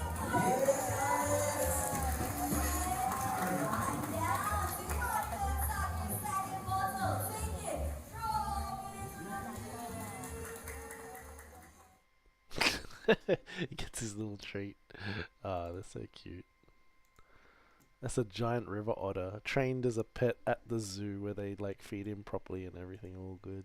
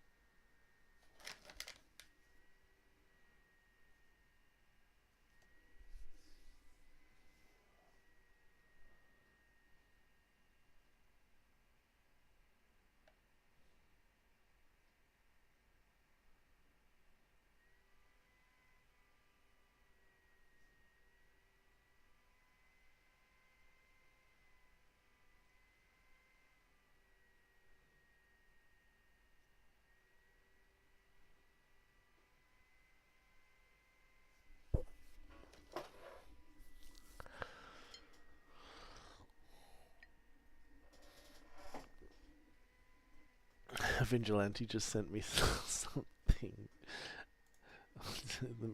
Ronald's coming over to like mess up things, you know, because he's not happy that the Malaysian Mac. I'm saying Malaysian Macca's is better. He's loving his thing. Yeah, but this has to be one of the best parts of the thing. That's why it's an amazing photo. There's also a couple of scary images too. I thought the electric eels are scary. Oh, there's the red panda. Very playful, bouncing around. Very cute. That's some sort of fish.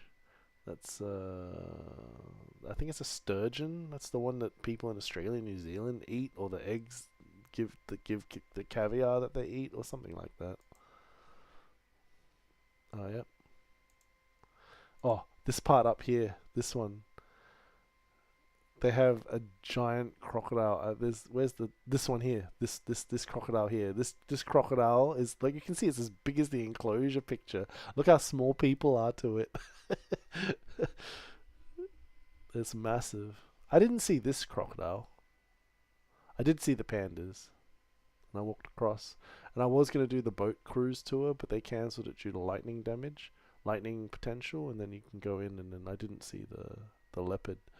But I did come down to the end here, and you get to see the river otters and the sea manatees at the main exit. Or the entrance. Hi, Vigilante. I'm working Christmas Day, by the way. Ah, 8 p.m. to 11 p.m. Oh, wow. Looks like you've lost some weight, by the way. Did I? Yeah, good. Actually, I haven't got a scale. I'm not able to weigh myself. But yeah, I did heaps of walking, like, because like one of the areas I went to was hit by natural disaster with 3-meter high mudslide flood, 3-meter high, that killed 50 people, and it took down a whole city. Took out the electricity, took out the water, took out the flushable toilets, took out the food, took out every single thing in the 7-Eleven.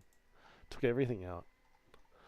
And so there was a long section where there was a lot of walking, and there was a lot of just struggling. There was a big point where I had no food, and I had water, but I had no food, and like the only food I could get was like some plain bread and some crackers or something. But yeah, this is oh, that's a video. Oh wait, whoops, that's a video. Yeah, this is some sort of shop or something, right? Like the wooden door survived, but like this glass didn't survive, and all these metal sheets didn't survive. It pulled down the roof and just look at this. This was all metal sheeting doors and locked up with all their business inside. And like the road is just like covered in mud, and anything's washed away. Tree survived. And there's just random things on the streets, really random things, like just like somebody's fan, somebody's bed, somebody's lamppost. It's just all scattered along the streets. So there's piles of garbage of just random things that have floated. There was even goods from the 7-Eleven, because I saw packets of chips and stuff on the side of the road. It was really bad.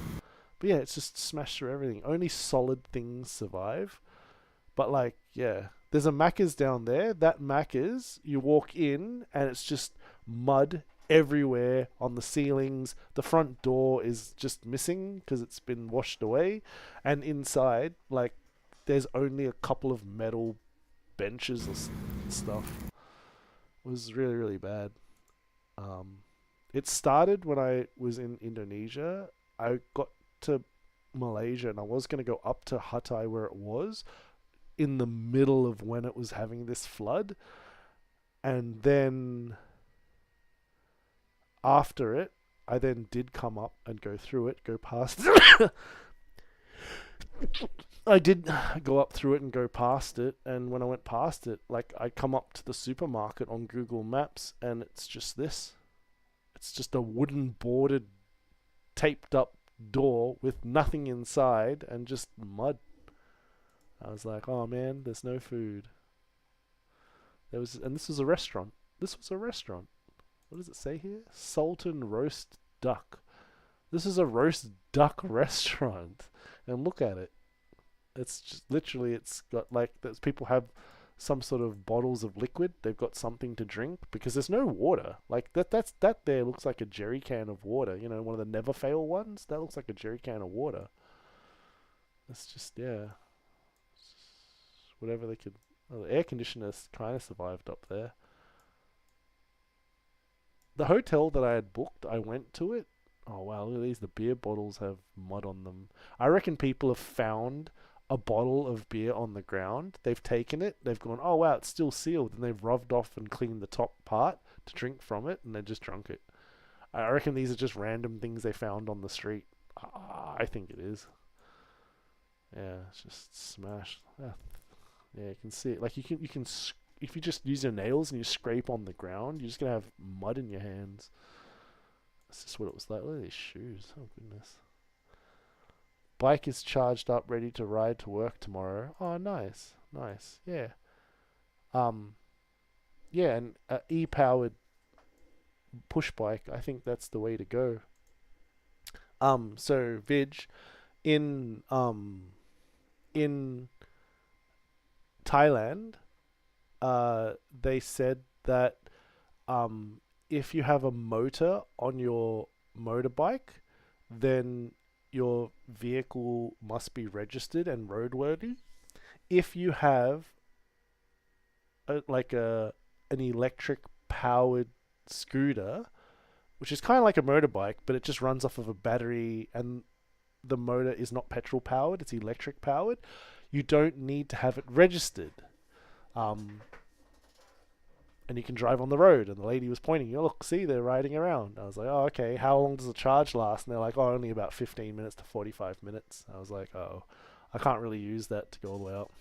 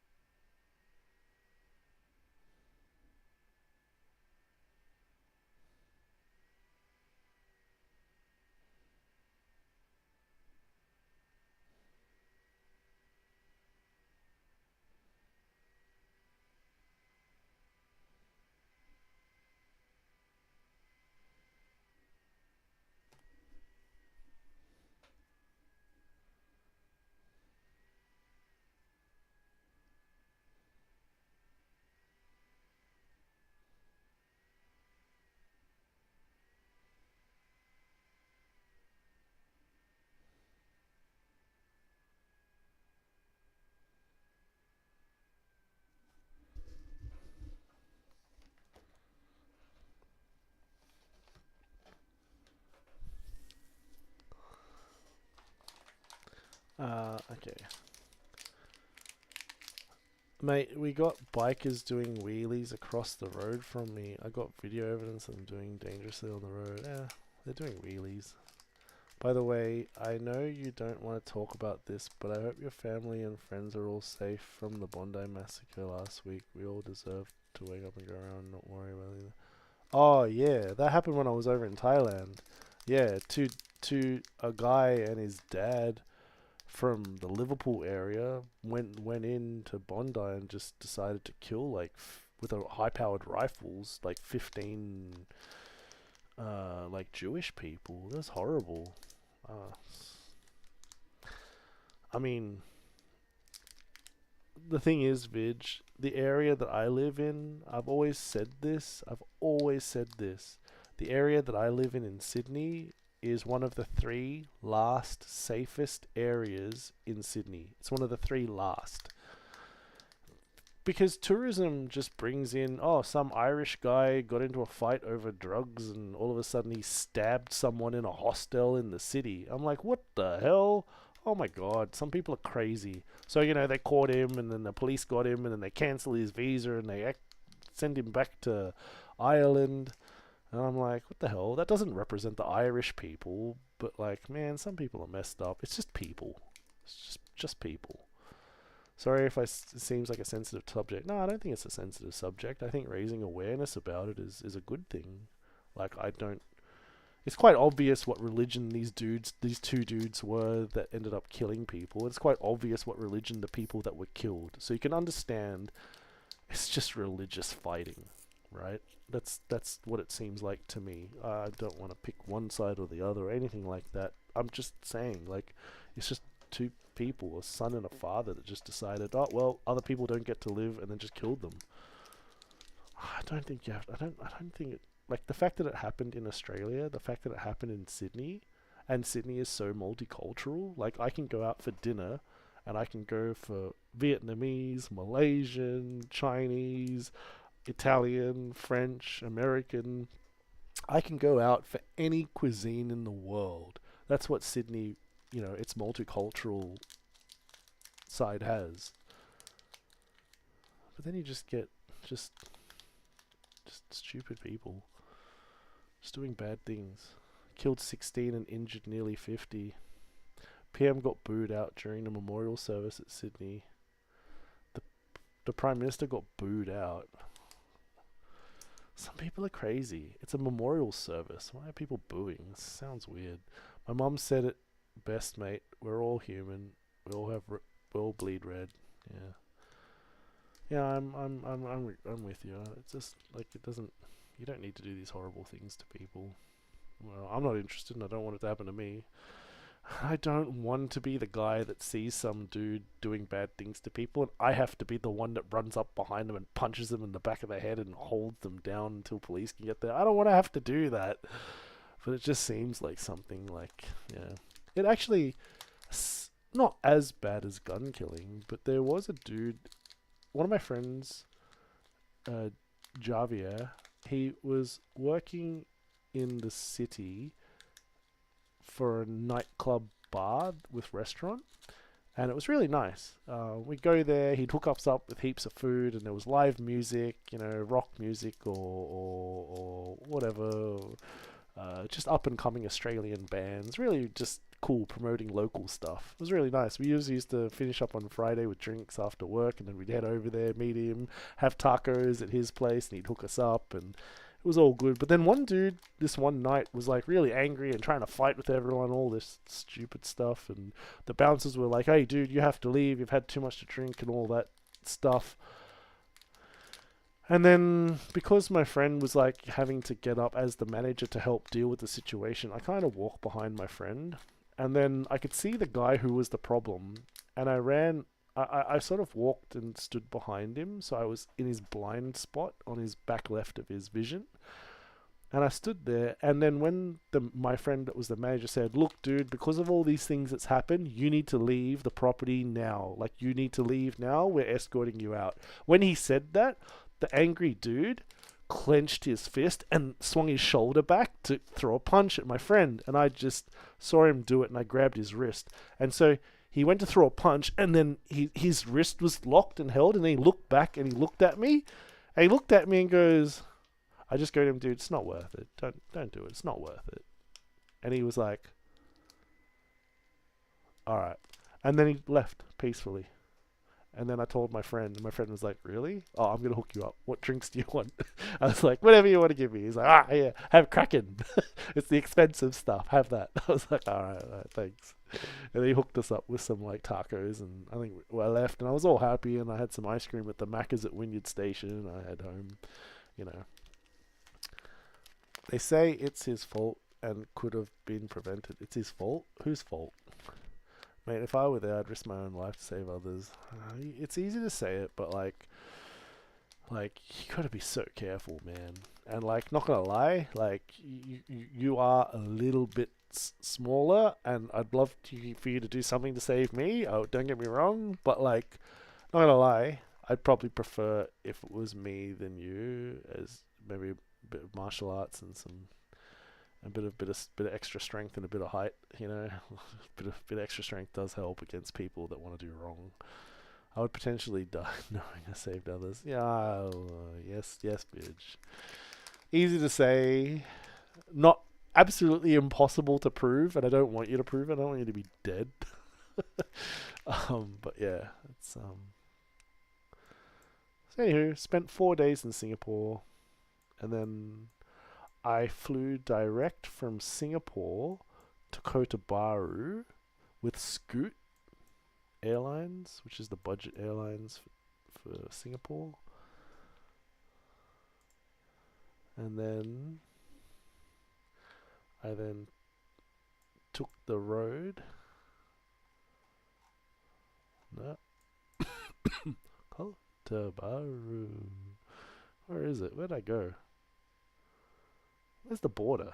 Oh, there's the border. So you can clearly see Kota Bharu and this one road going up to it. So I went over here, looked, and then I found, oh look, you can go through the border here somewhere. Did I? I'm lost. Kota Bharu. Can't go through this area. Long road going down. It doesn't go through the border. This doesn't go through the border.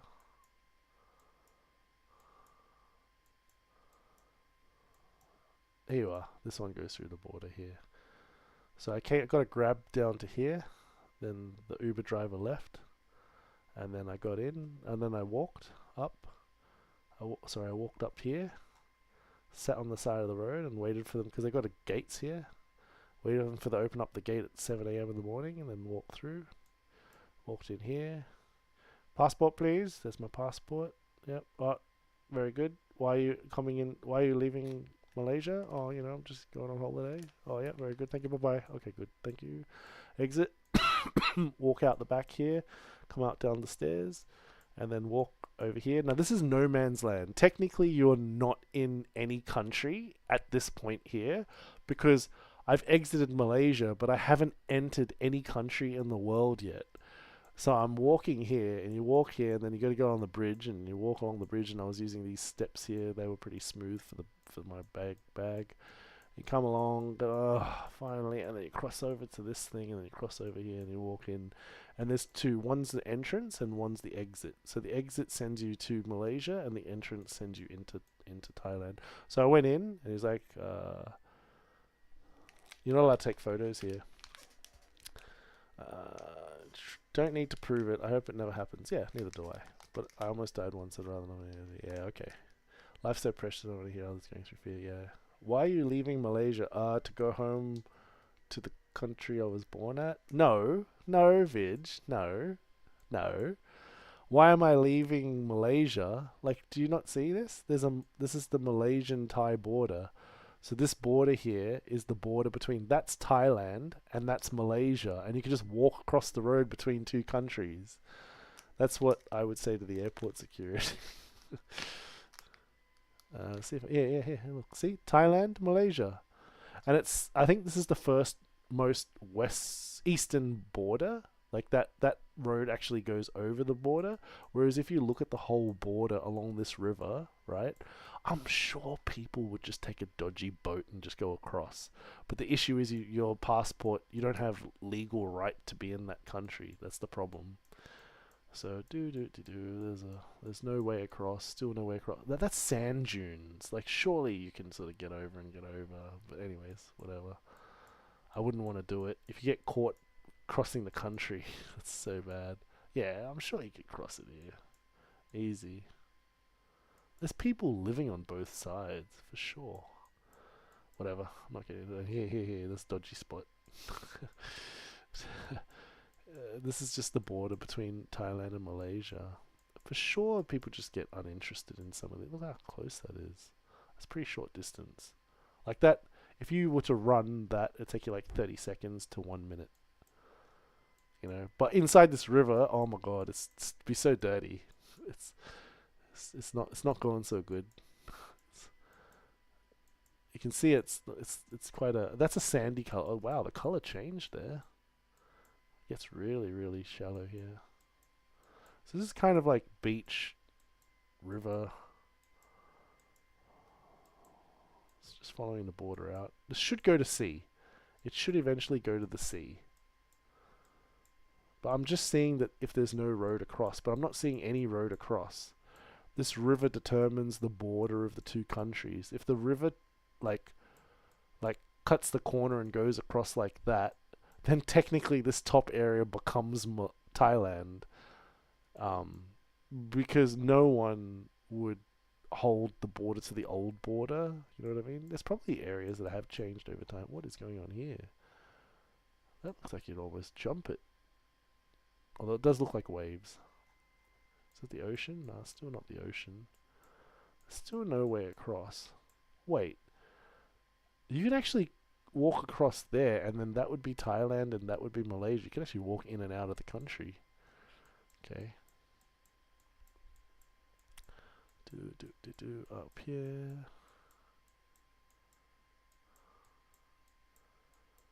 Still no road across. I'm off to bed, mate. Have a nice stream. Thank you. And if I don't come back for another stream before Christmas, have a happy, safe one. Thank you, Vidge. Thanks. I hope you have a good Christmas and New Year's. And oh, it looks like you walk across that. And take care of Chess. Hope you and your family are well. Didn't you say you were going to go see Linkin Park soon? Have you seen them yet? Or has that not happened yet? There really is no road, is there? How do I keep doing this for? No, there really is no road crossing it. You really just... It really is a river border.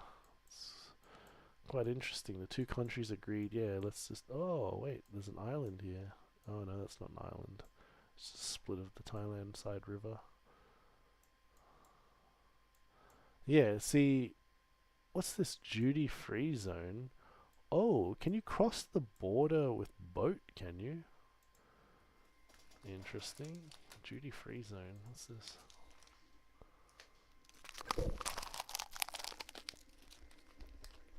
She's in Brizzy, so I can't. Oh. Yeah, about to pass out. Good night.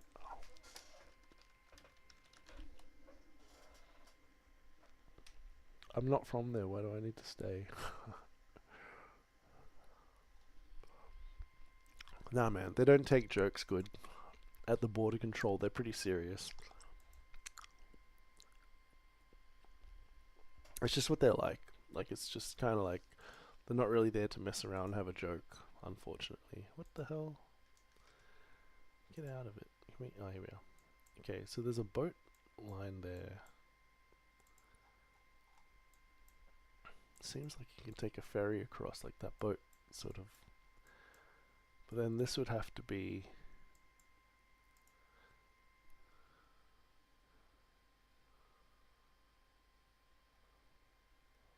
closed. Opens 8 a.m. Monday.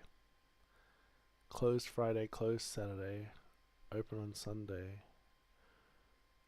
Okay.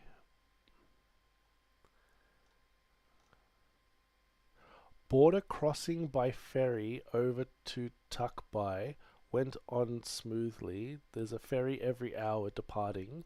for a total cost of 50 cents for a motorcycle and rider. Holy crap. The ferry takes less than 10 minutes to get to the other side. Yeah. Oh wow. Oh, so it's a ferry border control. Oh, I could have taken this. Selamat Jalan. Okay. Interesting. I could have taken this border crossover. Can we just go back to the map? Is it closer to Kodabaru? Where's Kodabaru?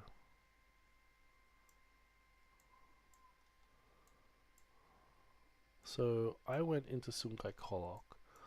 That's the ferry border. Oh, I think I did look into it.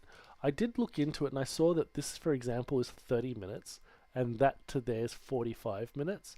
But the reason I chose to go to this one was that I knew that if I get there, I can cross. Here, if I get there and I have a problem to cross, if I had a problem to cross, I was like not really sure because you're always looking for the Maccas. McDonald's. You're always looking for like something like a McDonald's for free Wi-Fi, because usually you don't have like the SIM card of the area. This area here. Search this area. Any McDonald's up there? No, there's nothing. Yeah, and so this is the scary part, is that if you go up there and you have a problem and you don't have the internet, you can kind of get stuck. I don't think you would get stuck because like it does look like a bit of a city thing going on. A beach city? What does the beach look like?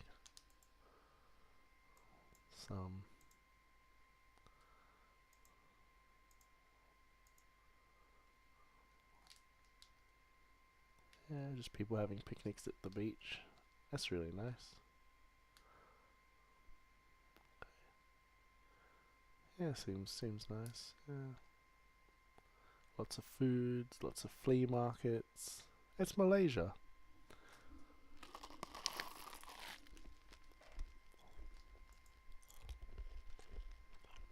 But I didn't go up this way. I wouldn't get in that water though.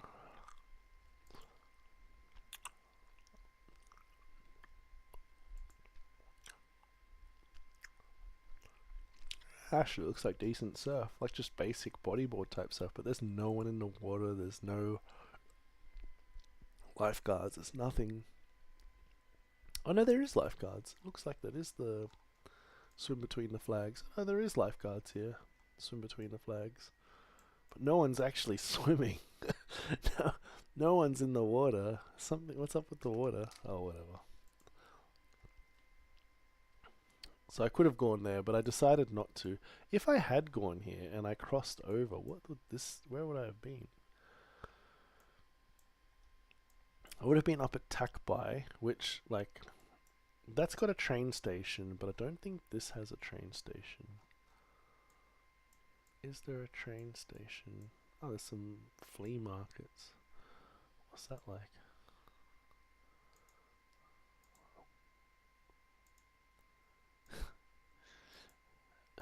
This is what the flea markets is like. Yeah, okay. Street vendors selling bananas and fruits and chips and stuff. This little kid's selling lots of fruits, but it's not refrigerated. It becomes one of the issues, is that all this stuff is like out. Like this stuff is good because it's in containers, so you don't get flies and get sick, but like unfortunately without refrigeration some of these things are a bit like, you can buy it in the morning but you still don't know if it's from yesterday's older stock sort of thing.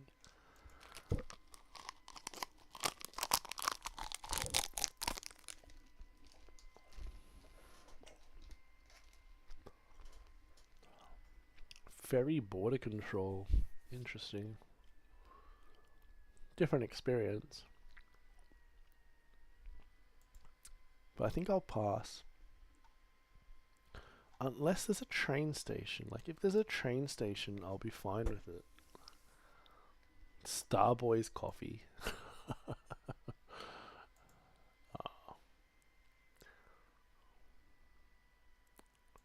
It's just a room selling coffee. Starboys.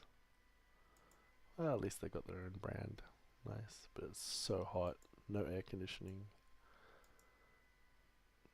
Make some nice drinks. Sure. Yeah, I don't think there's a train line here. I think what you need to do is probably take a ferry up the coastline. Or a boat up the coastline. But that's going to be expensive. So I think once you get here, your mode of transport becomes a bit of an issue. PT station. What's this? Oh, that's just petrol station. Lee computer store.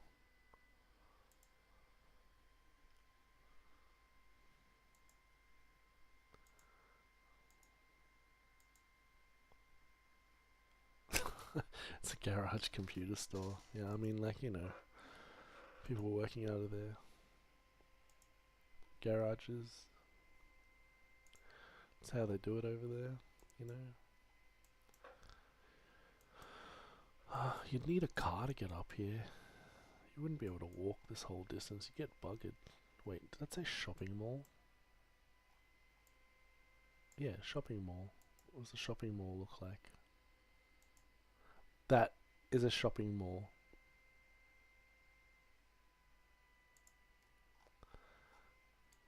Welcome to the shopping mall, where you can buy tiles. It looks like a hardware store. The heck? Oh no, it looks like that's some other stuff here. What's this way? Yeah, it is a bit of a hardware store. I didn't see many hardware stores, so this would be alright actually.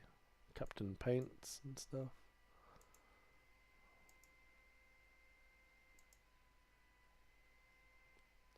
Well, you know. Cool. It's not really a shopping mall what I thought it was going to be. Yeah, but I think what ends up happening here is you have to get to the bus station and you need to take the bus. And when you take the bus, you start to go up the coastline. So where's this? Patani. So you can go to Patani. Then you can go into Songkla. But not... Is it Narathirawat? Oh no. Oh, that's the distance, or is the top side of it? Alright. Well, I didn't go that way along. I ended up going...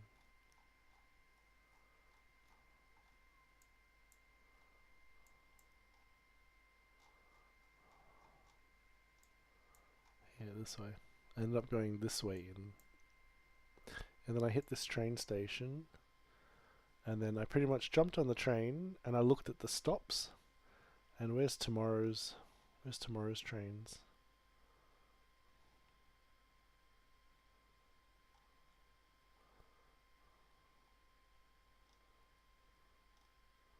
I have some videos. Actually, I remember I transferred them to my laptop, so I'm gonna have to get them off. Yeah, I just went up to the store here. They don't speak English, so I went up and I just went, Yalla, and they said 12 o'clock. I said, what about the 10 o'clock train? No, 10 o'clock cancel. Flood in Hatay. Huh? Flood in Hatay, meaning the trains from Hatay have been cancelled permanently until the rails are fixed between Yalla and Hatay. I was like, oh, okay. 12 o'clock, Yalla, okay. I was like, oh, what about the 12 o'clock train? Oh, no, 12 o'clock train cancelled, 2 p.m. I was like, oh, the 2 p.m. train. Yeah, 2 p.m. Yalla. Okay. Here. Can I buy now? Oh, I was like, oh, can I buy it now? And I think the train was a 2:30 train or something, or 3 p.m. train. The 12 o'clock train. I arrived to take the 12 o'clock train. But what ended up happening was the 12 o'clock train got cancelled, and for the 3 o'clock train or the 3:30 train, I was not allowed to buy a ticket for it until... Yeah, that's the train that I took. So that one's running, right? this one here, unless they've resumed trains, I think this is the scheduled trains. But when you rock up, they'll tell you that that train is cancelled. These trains are cancelled. I think even that one's cancelled. Only this one was running. Just the one to Yella and back. So I took a train. Oh, here, look, here's the military dude. You can see that. Here's the military dude. And he's got a gun. They don't leave their guns on the seat. He's got a gun with him, you know. And you ask the locals, hey, why is there military? And they go, oh, it's for our safety. It's okay. It's normal. They're quite friendly. They're quite nice. They're just, you know, to make things safe. It's for safety. You know, and some of the military guys that I met, you can see that, you know, they're the types of guys that would do the whole, hey, you're from Australia, you're a tourist? Yeah, that's fine. Just go stand at the back of the train. We've got some problems with someone or something and we're just dealing with it, you know? Okay, no problems. And then you hear ta-ta-ta-ta-ta-ta. And then the guy will probably just come back and sit down and be like, yeah, problem's fixed. And then the train will just get moving or something like that. You know what I mean? Like, I'm making that up, but like, that's what I assume the scenario would kind of be. Like, these dudes are there to protect the Thai locals, to protect the government train. So this goes to Yella, right? So then if we go out of this and we take the train and we look, the train goes to first stop Kotasaya, second stop Sungai Padi. One of the stops had a funny name. And there's a stop over here where the train kind of slows down, but you know, maybe it keeps going, whatever. It slows down, and here you got Aisatia. Yep. Oh, yep. I remember this. I think. Oh yeah, I remember going past this. Good old Satia train station. It's lovely. You know.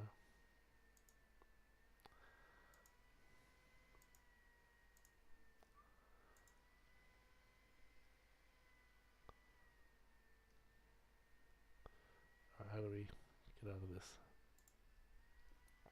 Alright, so the train goes from Satia. I caught the train up. What's this? Next stop. Book it. Yep. Keeps going.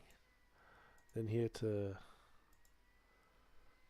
Cho Airang. Cool. At this point I was like, how many stops till Yella? Oh, like 6 stops. I was like, oh, okay. Something like that. So Pafai. No. What's this one? Tanyong Mat. No. And then like one of the stops, like heaps of school kids got on the train. Because it's probably just, you know, there's only, so they can't miss the train, because if they miss the train, they've got no way to get home. You know, like kids will, like, there'll be a school, like for example, there'll be a school here. Kids will get on the train, which is the 3:30 train from Sungai Kolok, and there's no train after it. If they miss their train, they're stuck ages away from home. It'd cost them so much money. Like, some of the kids were like, you know, trying to get past the inspector. I made friends with the inspector guy. He was really nice. He was checking everyone's tickets, and he walk every time he goes past a major train stop and people get on the train, he walks up and down the train once, and then when he goes to the next stop and they pick up a majority of people, he then walks down the train again, and he remembers most people, and he like checks for tickets. So I was like, okay. And then what's this one? This is Marubo. Oh, I remember going past that one and thinking about Marlboro cigarettes. Oh yeah. Keeps going. Look, this is one of the ones where I think they just slow down, and you can jump off if you. I saw one lady, some like old lady, and she was like hanging at the back for a little bit, and then like the train slowed down and she like jumped off the train. I was like, oh, okay, I suppose that's your stop. And then I saw some other guys when the inspector came, they jumped off the back of the train while it was moving so that they don't have to pay the toll. So this is one of those things. What's this? Salo Burkett? Yeah, sure. At this point I was just like, oh, another stop, another stop, another stop. Russo. Okay. Doesn't ring a bell. And then what's this one? Balo. Yeah.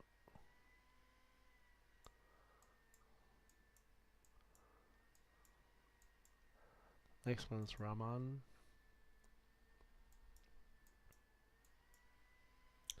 What's this one? Okay. A railway park? Really?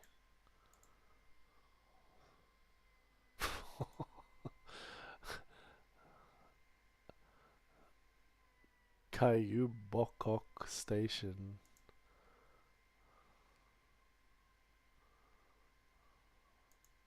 Oh man. Yeah, it's a bit of a rough area. I mean, the people are nice. But I even found some of the children and stuff, they're not very recycle. They just like eat a packet of chips and just throw the packet on the floor. And I'm like, it's pretty bad.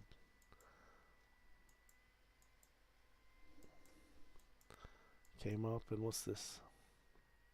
Bun pate. How much further to Yala? I think that's it there. What's this one? It's a bun pate, yeah. And this one here is no name, still traveling. Mike Ken, sure, still traveling. It's got to be this train. That's some long distance. This looks pretty big. Yalla. And then I got off here. I got off here at this train station. It's like, oh yeah, this is the next major city. I'll get off here, check it out. You walk along the rail. You walk across the rail. But there's 4 lines here, so I think Yalla's seems to be one of the connections to go to different places. But the problem is not that the rail is connected to other networks. The problem is that the actual rail tracks after Yalla is destroyed. So the trains can't actually run until there's major repairs.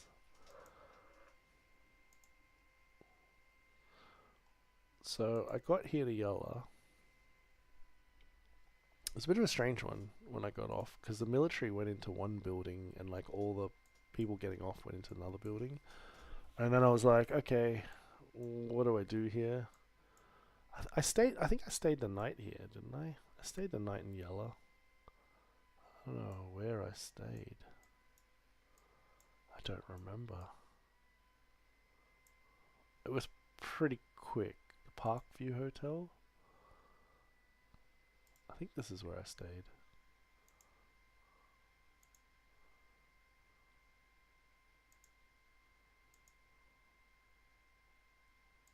Oof. I don't think this is where I stayed. Forgot where I stayed.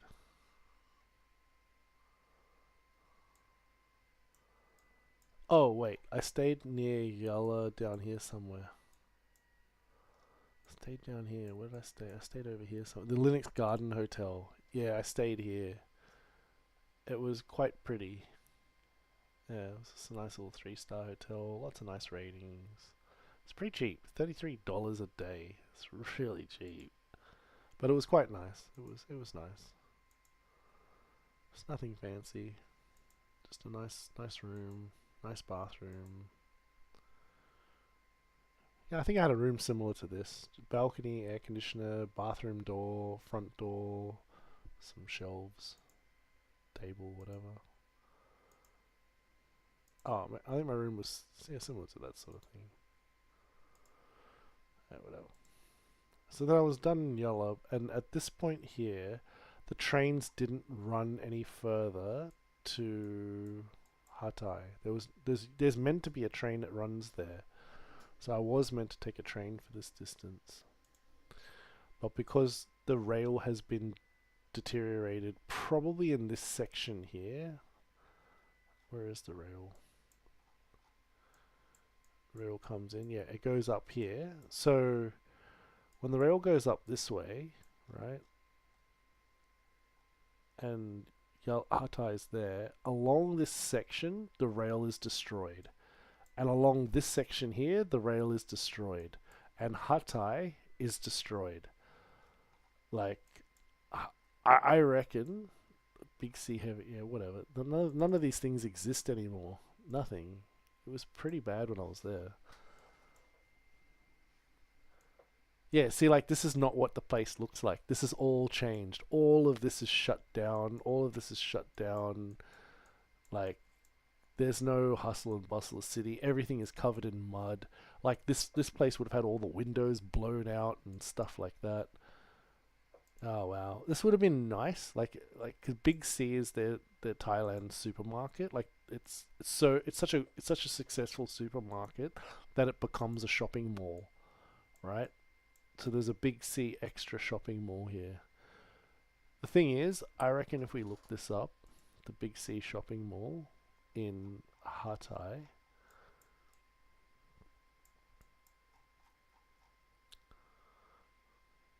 right? If you click it now, it says closed, opens 9 a.m. Monday. Updates for customers a month ago. It's too far away. You want how do we find a recent thing? How do we check photos but most recent photo? Because none of this stuff exists inside. Like all of this is just mud and nothing on the shelves. It all looks nice, but this is all previous to 2 weeks ago. These photos, like, what does it say? Yeah, June 2025. The problems happened in November 2025. So these photos are pre-flood. All this would be destroyed. All this would be removed. It's just nothing. Wow, so sad. Look at this. This is like so nice. There's lots of foods, and this would have been lovely to have gone to. It would have been really nice to go to. But the problem was I didn't have a SIM card, and I couldn't travel around Hatai without internet to order a motorbike grab, like a Uber motorbike, because they're only like something like $10 or $8 or $2.50 to get a motorbike somewhere. But yeah, I'm pretty sure these photos, yeah, March 2025, latest. This photo, December 2025, yeah, this looks a bit more like what it should look like. Here's some water. We have water for you. Oh, thank you very much. While someone wears gumboots as they're cleaning all the mud. It's just people out the front, and you can see inside the shopping mall is all desolated. Everyone's sitting out the front. Photo from December 2025. Yeah, what's the next photo? Yeah, there's people out the front, but it's clearly empty on the inside. That's December 2025. Here's December 2025.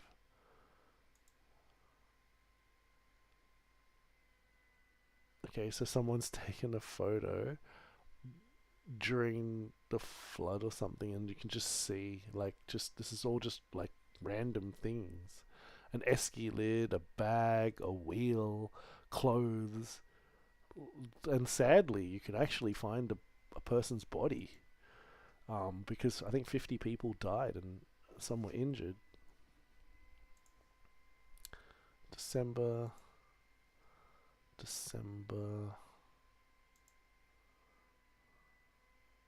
There's people out the front, but you can't really see people going in and out. It doesn't look like there's anyone on the inside either. Yeah, and there's just trash everywhere on the sides of the road because people are cleaning up random things on the road. So it says these photos are December, but I think this is pre-flood photos. It's not just pre-flood, it's beginning of... Oh wow, look at that. Oh wow. This is like beginning during flood. Yeah, look at it. Oh my goodness. That's like flood water flowing through all, like literally at street level, and you can see it moving. Look at it. You wouldn't want to, if you jump in there, you're dead. If you jump in there, fall in there, slip in there, you will die. That will pull you under the road to come out somewhere else. Usually you'd probably be able to jump down there and walk along the tunnel and then come out the other side, but during that water is to the street level. You don't get in there. Yeah, so I'm assuming that this is like, hey, the floods are starting, look at the water. The water's like running at street level. That's what this person's video is about. What did they say?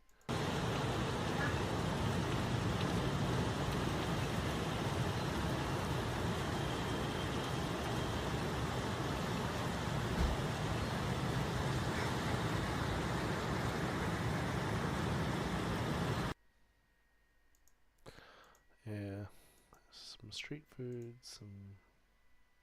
sure. It's a bit sad what happened there, but anyways, the city's pretty much it's just turned into a ghost town. Went from a hustling, bustling city into a ghost town, and so I had no chance to take the train. Otherwise, I would have taken the train going north. I would have taken the train going north, and I would have hooked over. But I couldn't do it because the trains had been destroyed. Like the tracks had been destroyed by landslides. So that ended Hatay, and I needed to get out of there. I needed to get out of there really badly because I had no food. I only had 5 bottles of water on me, and I was dropped off. I managed to buy for $3.90 a small packet of Pringles chips. So I literally had chips and water. That's all the food I had for an entire day. That's it. And at the end of the day, I was going to be out. You know what I mean? So I was like, I have to leave. So I thought the best thing to do would be, there is an airport somewhere. There's the airport. And the airport is in the direction of where I want to go. Because I want to go to Phuket. So I want to go left. So therefore, I thought to myself, let me travel to the airport, and from the airport find public transport to and I was looking at which directions I could go here. So one of the directions was to go from Hatay down here, then take this road and go up and along to Krabi, and then once at Krabi, coming up this way somehow. Anyways, that was one option, was to go in that direction, which is very close to the Malaysian border. But what I ended up doing was I ended up taking a taxi for $110 all the way to Trang, because I needed to clear this distance. Because the risk is floods have destroyed rail and potentially also have destroyed petrol stations. So my issue was I need to get to Trang. With hindsight, what I probably would have done is I would have actually looked from Hatay to find a bus station and gone to the bus station, which would have been around here somewhere, and would have hooked me onto a bus that you pay $6, and the $6 bus takes you all the way to Fatalung, and I would have just gone here and I would have just stayed in a hotel here for the night. You know, just take a $6 bus up there. Then I would have looked to find a bus station and take a $6 bus to Trang. Then I would have looked it up and taken a $6 bus all the way to Krabi to come over here, which I did go to. Oh my god, it's so beautiful.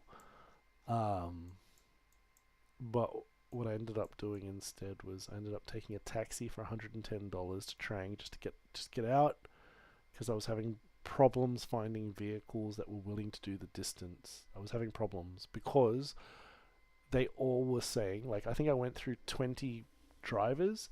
Every single driver said, if I take you to Trang, nobody wants to come back. And I'm like, but like, I want to go. And he's like, no, I have to charge you double so I can get a return covered. And I'm like, no. Eventually, after 20 people and 19 rejections, I just said to the guy, how much do you want? And they said 2,700 baht. I was like, I'm getting ripped off, but due to natural disaster, I don't have a choice. So 2,700 baht divided by 21 baht for $1 Australian. I paid $128. to go to Trang. It's totally overpriced, totally terrible. But I didn't have a choice, and I didn't know enough of Thailand to know that I should have taken the bus station for $6 and saved myself what, $126 minus $6 for the bus. I would have saved myself 120 bucks, right? I was happy to spend the money just to get out because it was natural disaster. The whole city was down, no electricity, no water, multiple deaths. Like, there was some problems, so I just needed to get out. So, you know, I paid money. I put money into the economy down there. I've done my part. I just had to leave. And then I came over to Trang, and then from Trang there's a train station. And what I tried to do was take a train from here to here and then continue on this road to Krabi, which continuing on that road to Krabi was a good idea. But the problem that I had was that I went to the train station and I was like, "Hi, I'd like to get a train, please." And they go, "Sure, but there's only trains running to Bangkok." Katang. Where's Katang?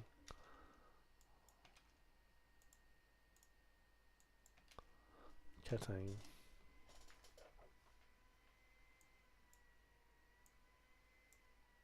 Huh? Katang district. Oh, yeah. So there were trains. It's really quite confusing to me. It says that Trang did not have trains going to Hayot. This is Hayot, isn't it? Come on. Yeah, Hayot, right? There were no, even though the train line looks like it's connected, there are no trains running between Hayot and Trang. I was like, why? And they just said floods. And I'm like, okay, well, can I take it? And I was like, fine. So I jumped in a cab. And he took me up for like, I think $25. He took me up here to $25, and then he took me to the train station, and then where I was staying, I think it was this resort here.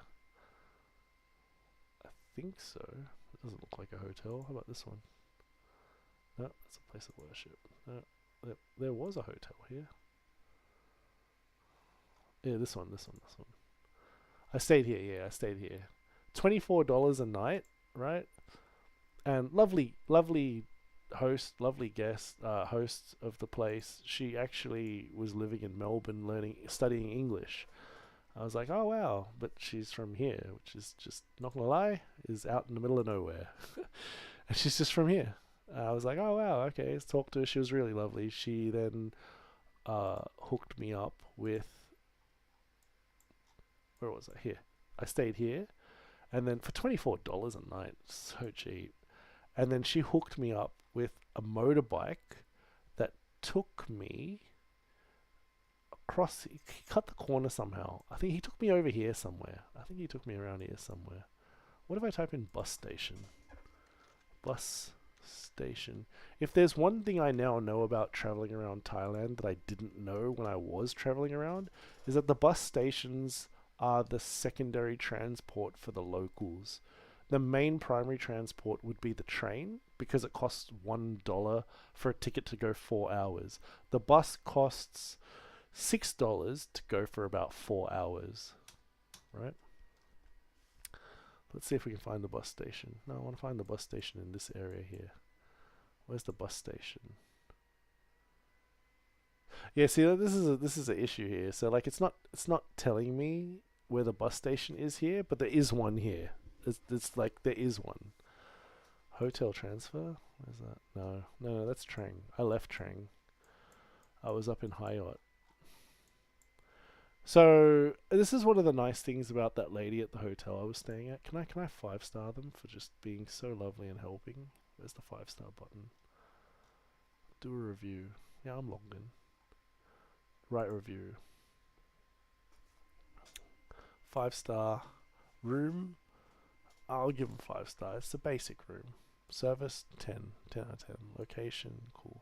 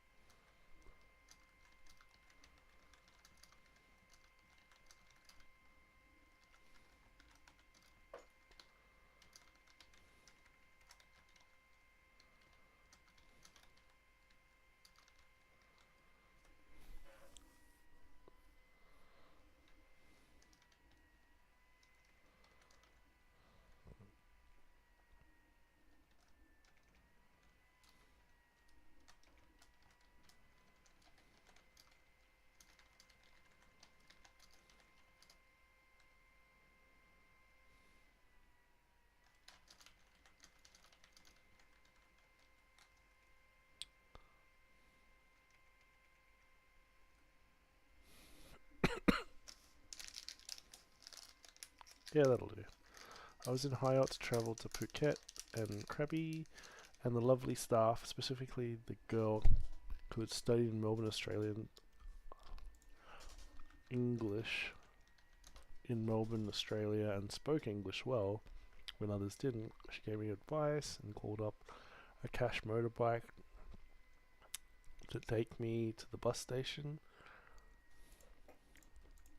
I paid the motorbike $5 to get to Hyatt bus station, and from there took a $6 bus for 4 hours to Krabi. The bus station is not on Google Maps. The help turned my holiday from Hatay natural disaster 3 meter mud landslide floods with no water and no food into a lovely journey to Krabi where I had lots of food.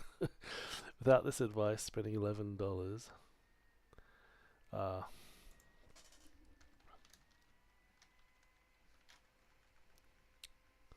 I would have spent 110, greater than 110 on extortion, transport, ripping off and overcharging foreigners for something a bus does for $6. So thankful for her help. It turned my holiday around.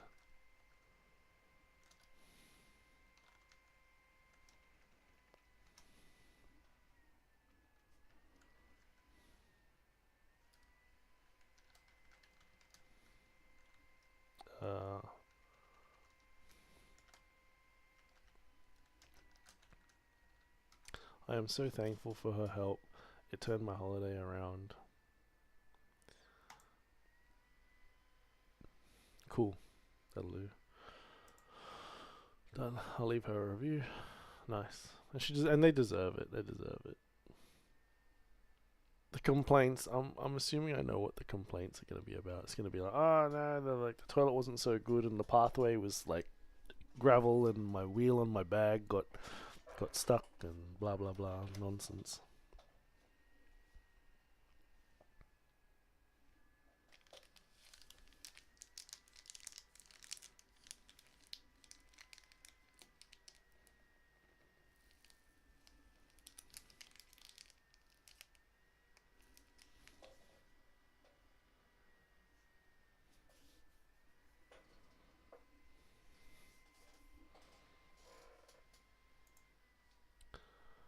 Okay, so recently viewed. There's my review on it. What's going on? Internet's struggling, is it? Get out of the bus station.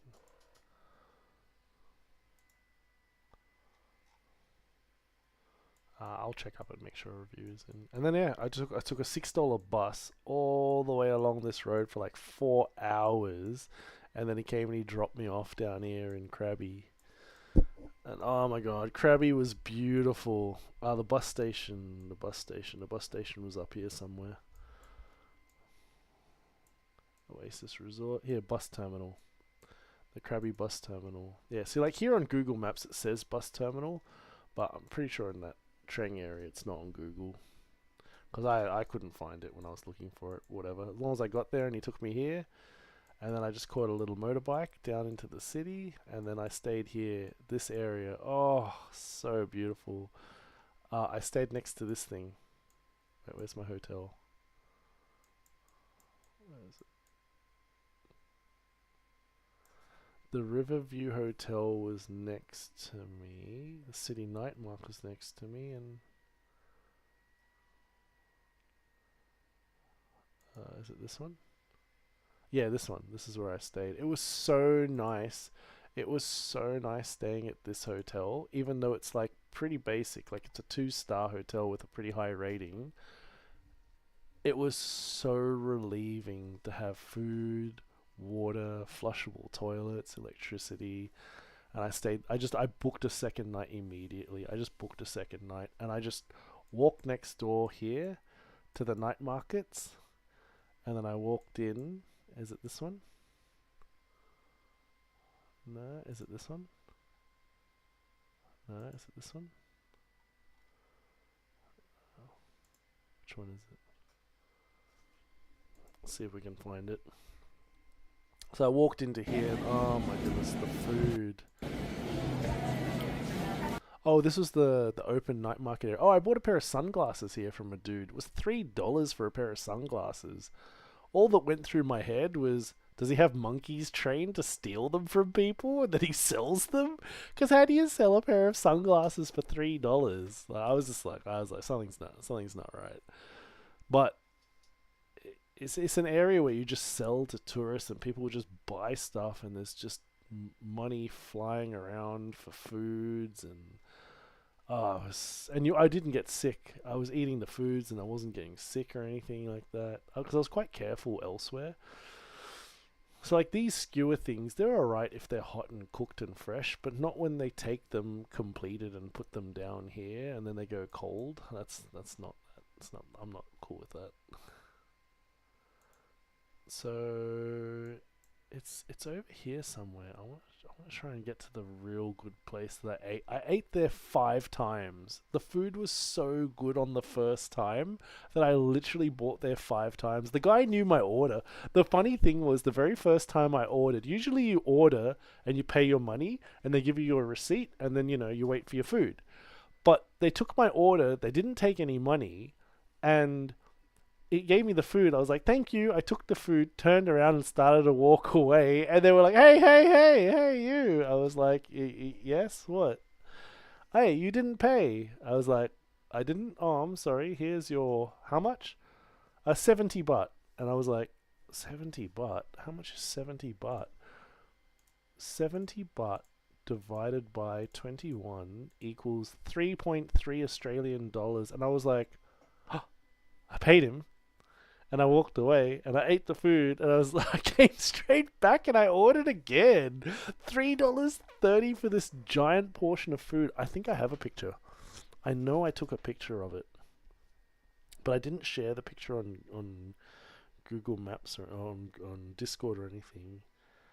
Let's see if I can do this. Oh, no, I think I did put it in the food category because it blew my mind. Food. Here you are. Yeah, here. See? The city night markets, right? It was this little spot right here, right? And I've marked it exactly where it was. It was right there. Okay, I'll look for it in a second. And the food looked like this. I think I bought like 2 in one go at one point. So I had one sealed and then I opened it up and this was pad thai with bean sprouts and delicious noodles. Oh my god, it was so delicious. It was so good. I tried the first place you suggested already. It was awesome. Oh yeah. So it is on Google Maps because I was talking to one of the streamers when I was over there and I was like, pick whatever you want me to eat. And they were like, I picked this place, Lan Lek Lek. I was like, okay, sure. Wait, and then I was like, oh wait, I already been there once, and it was so delicious. It was this place. So also the other thing that you'll notice is that a whole bunch of the other places in the markets are pretty empty. They may have or may not have a customer. This place always had people sitting in here just waiting for their food. Always, it's always busy. There's just always people, and the food was so delicious. Wait, if I go back. Yeah, here. So they're the chefs that are making the food. So it's like wok fried food. And then they take your order here. And then they've got a fruit smoothie station here. So you can have fruit juices and stuff. And they've got heaps of stuff on the menus. And I took a picture of the menu. Pretty sure I took a picture of the menu. How do I do this? Where's the button? I do have a picture of the menu. I do have a picture. I'll do that later. Yeah, and then let's see if there's any other. Oh, this is a video. Yeah, you order. Oh, wait, what's he doing? Oh, he's doing a little spin around. Okay. Yes, delicious. Fried rice, fried yellow. Look at this, but $3, like $3.30, $3.30. Fried meat with red curry sauce and rice, $3.30. Here, yellow noodles with some prawns and some vegetables, $3.30. I did order the fried yellow curry. It was nice. But the bomb was the pad thai. Pad thai, and you pick whichever meat you want, all same price. Extra rice, 20 baht. Yeah, this one. I ordered a whole bunch of them a couple of times. I think I ordered a yellow noodles once, and I ordered a yellow curry once, and I ordered the pad thai probably about 3 times. It was so good. Yeah, like that's one of the guys that served me. They're very friendly. And they're always saying thank you, thank you, thank you so much. They're very, very hospitable.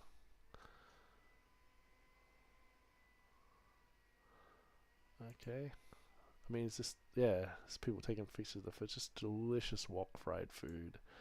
So delicious. And so cheap.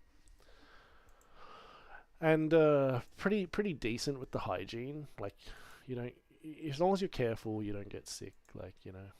Look at the place is packed. It's so full. They've got back-to-back orders. Like, the chef's just like, oh my god, I've got 10 orders built up. But yeah, when a place is packed with people, like, and they're turning over the food, you're not getting sick. Oh, so good. So good. And the price, I could not believe the price. $3.30. This is just delicious. Just put that on some rice and just, oh, yum. And cashews are fairly expensive, so that's why you pay the $6.60 instead of, like, less. But there's decent amount of cashews in there. So, quite delicious. What's this? He's taking a picture of his delicious pasta. Yum. Yum. Absolutely yum. Delicious. Oh, this place makes my mouth water. And the thing is, like, even if you find a place that can make equally as good food in Sydney or Brisbane or whatever, even if you could find it, you're not going to get it for $3.30. There's no way you're going to get it for $3.30. And the funny thing was, I flew from Phuket to Sydney for $300. That's nothing. I paid an extra $54 for, like, to get check-in luggage just so I could have a cruisier trip on my way back. But I couldn't believe how cheap it was. I wonder how much a flight is. So let's fly with Jetstar. So Jetstar Sydney to Phuket.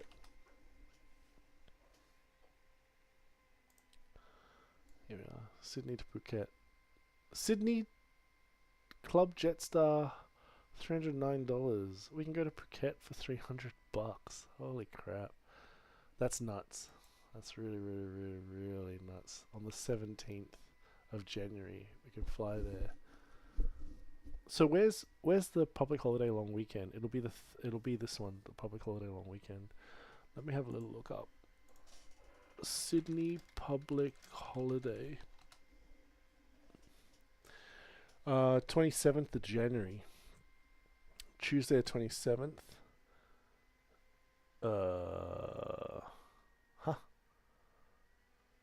What about the 26th of January? Whatever. Fly Friday night and return. Oof, why does the return become so expensive? Oh no, here you are. Yeah, $365.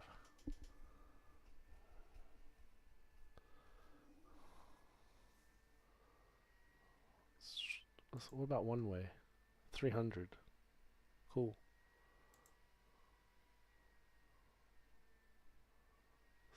Search.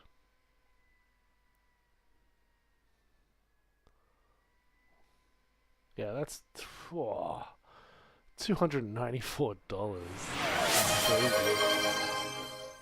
Hey Sigma Power, do you remember me? Hey Sigma. I do remember your name. And it doesn't say this is the first time chatter. How are you? I was just having a look because I'd done a round to Asia trip, so just the fastest way I can explain it is if I just do this, and then I do this. I do this. I flew from Sydney to Jakarta, Indonesia, from Jakarta to Singapore, Singapore to Kuala Lumpur, Kuala Lumpur bus to Kota Baru, then Kota Baru back flying to Singapore, Singapore for 4 days, and I flew up to Kota Baru, then I went into Thailand, and then I made my own way all the way along here to Krabi and then to Phuket and then flew back to Sydney. And I was away for 4 weeks. I'm in the Rocket League, dude. Oh, the Rocket League. Oh, yes. But I'm good now. How are you? I'm good, good. Just had a really nice trip around Asia. It was really good. I got back yesterday, back to Sydney. And I was just going through the whole trip, and I was just up to the part where I got to Krabi, which is really where, like, the nice part of Thailand really kicked in. Like, pretty much got to Krabi, landed at the bus station, caught a motorbike, just jump on the back of a motorbike, no helmet, because, you know, that's just what they do over there. Jump on the back of a motorbike, and then he just rode me down to my hotel. Stayed in a hotel here, just a 2-star generic hotel, but quite lovely. And then went to this restaurant right next door, and this is markets. So this is actual flea markets, street markets. Like, you can see how their shop's set up, where they've got multiple market stalls, and you walk through the concrete areas, right? And then I just had delicious food. I ordered from them 5 times. Literally, look how close it is to my hotel and back. 5 times I ordered from them. So delicious. Oh, that's nice. My dad's going to the Philippines on the 26th. Oh, cool. And then, pretty much, then I took a motorbike back up to the bus station up here somewhere. Where's the bus station? Here it is. The bus station. Then I said, hey, excuse me, I'd like to take a bus to Phuket, please. Oh, yep, no problems. Pay your $6 on the bus. Bus leaves from over there. Okay, thank you. And I went and got on the bus. Got on the bus over here or something. I think over here somewhere. And then I waited. And then he moved around over here. He was ready to leave. And then I went back. And the lady was coming on. And we all got on. And then, off he goes. And then off he goes. And then off he goes. And then off he goes. 4 hours. Fell asleep. Woke up. I woke up around here. Because I really wanted to see this bridge. So, Phuket is this island, right? This is Phuket Island, and it's connected only by a single road, and this single road is only like 2 lanes down, 2 lanes up. Everything other than air flights, everything comes in on this road. So let's just drop a tag here. Yeah, this is it. Yeah, 2 lanes, like I said. Thank goodness I was correct. Yeah, and it's just a giant bridge. That's all. Oh, I went over it and I was like, oh, I've woken up for it. Wasn't really that exciting. It's just a bridge. Nothing fancy. And then you go down the bridge and then pretty much you hit traffic. How to get out of this? How do I get out of this view?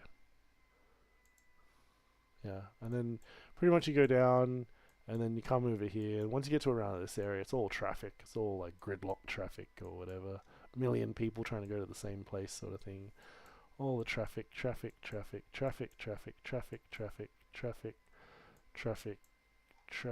and then I think I stayed down here at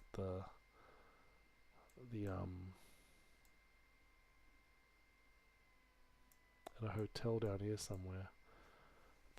The Phuket P Hotel or something. It wasn't. It was okay. It wasn't that nice of a hotel. I wouldn't go back there unless I wanted the pool. The pool was nice. It's around here somewhere. And then I was like, I think I want to change it up a little bit. And so then I ended up booking a different hotel somewhere else. Was it down here?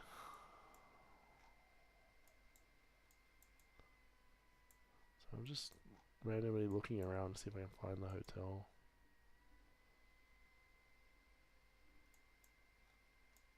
Oh, here, this is the hotel, the Royal P Hotel. That's where I stayed at Shangri-La. Royal P Shah. That's the hotel I stayed at. Yeah, it was $90 a night. It wasn't that expensive. But I didn't enjoy it that much, and so I ended up staying there not an extra night. And I ended up changing hotels to something over here somewhere. Oh, I forgot where I stayed. The Courtyard by Marriott Phuket. That place was a bit too expensive. It wasn't necessary to stay at the Marriott. It was nice, but like I ended up staying around here somewhere. Something over here. I forget where it was.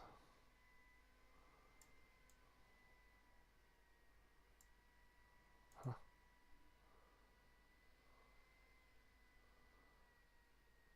Ice cream shop.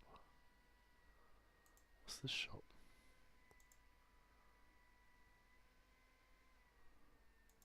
Okay. It's an ice cream shop, is it? Sure. I guess it's the gaming little station sort of thing. Oh, they have a cat. It's nice.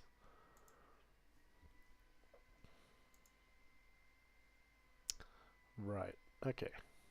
So, I ended up staying at a hotel here somewhere. I don't remember where. I never saw this shop, this ice cream shop. Hoppy or whatever. Yeah, I stayed here, the old Phuket town somewhere. I forget, whatever. I stayed around here somewhere. And then I left. I actually took a bus terminal bus up to the airport. And then I walked across the road from the airport.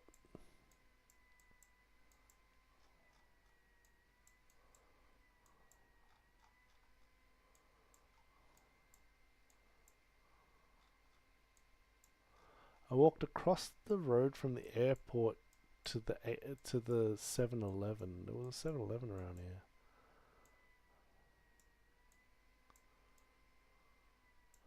It was over here. There it is, 7-Eleven convenience store. Yeah, I stayed here. No, I didn't stay here. As in, the airport. If you order an Uber from the airport charges you an extra 120 baht. So that's what, $6 extra, and also you can't get a motorbike. So because you can't get a motorbike, you can't pay $1.50, $2.50. And also motorbikes are not allowed into the airport to take passengers with luggage. It's classed as dangerous. So the airport bans it. However, the 7-Eleven, you can get a motorbike from there. So all I did was I caught the bus terminal bus to here for $5. Now that I've gotten the hang of, in Thailand, just find the bus station and take the public coach bus long distances. It's too expensive to take anything else, especially for the locals. So I'd get the bus terminal up here. So what I did was, I did a bit of a trick. I caught the bus station bus for $5 up to the airport. Then I caught an Uber motorbike where I jumped on the back of the motorbike and held my bag and had my backpack. And he took me around the airport. He took me around the airport.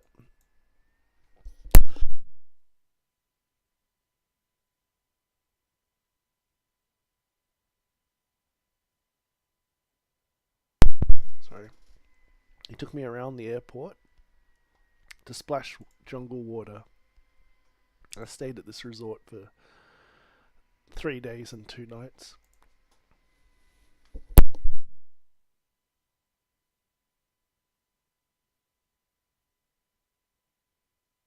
This resort was beautiful. It was so beautiful. Yeah, I just went swimming. Just enjoyed myself. Lots of swimming. I did 3 of the rides. I just started to get a headache, so I didn't do the rides. I stopped doing them. But I did the 3 biggest ones. Yeah, I did this one, the raft. The raft killed me, man. The thing's just spinning the whole way down. I was just like, oh, I'm done. I wanted to do these, but I had such a headache after that giant raft. I don't handle the whole spinning around too much. Gets to me. Yeah, and just people just in the water floating around. I did that whole giant circle. It's a massive thing. It's about 400 meters going around or something like that. Something like that or more. It was pretty long. It's like, I would say it's about, yeah, 600 meters going around this thing. What this dude's doing down at the bottom here. There's like a giant pool that goes in a circle around the whole place, and you can usually people jump in with a raft. It's one of the first things you see. And you go around it, and that's the bridge over there. What else is there? This place was so nice. So nice. But it's a 5-star hotel, so the food was very much quite expensive. Like everything here. So back at Krabi, the food was like $3 for like a meal that was delicious, and I'd happily buy it again. But here, for that same meal, you would pay about 5 times the price. You pay about $15, $20. But if you walk out of the hotel, like there's heaps of places selling nice food. And there's a lot of tourism that comes out of these hotels that just walk up and down the streets because people want to see the local area and do it during the daytime where it's safe and stuff like that. What's this doing? Oh, he's going around. That was one thing I didn't take with me. I didn't take my GoPro. I should have taken my GoPro. It didn't occur to me that I should take my GoPro so I can film while swimming, because swimming wasn't what the trip was going to be about. Oh, here we go. Here's one of the slides. Here we go. And the dudes, they like in Australia, if you go to take a water slide ride, they'll be like, "Excuse me, sir, you can't have your phone on you on the ride at Dreamworld here at Whitewater World. Sorry, sir, you can't have your phone or your GoPro." But here in Thailand, they're like, "Yeah, go for it. You know, do it, take it. Here, let me push you so you go faster." It's just like it's a bit opposite. And then I ended up going out.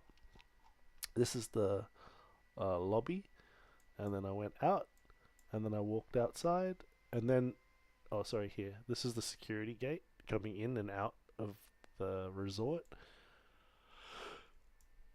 I just went for all. What I did was I took a motorbike for like $1.50, $1.60.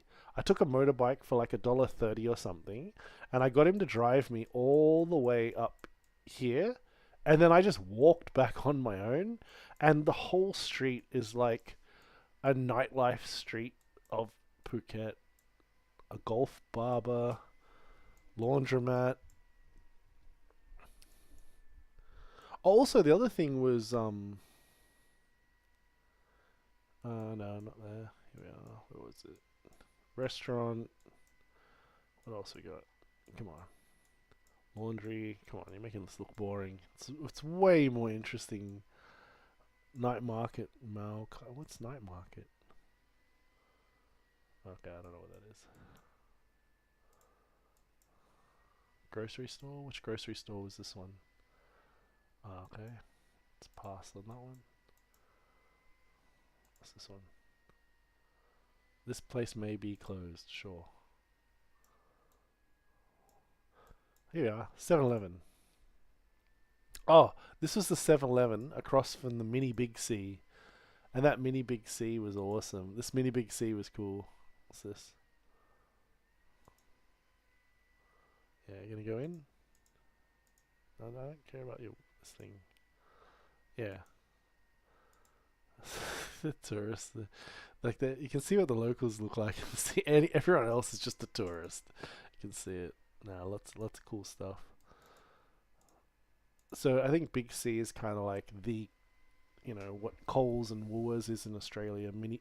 Big C is that, but there's not many Big C's. Yeah. It's kind of one of the not so good things about traveling around Thailand is a lot of the times if you don't want to get sick, you end up just eating potato chips, plain toast, and water, which gets a bit boring.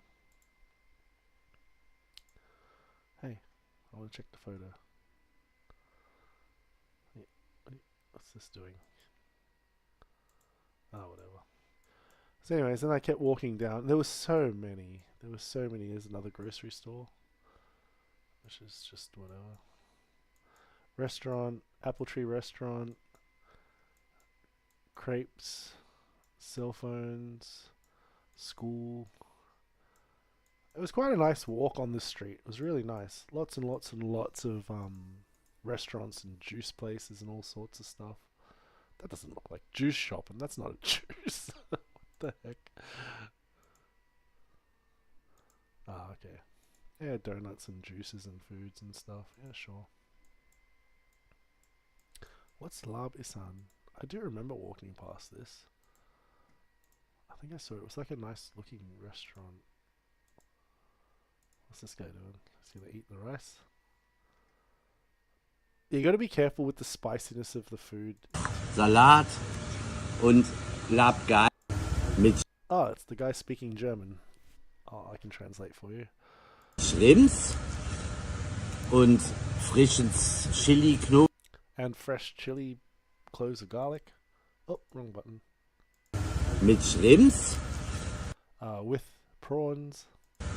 und frischen Chili Knoblauch, Salat, Fresh chili and garlic. und Salad. Labgai, geminstes Fleisch. Minced meat. Und das allerbeste ist Kaun. But the best is. Ja, das ist Reis. But the best is rice. Den isst man wie Brot. And made in bread. Lecker. Da in die Soße Delicious. reindippen und I will dip the bread in the food. gleich eingesaut. Ja. He's having fun. He's on holidays.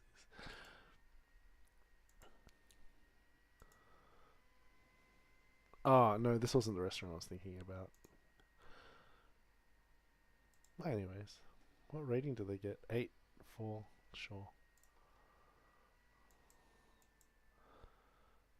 Keep walking down, 2 wheels, Phuket. There's a rental place. Panning restaurant? Okay, sure. Noodle shops, chicken and rice, laundry, grocery store. Here's another grocery store. I was just checking out the grocery stores as I was walking down because it's easy to walk in and buy local candies or like something you want to eat or whatever, you know? Or a can of Coke, or you want a beer, or you want a bottle of spirits. You know, it's all pretty cheap. I think, yeah, it's a little bit cheaper than Sydney because I'm not really sure how, but like the stuff that they do get for a decent price. So I think a half liter, like a long neck beer, costs around about $50, which is $2.50. So it's pretty cheap. But like I wasn't really into drinking lots of alcohol or anything like that because like you don't want a hangover or to be sick on your holiday. You can go without some alcohol for a little bit. I did have like 1 or 2 beers over the whole 4 weeks, but not much. Oh, actually, no. That's wrong. I think in Singapore, I like decided to smash something like 6 or 8 beers, and then to the point where I then had extra beers left over from the unlimited alcohol at the Novotel. I think it was like a 4-star, 5-star Novotel hotel, and I had an unlimited bar, so I could have as much beer as I wanted. And I just kept taking beer and just, oh, excuse me, my fridge is empty. Excuse me, my fridge is empty. I saw this Poseidon seafood restaurant. Yeah, it looked alright. But I wasn't that hungry. But definitely I would try something like this. Something like this would be delicious. A nice chicken pad thai with a couple of spring rolls and some nice iced tea. I'd probably replace that for a bottled water or a canned Coke. I would be happy to have this, except I'd want the no lime, because I can't do lime. It just burns my tongue. But I would want the bean sprouts and the shallots and the nuts and the chili. Not the chili. I'd want them just put into the food while stir-fried. Then you don't get sick, because, like, you eat it hot cooked over 66 degrees. You know, all the things are gonna grow inside your stomach and cause you to get sick. They're all burned to death. You know. Beside, you know, whatever. They do their thing. Nice. A pizza's also pretty safe when you're traveling as well, because they just throw it into the oven, they take it out and throw it onto your plate, and like, you know, it's just cooked hot cheese with some meats and some bread. You know, you can't really go wrong. Nice hot broth would be nice. That looks like a tom yum. That looks actually quite nice. Bit of lemongrass, tomato, prawns, calamari. It's alright. I did see this place and it did look alright. Yeah, I'd pass on the fish. Pass on the cold doodles. Pass on the salad. Usually at a restaurant like this, I would pass on washed salads. I wouldn't eat the salad. Like, you can eat the salad and then you may be okay. But if you eat the salad and they wash it with tap water and you eat it and you pick up different gut biome bacterias from their local water, it's like if you come to Australia from overseas and I go to your country, if you drink my water, you get sick. If I drink your water, you get sick, because different biomes of bacterias exist. Obviously, you go to a third world country versus a first world country, you're probably better off in the first world country. It'll probably be distilled, you know, cleaned, antibacterial, filtered, ultraviolet lighted water, and you're probably not going to get sick. But in a country like Thailand, you do need to be careful of like washed salads and washed things. The cooked stuff is okay, because once you throw it into an oven or get the heat onto it, it's like pretty much safe to eat, no issues. But stuff that's cold or sitting there for a while, like it can be a bit risky. You know, it's not that you're gonna get sick, but it's that if you do get sick, you lose 1 to 5 days of your holiday because you're just throwing up and you've got diarrhea. Like, it's not the restaurant's fault entirely. And, you know, if you're cautious, it doesn't happen to you. But being cautious means that when you're going through Hatay, all you get to eat is just like bottled water and plain bread or a packet of Pringles. Like, that's all you get to eat. You know, then you come to a place like this and you can just order, oh, I'll have a pad thai please, you know, I'll have a pizza. That pizza looks pretty tasty. It doesn't look the greatest of pizzas, but like when you travel around Thailand and you have to avoid things from getting sick, pizza is actually one that's usually okay.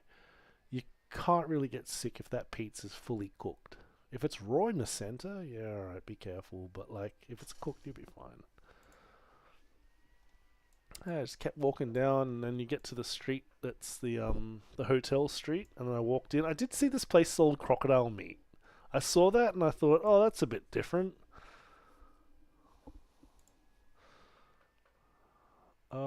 They buy crocodiles and they sell crocodile meat. Interesting. Yep, crocodile meat skewers. Sure. Oh, I remember. Yeah, this is the place that also had like the Iron Man or the Thor inside. They've got crocodile. Wow. Crocodile skeletons. I mean, they eat crocodile here. Look at this. People are touching the teeth and the heads. Wowzers.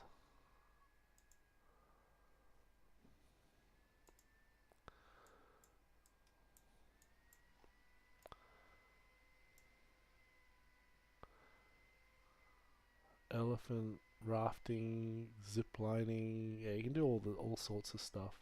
Tour information. Cool. Yeah, then I just went back to the resort. I was staying in building 8, which where's building 8? So this here is the beach. And this here is the pool. Where's the pool? So that's the airport. That's the outside of the... No, this is the hotel. This is the hotel. So the hotel is pressed up against the airport, but the airport here has like fences blocking stuff off. So like you can't really go and walk to the other side around and then walk around and then take your plane and then go. You can't. You're not allowed to do that. It's blocked here. So I wonder if we can see it. Let's see if we can. Oh yeah.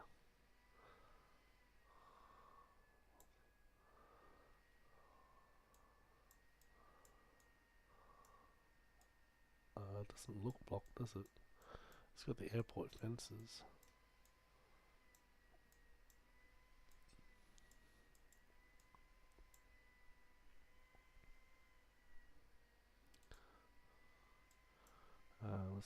Let's see if we can do this. Let's go to there. Oh, okay. No, there is a pathway. I thought it was more blocked off and fenced off. I didn't walk this far. I could have. I thought about doing it, but like, this is what you see. Just rubbish on the ground. Just rubbish. Rubbish everywhere. And then like, the beach is like, no one's really swimming in it. Like, you want to swim, go where I actually went, which is the resort. What's this? The AH Club? Oh, yeah, here. So how do we do this thing?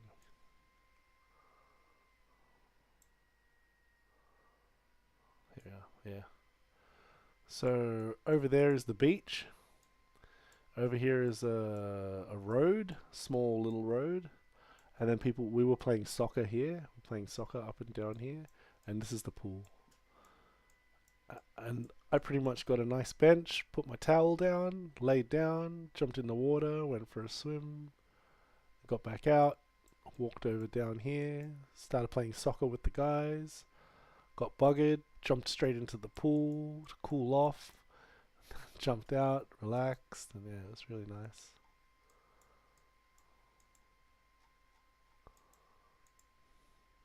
It was really lovely.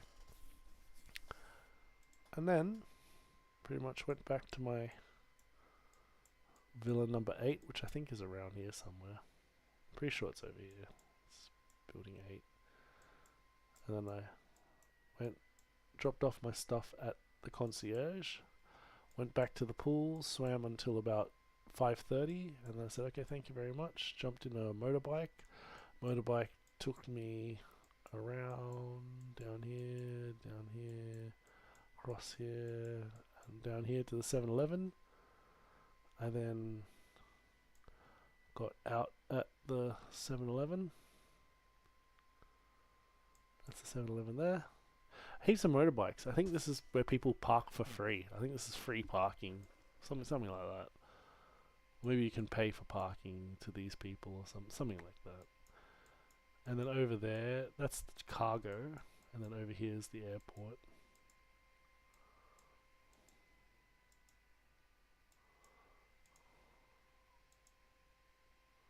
Oh, whatever. Anyways, that's the airport, and then you just walk in.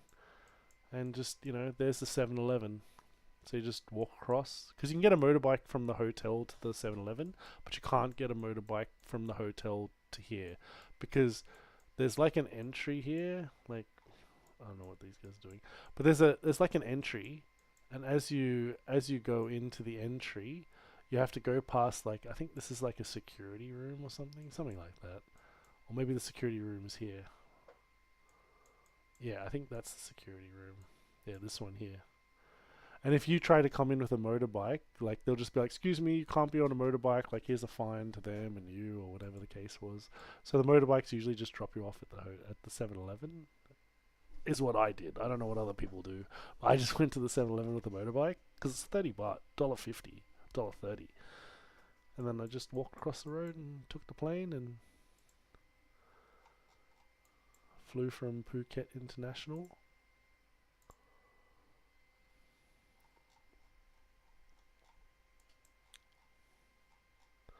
And flew back to Sydney. Straight back. It's actually quite interesting. It's actually not very far from Australia. It's quite close.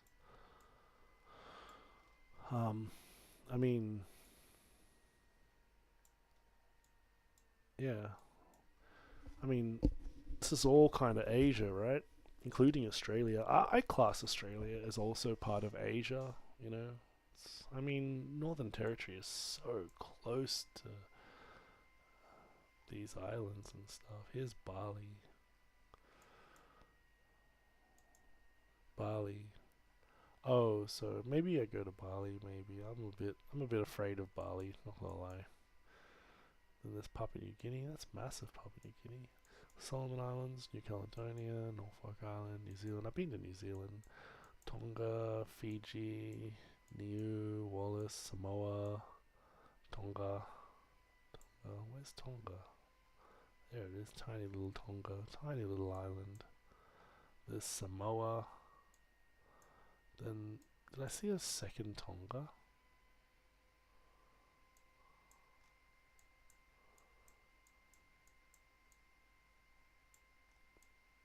I thought I did.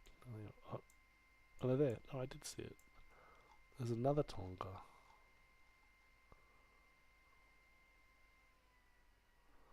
Sure.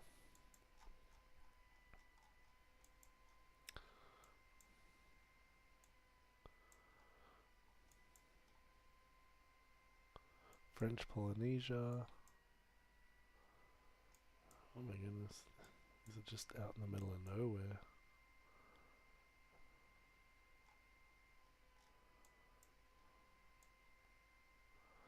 And then you got Ecuador, South America, United States.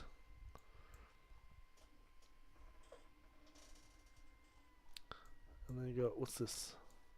Hawaii and Honolulu. Wow, Hawaii and Honolulu are quite out there. Wow, Hawaii's not that far from Australia. I do want to go to Canada, California, and also up into Canada.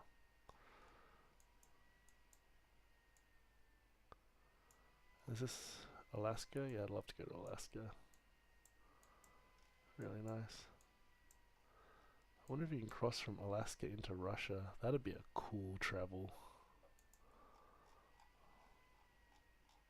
Awesome. And that was the trip. Alright, I'm going to the bathroom. I'll be right back.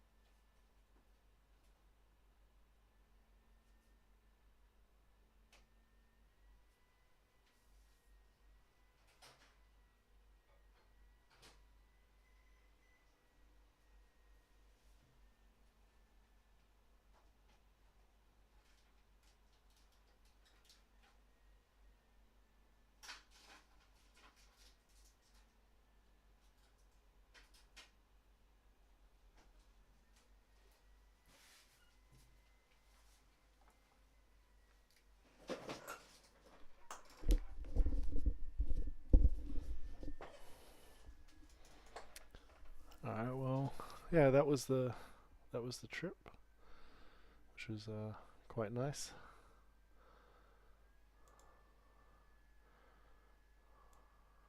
Would I do anything different? Probably just adjusting how I traveled between Yala and Krabi. Between here and here, I would do this different. I would probably look in Yala for a bus that goes to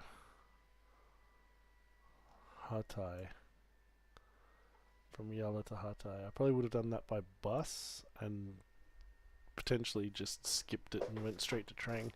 It's nice that I went there and got to see what was going on, but it's quite sad. So yeah. What's this? Okay, Sydney to Phuket. $300, right? Sure.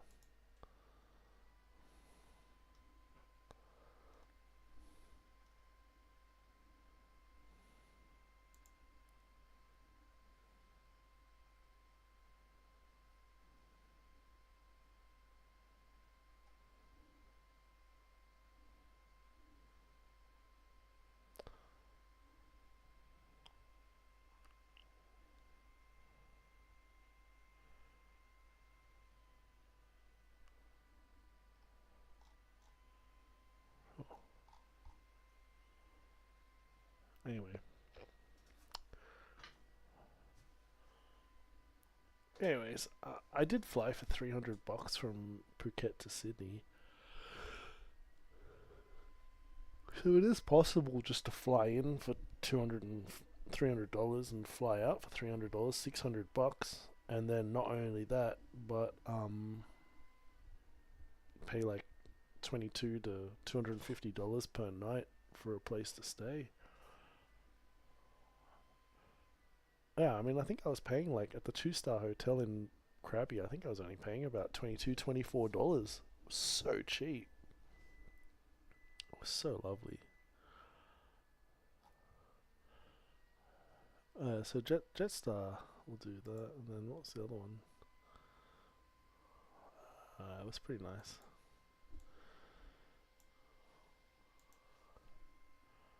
Let's see, 226. Could probably go again.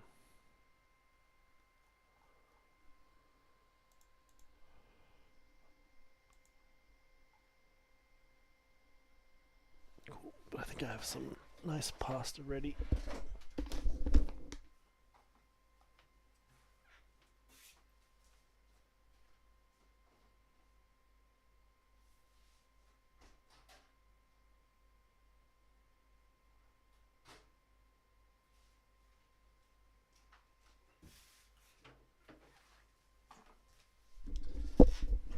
Alrighty, so my dinner is ready, so I am going to go and probably jump into bed, see if I can get some sleep. I haven't slept because of jet lag,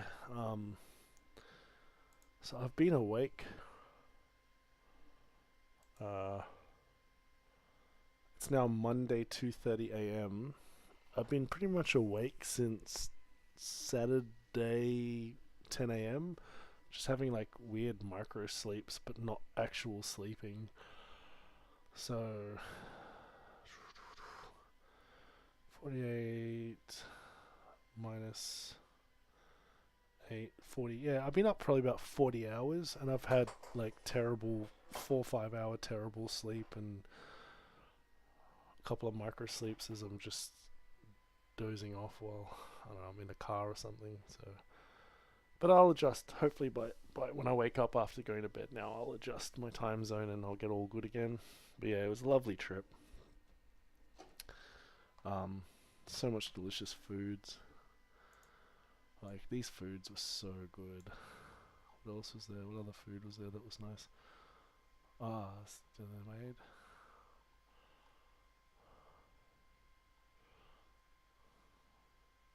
Oh, this was breakfast on Penang Island in Malaysia. Oh, the food I was eating. It was like I was eating like pad thai on top. Oh no, this was a sunny side up egg with mushrooms and onions with bean sprouts that had been like dropped into boiling water and taken out, strained, and then threw on pan fried and then threw on top. So delicious. Glass of orange juice and some black coffee. So nice. This is just me trying. It's how I eat. I just have a little bit of everything. So I had some watermelon, some yellow watermelon, which I've never had before, which was I prefer red watermelon. Then I had 2 cherry tomatoes, a piece of beetroot, which tasted fine and nice.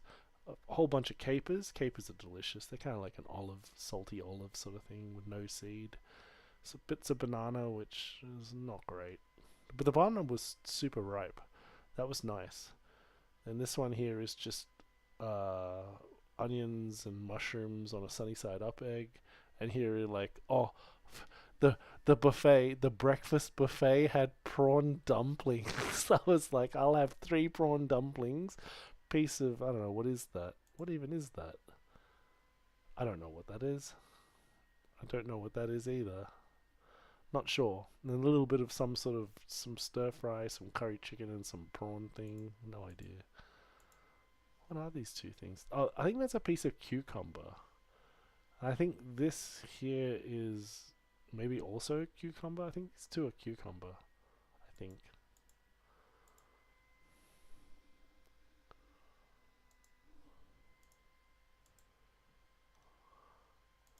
And this was orange that they cut in half, chopped the top off, no seeds, and then they ran a knife through it.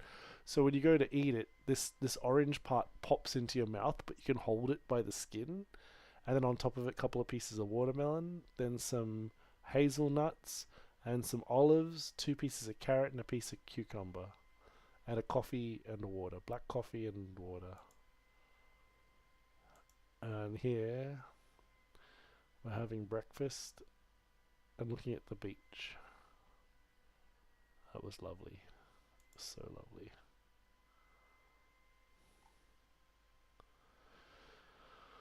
Ah, so beautiful there. The food in Malaysia was amazing. I can't even give it enough credit. I can't do it enough credit. The food in Malaysia was so good. I loved it.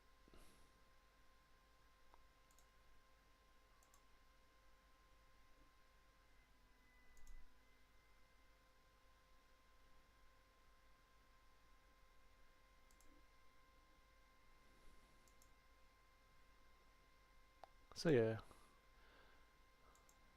I think I'm gonna go and have dinner and have a lay down and see if I can fall asleep.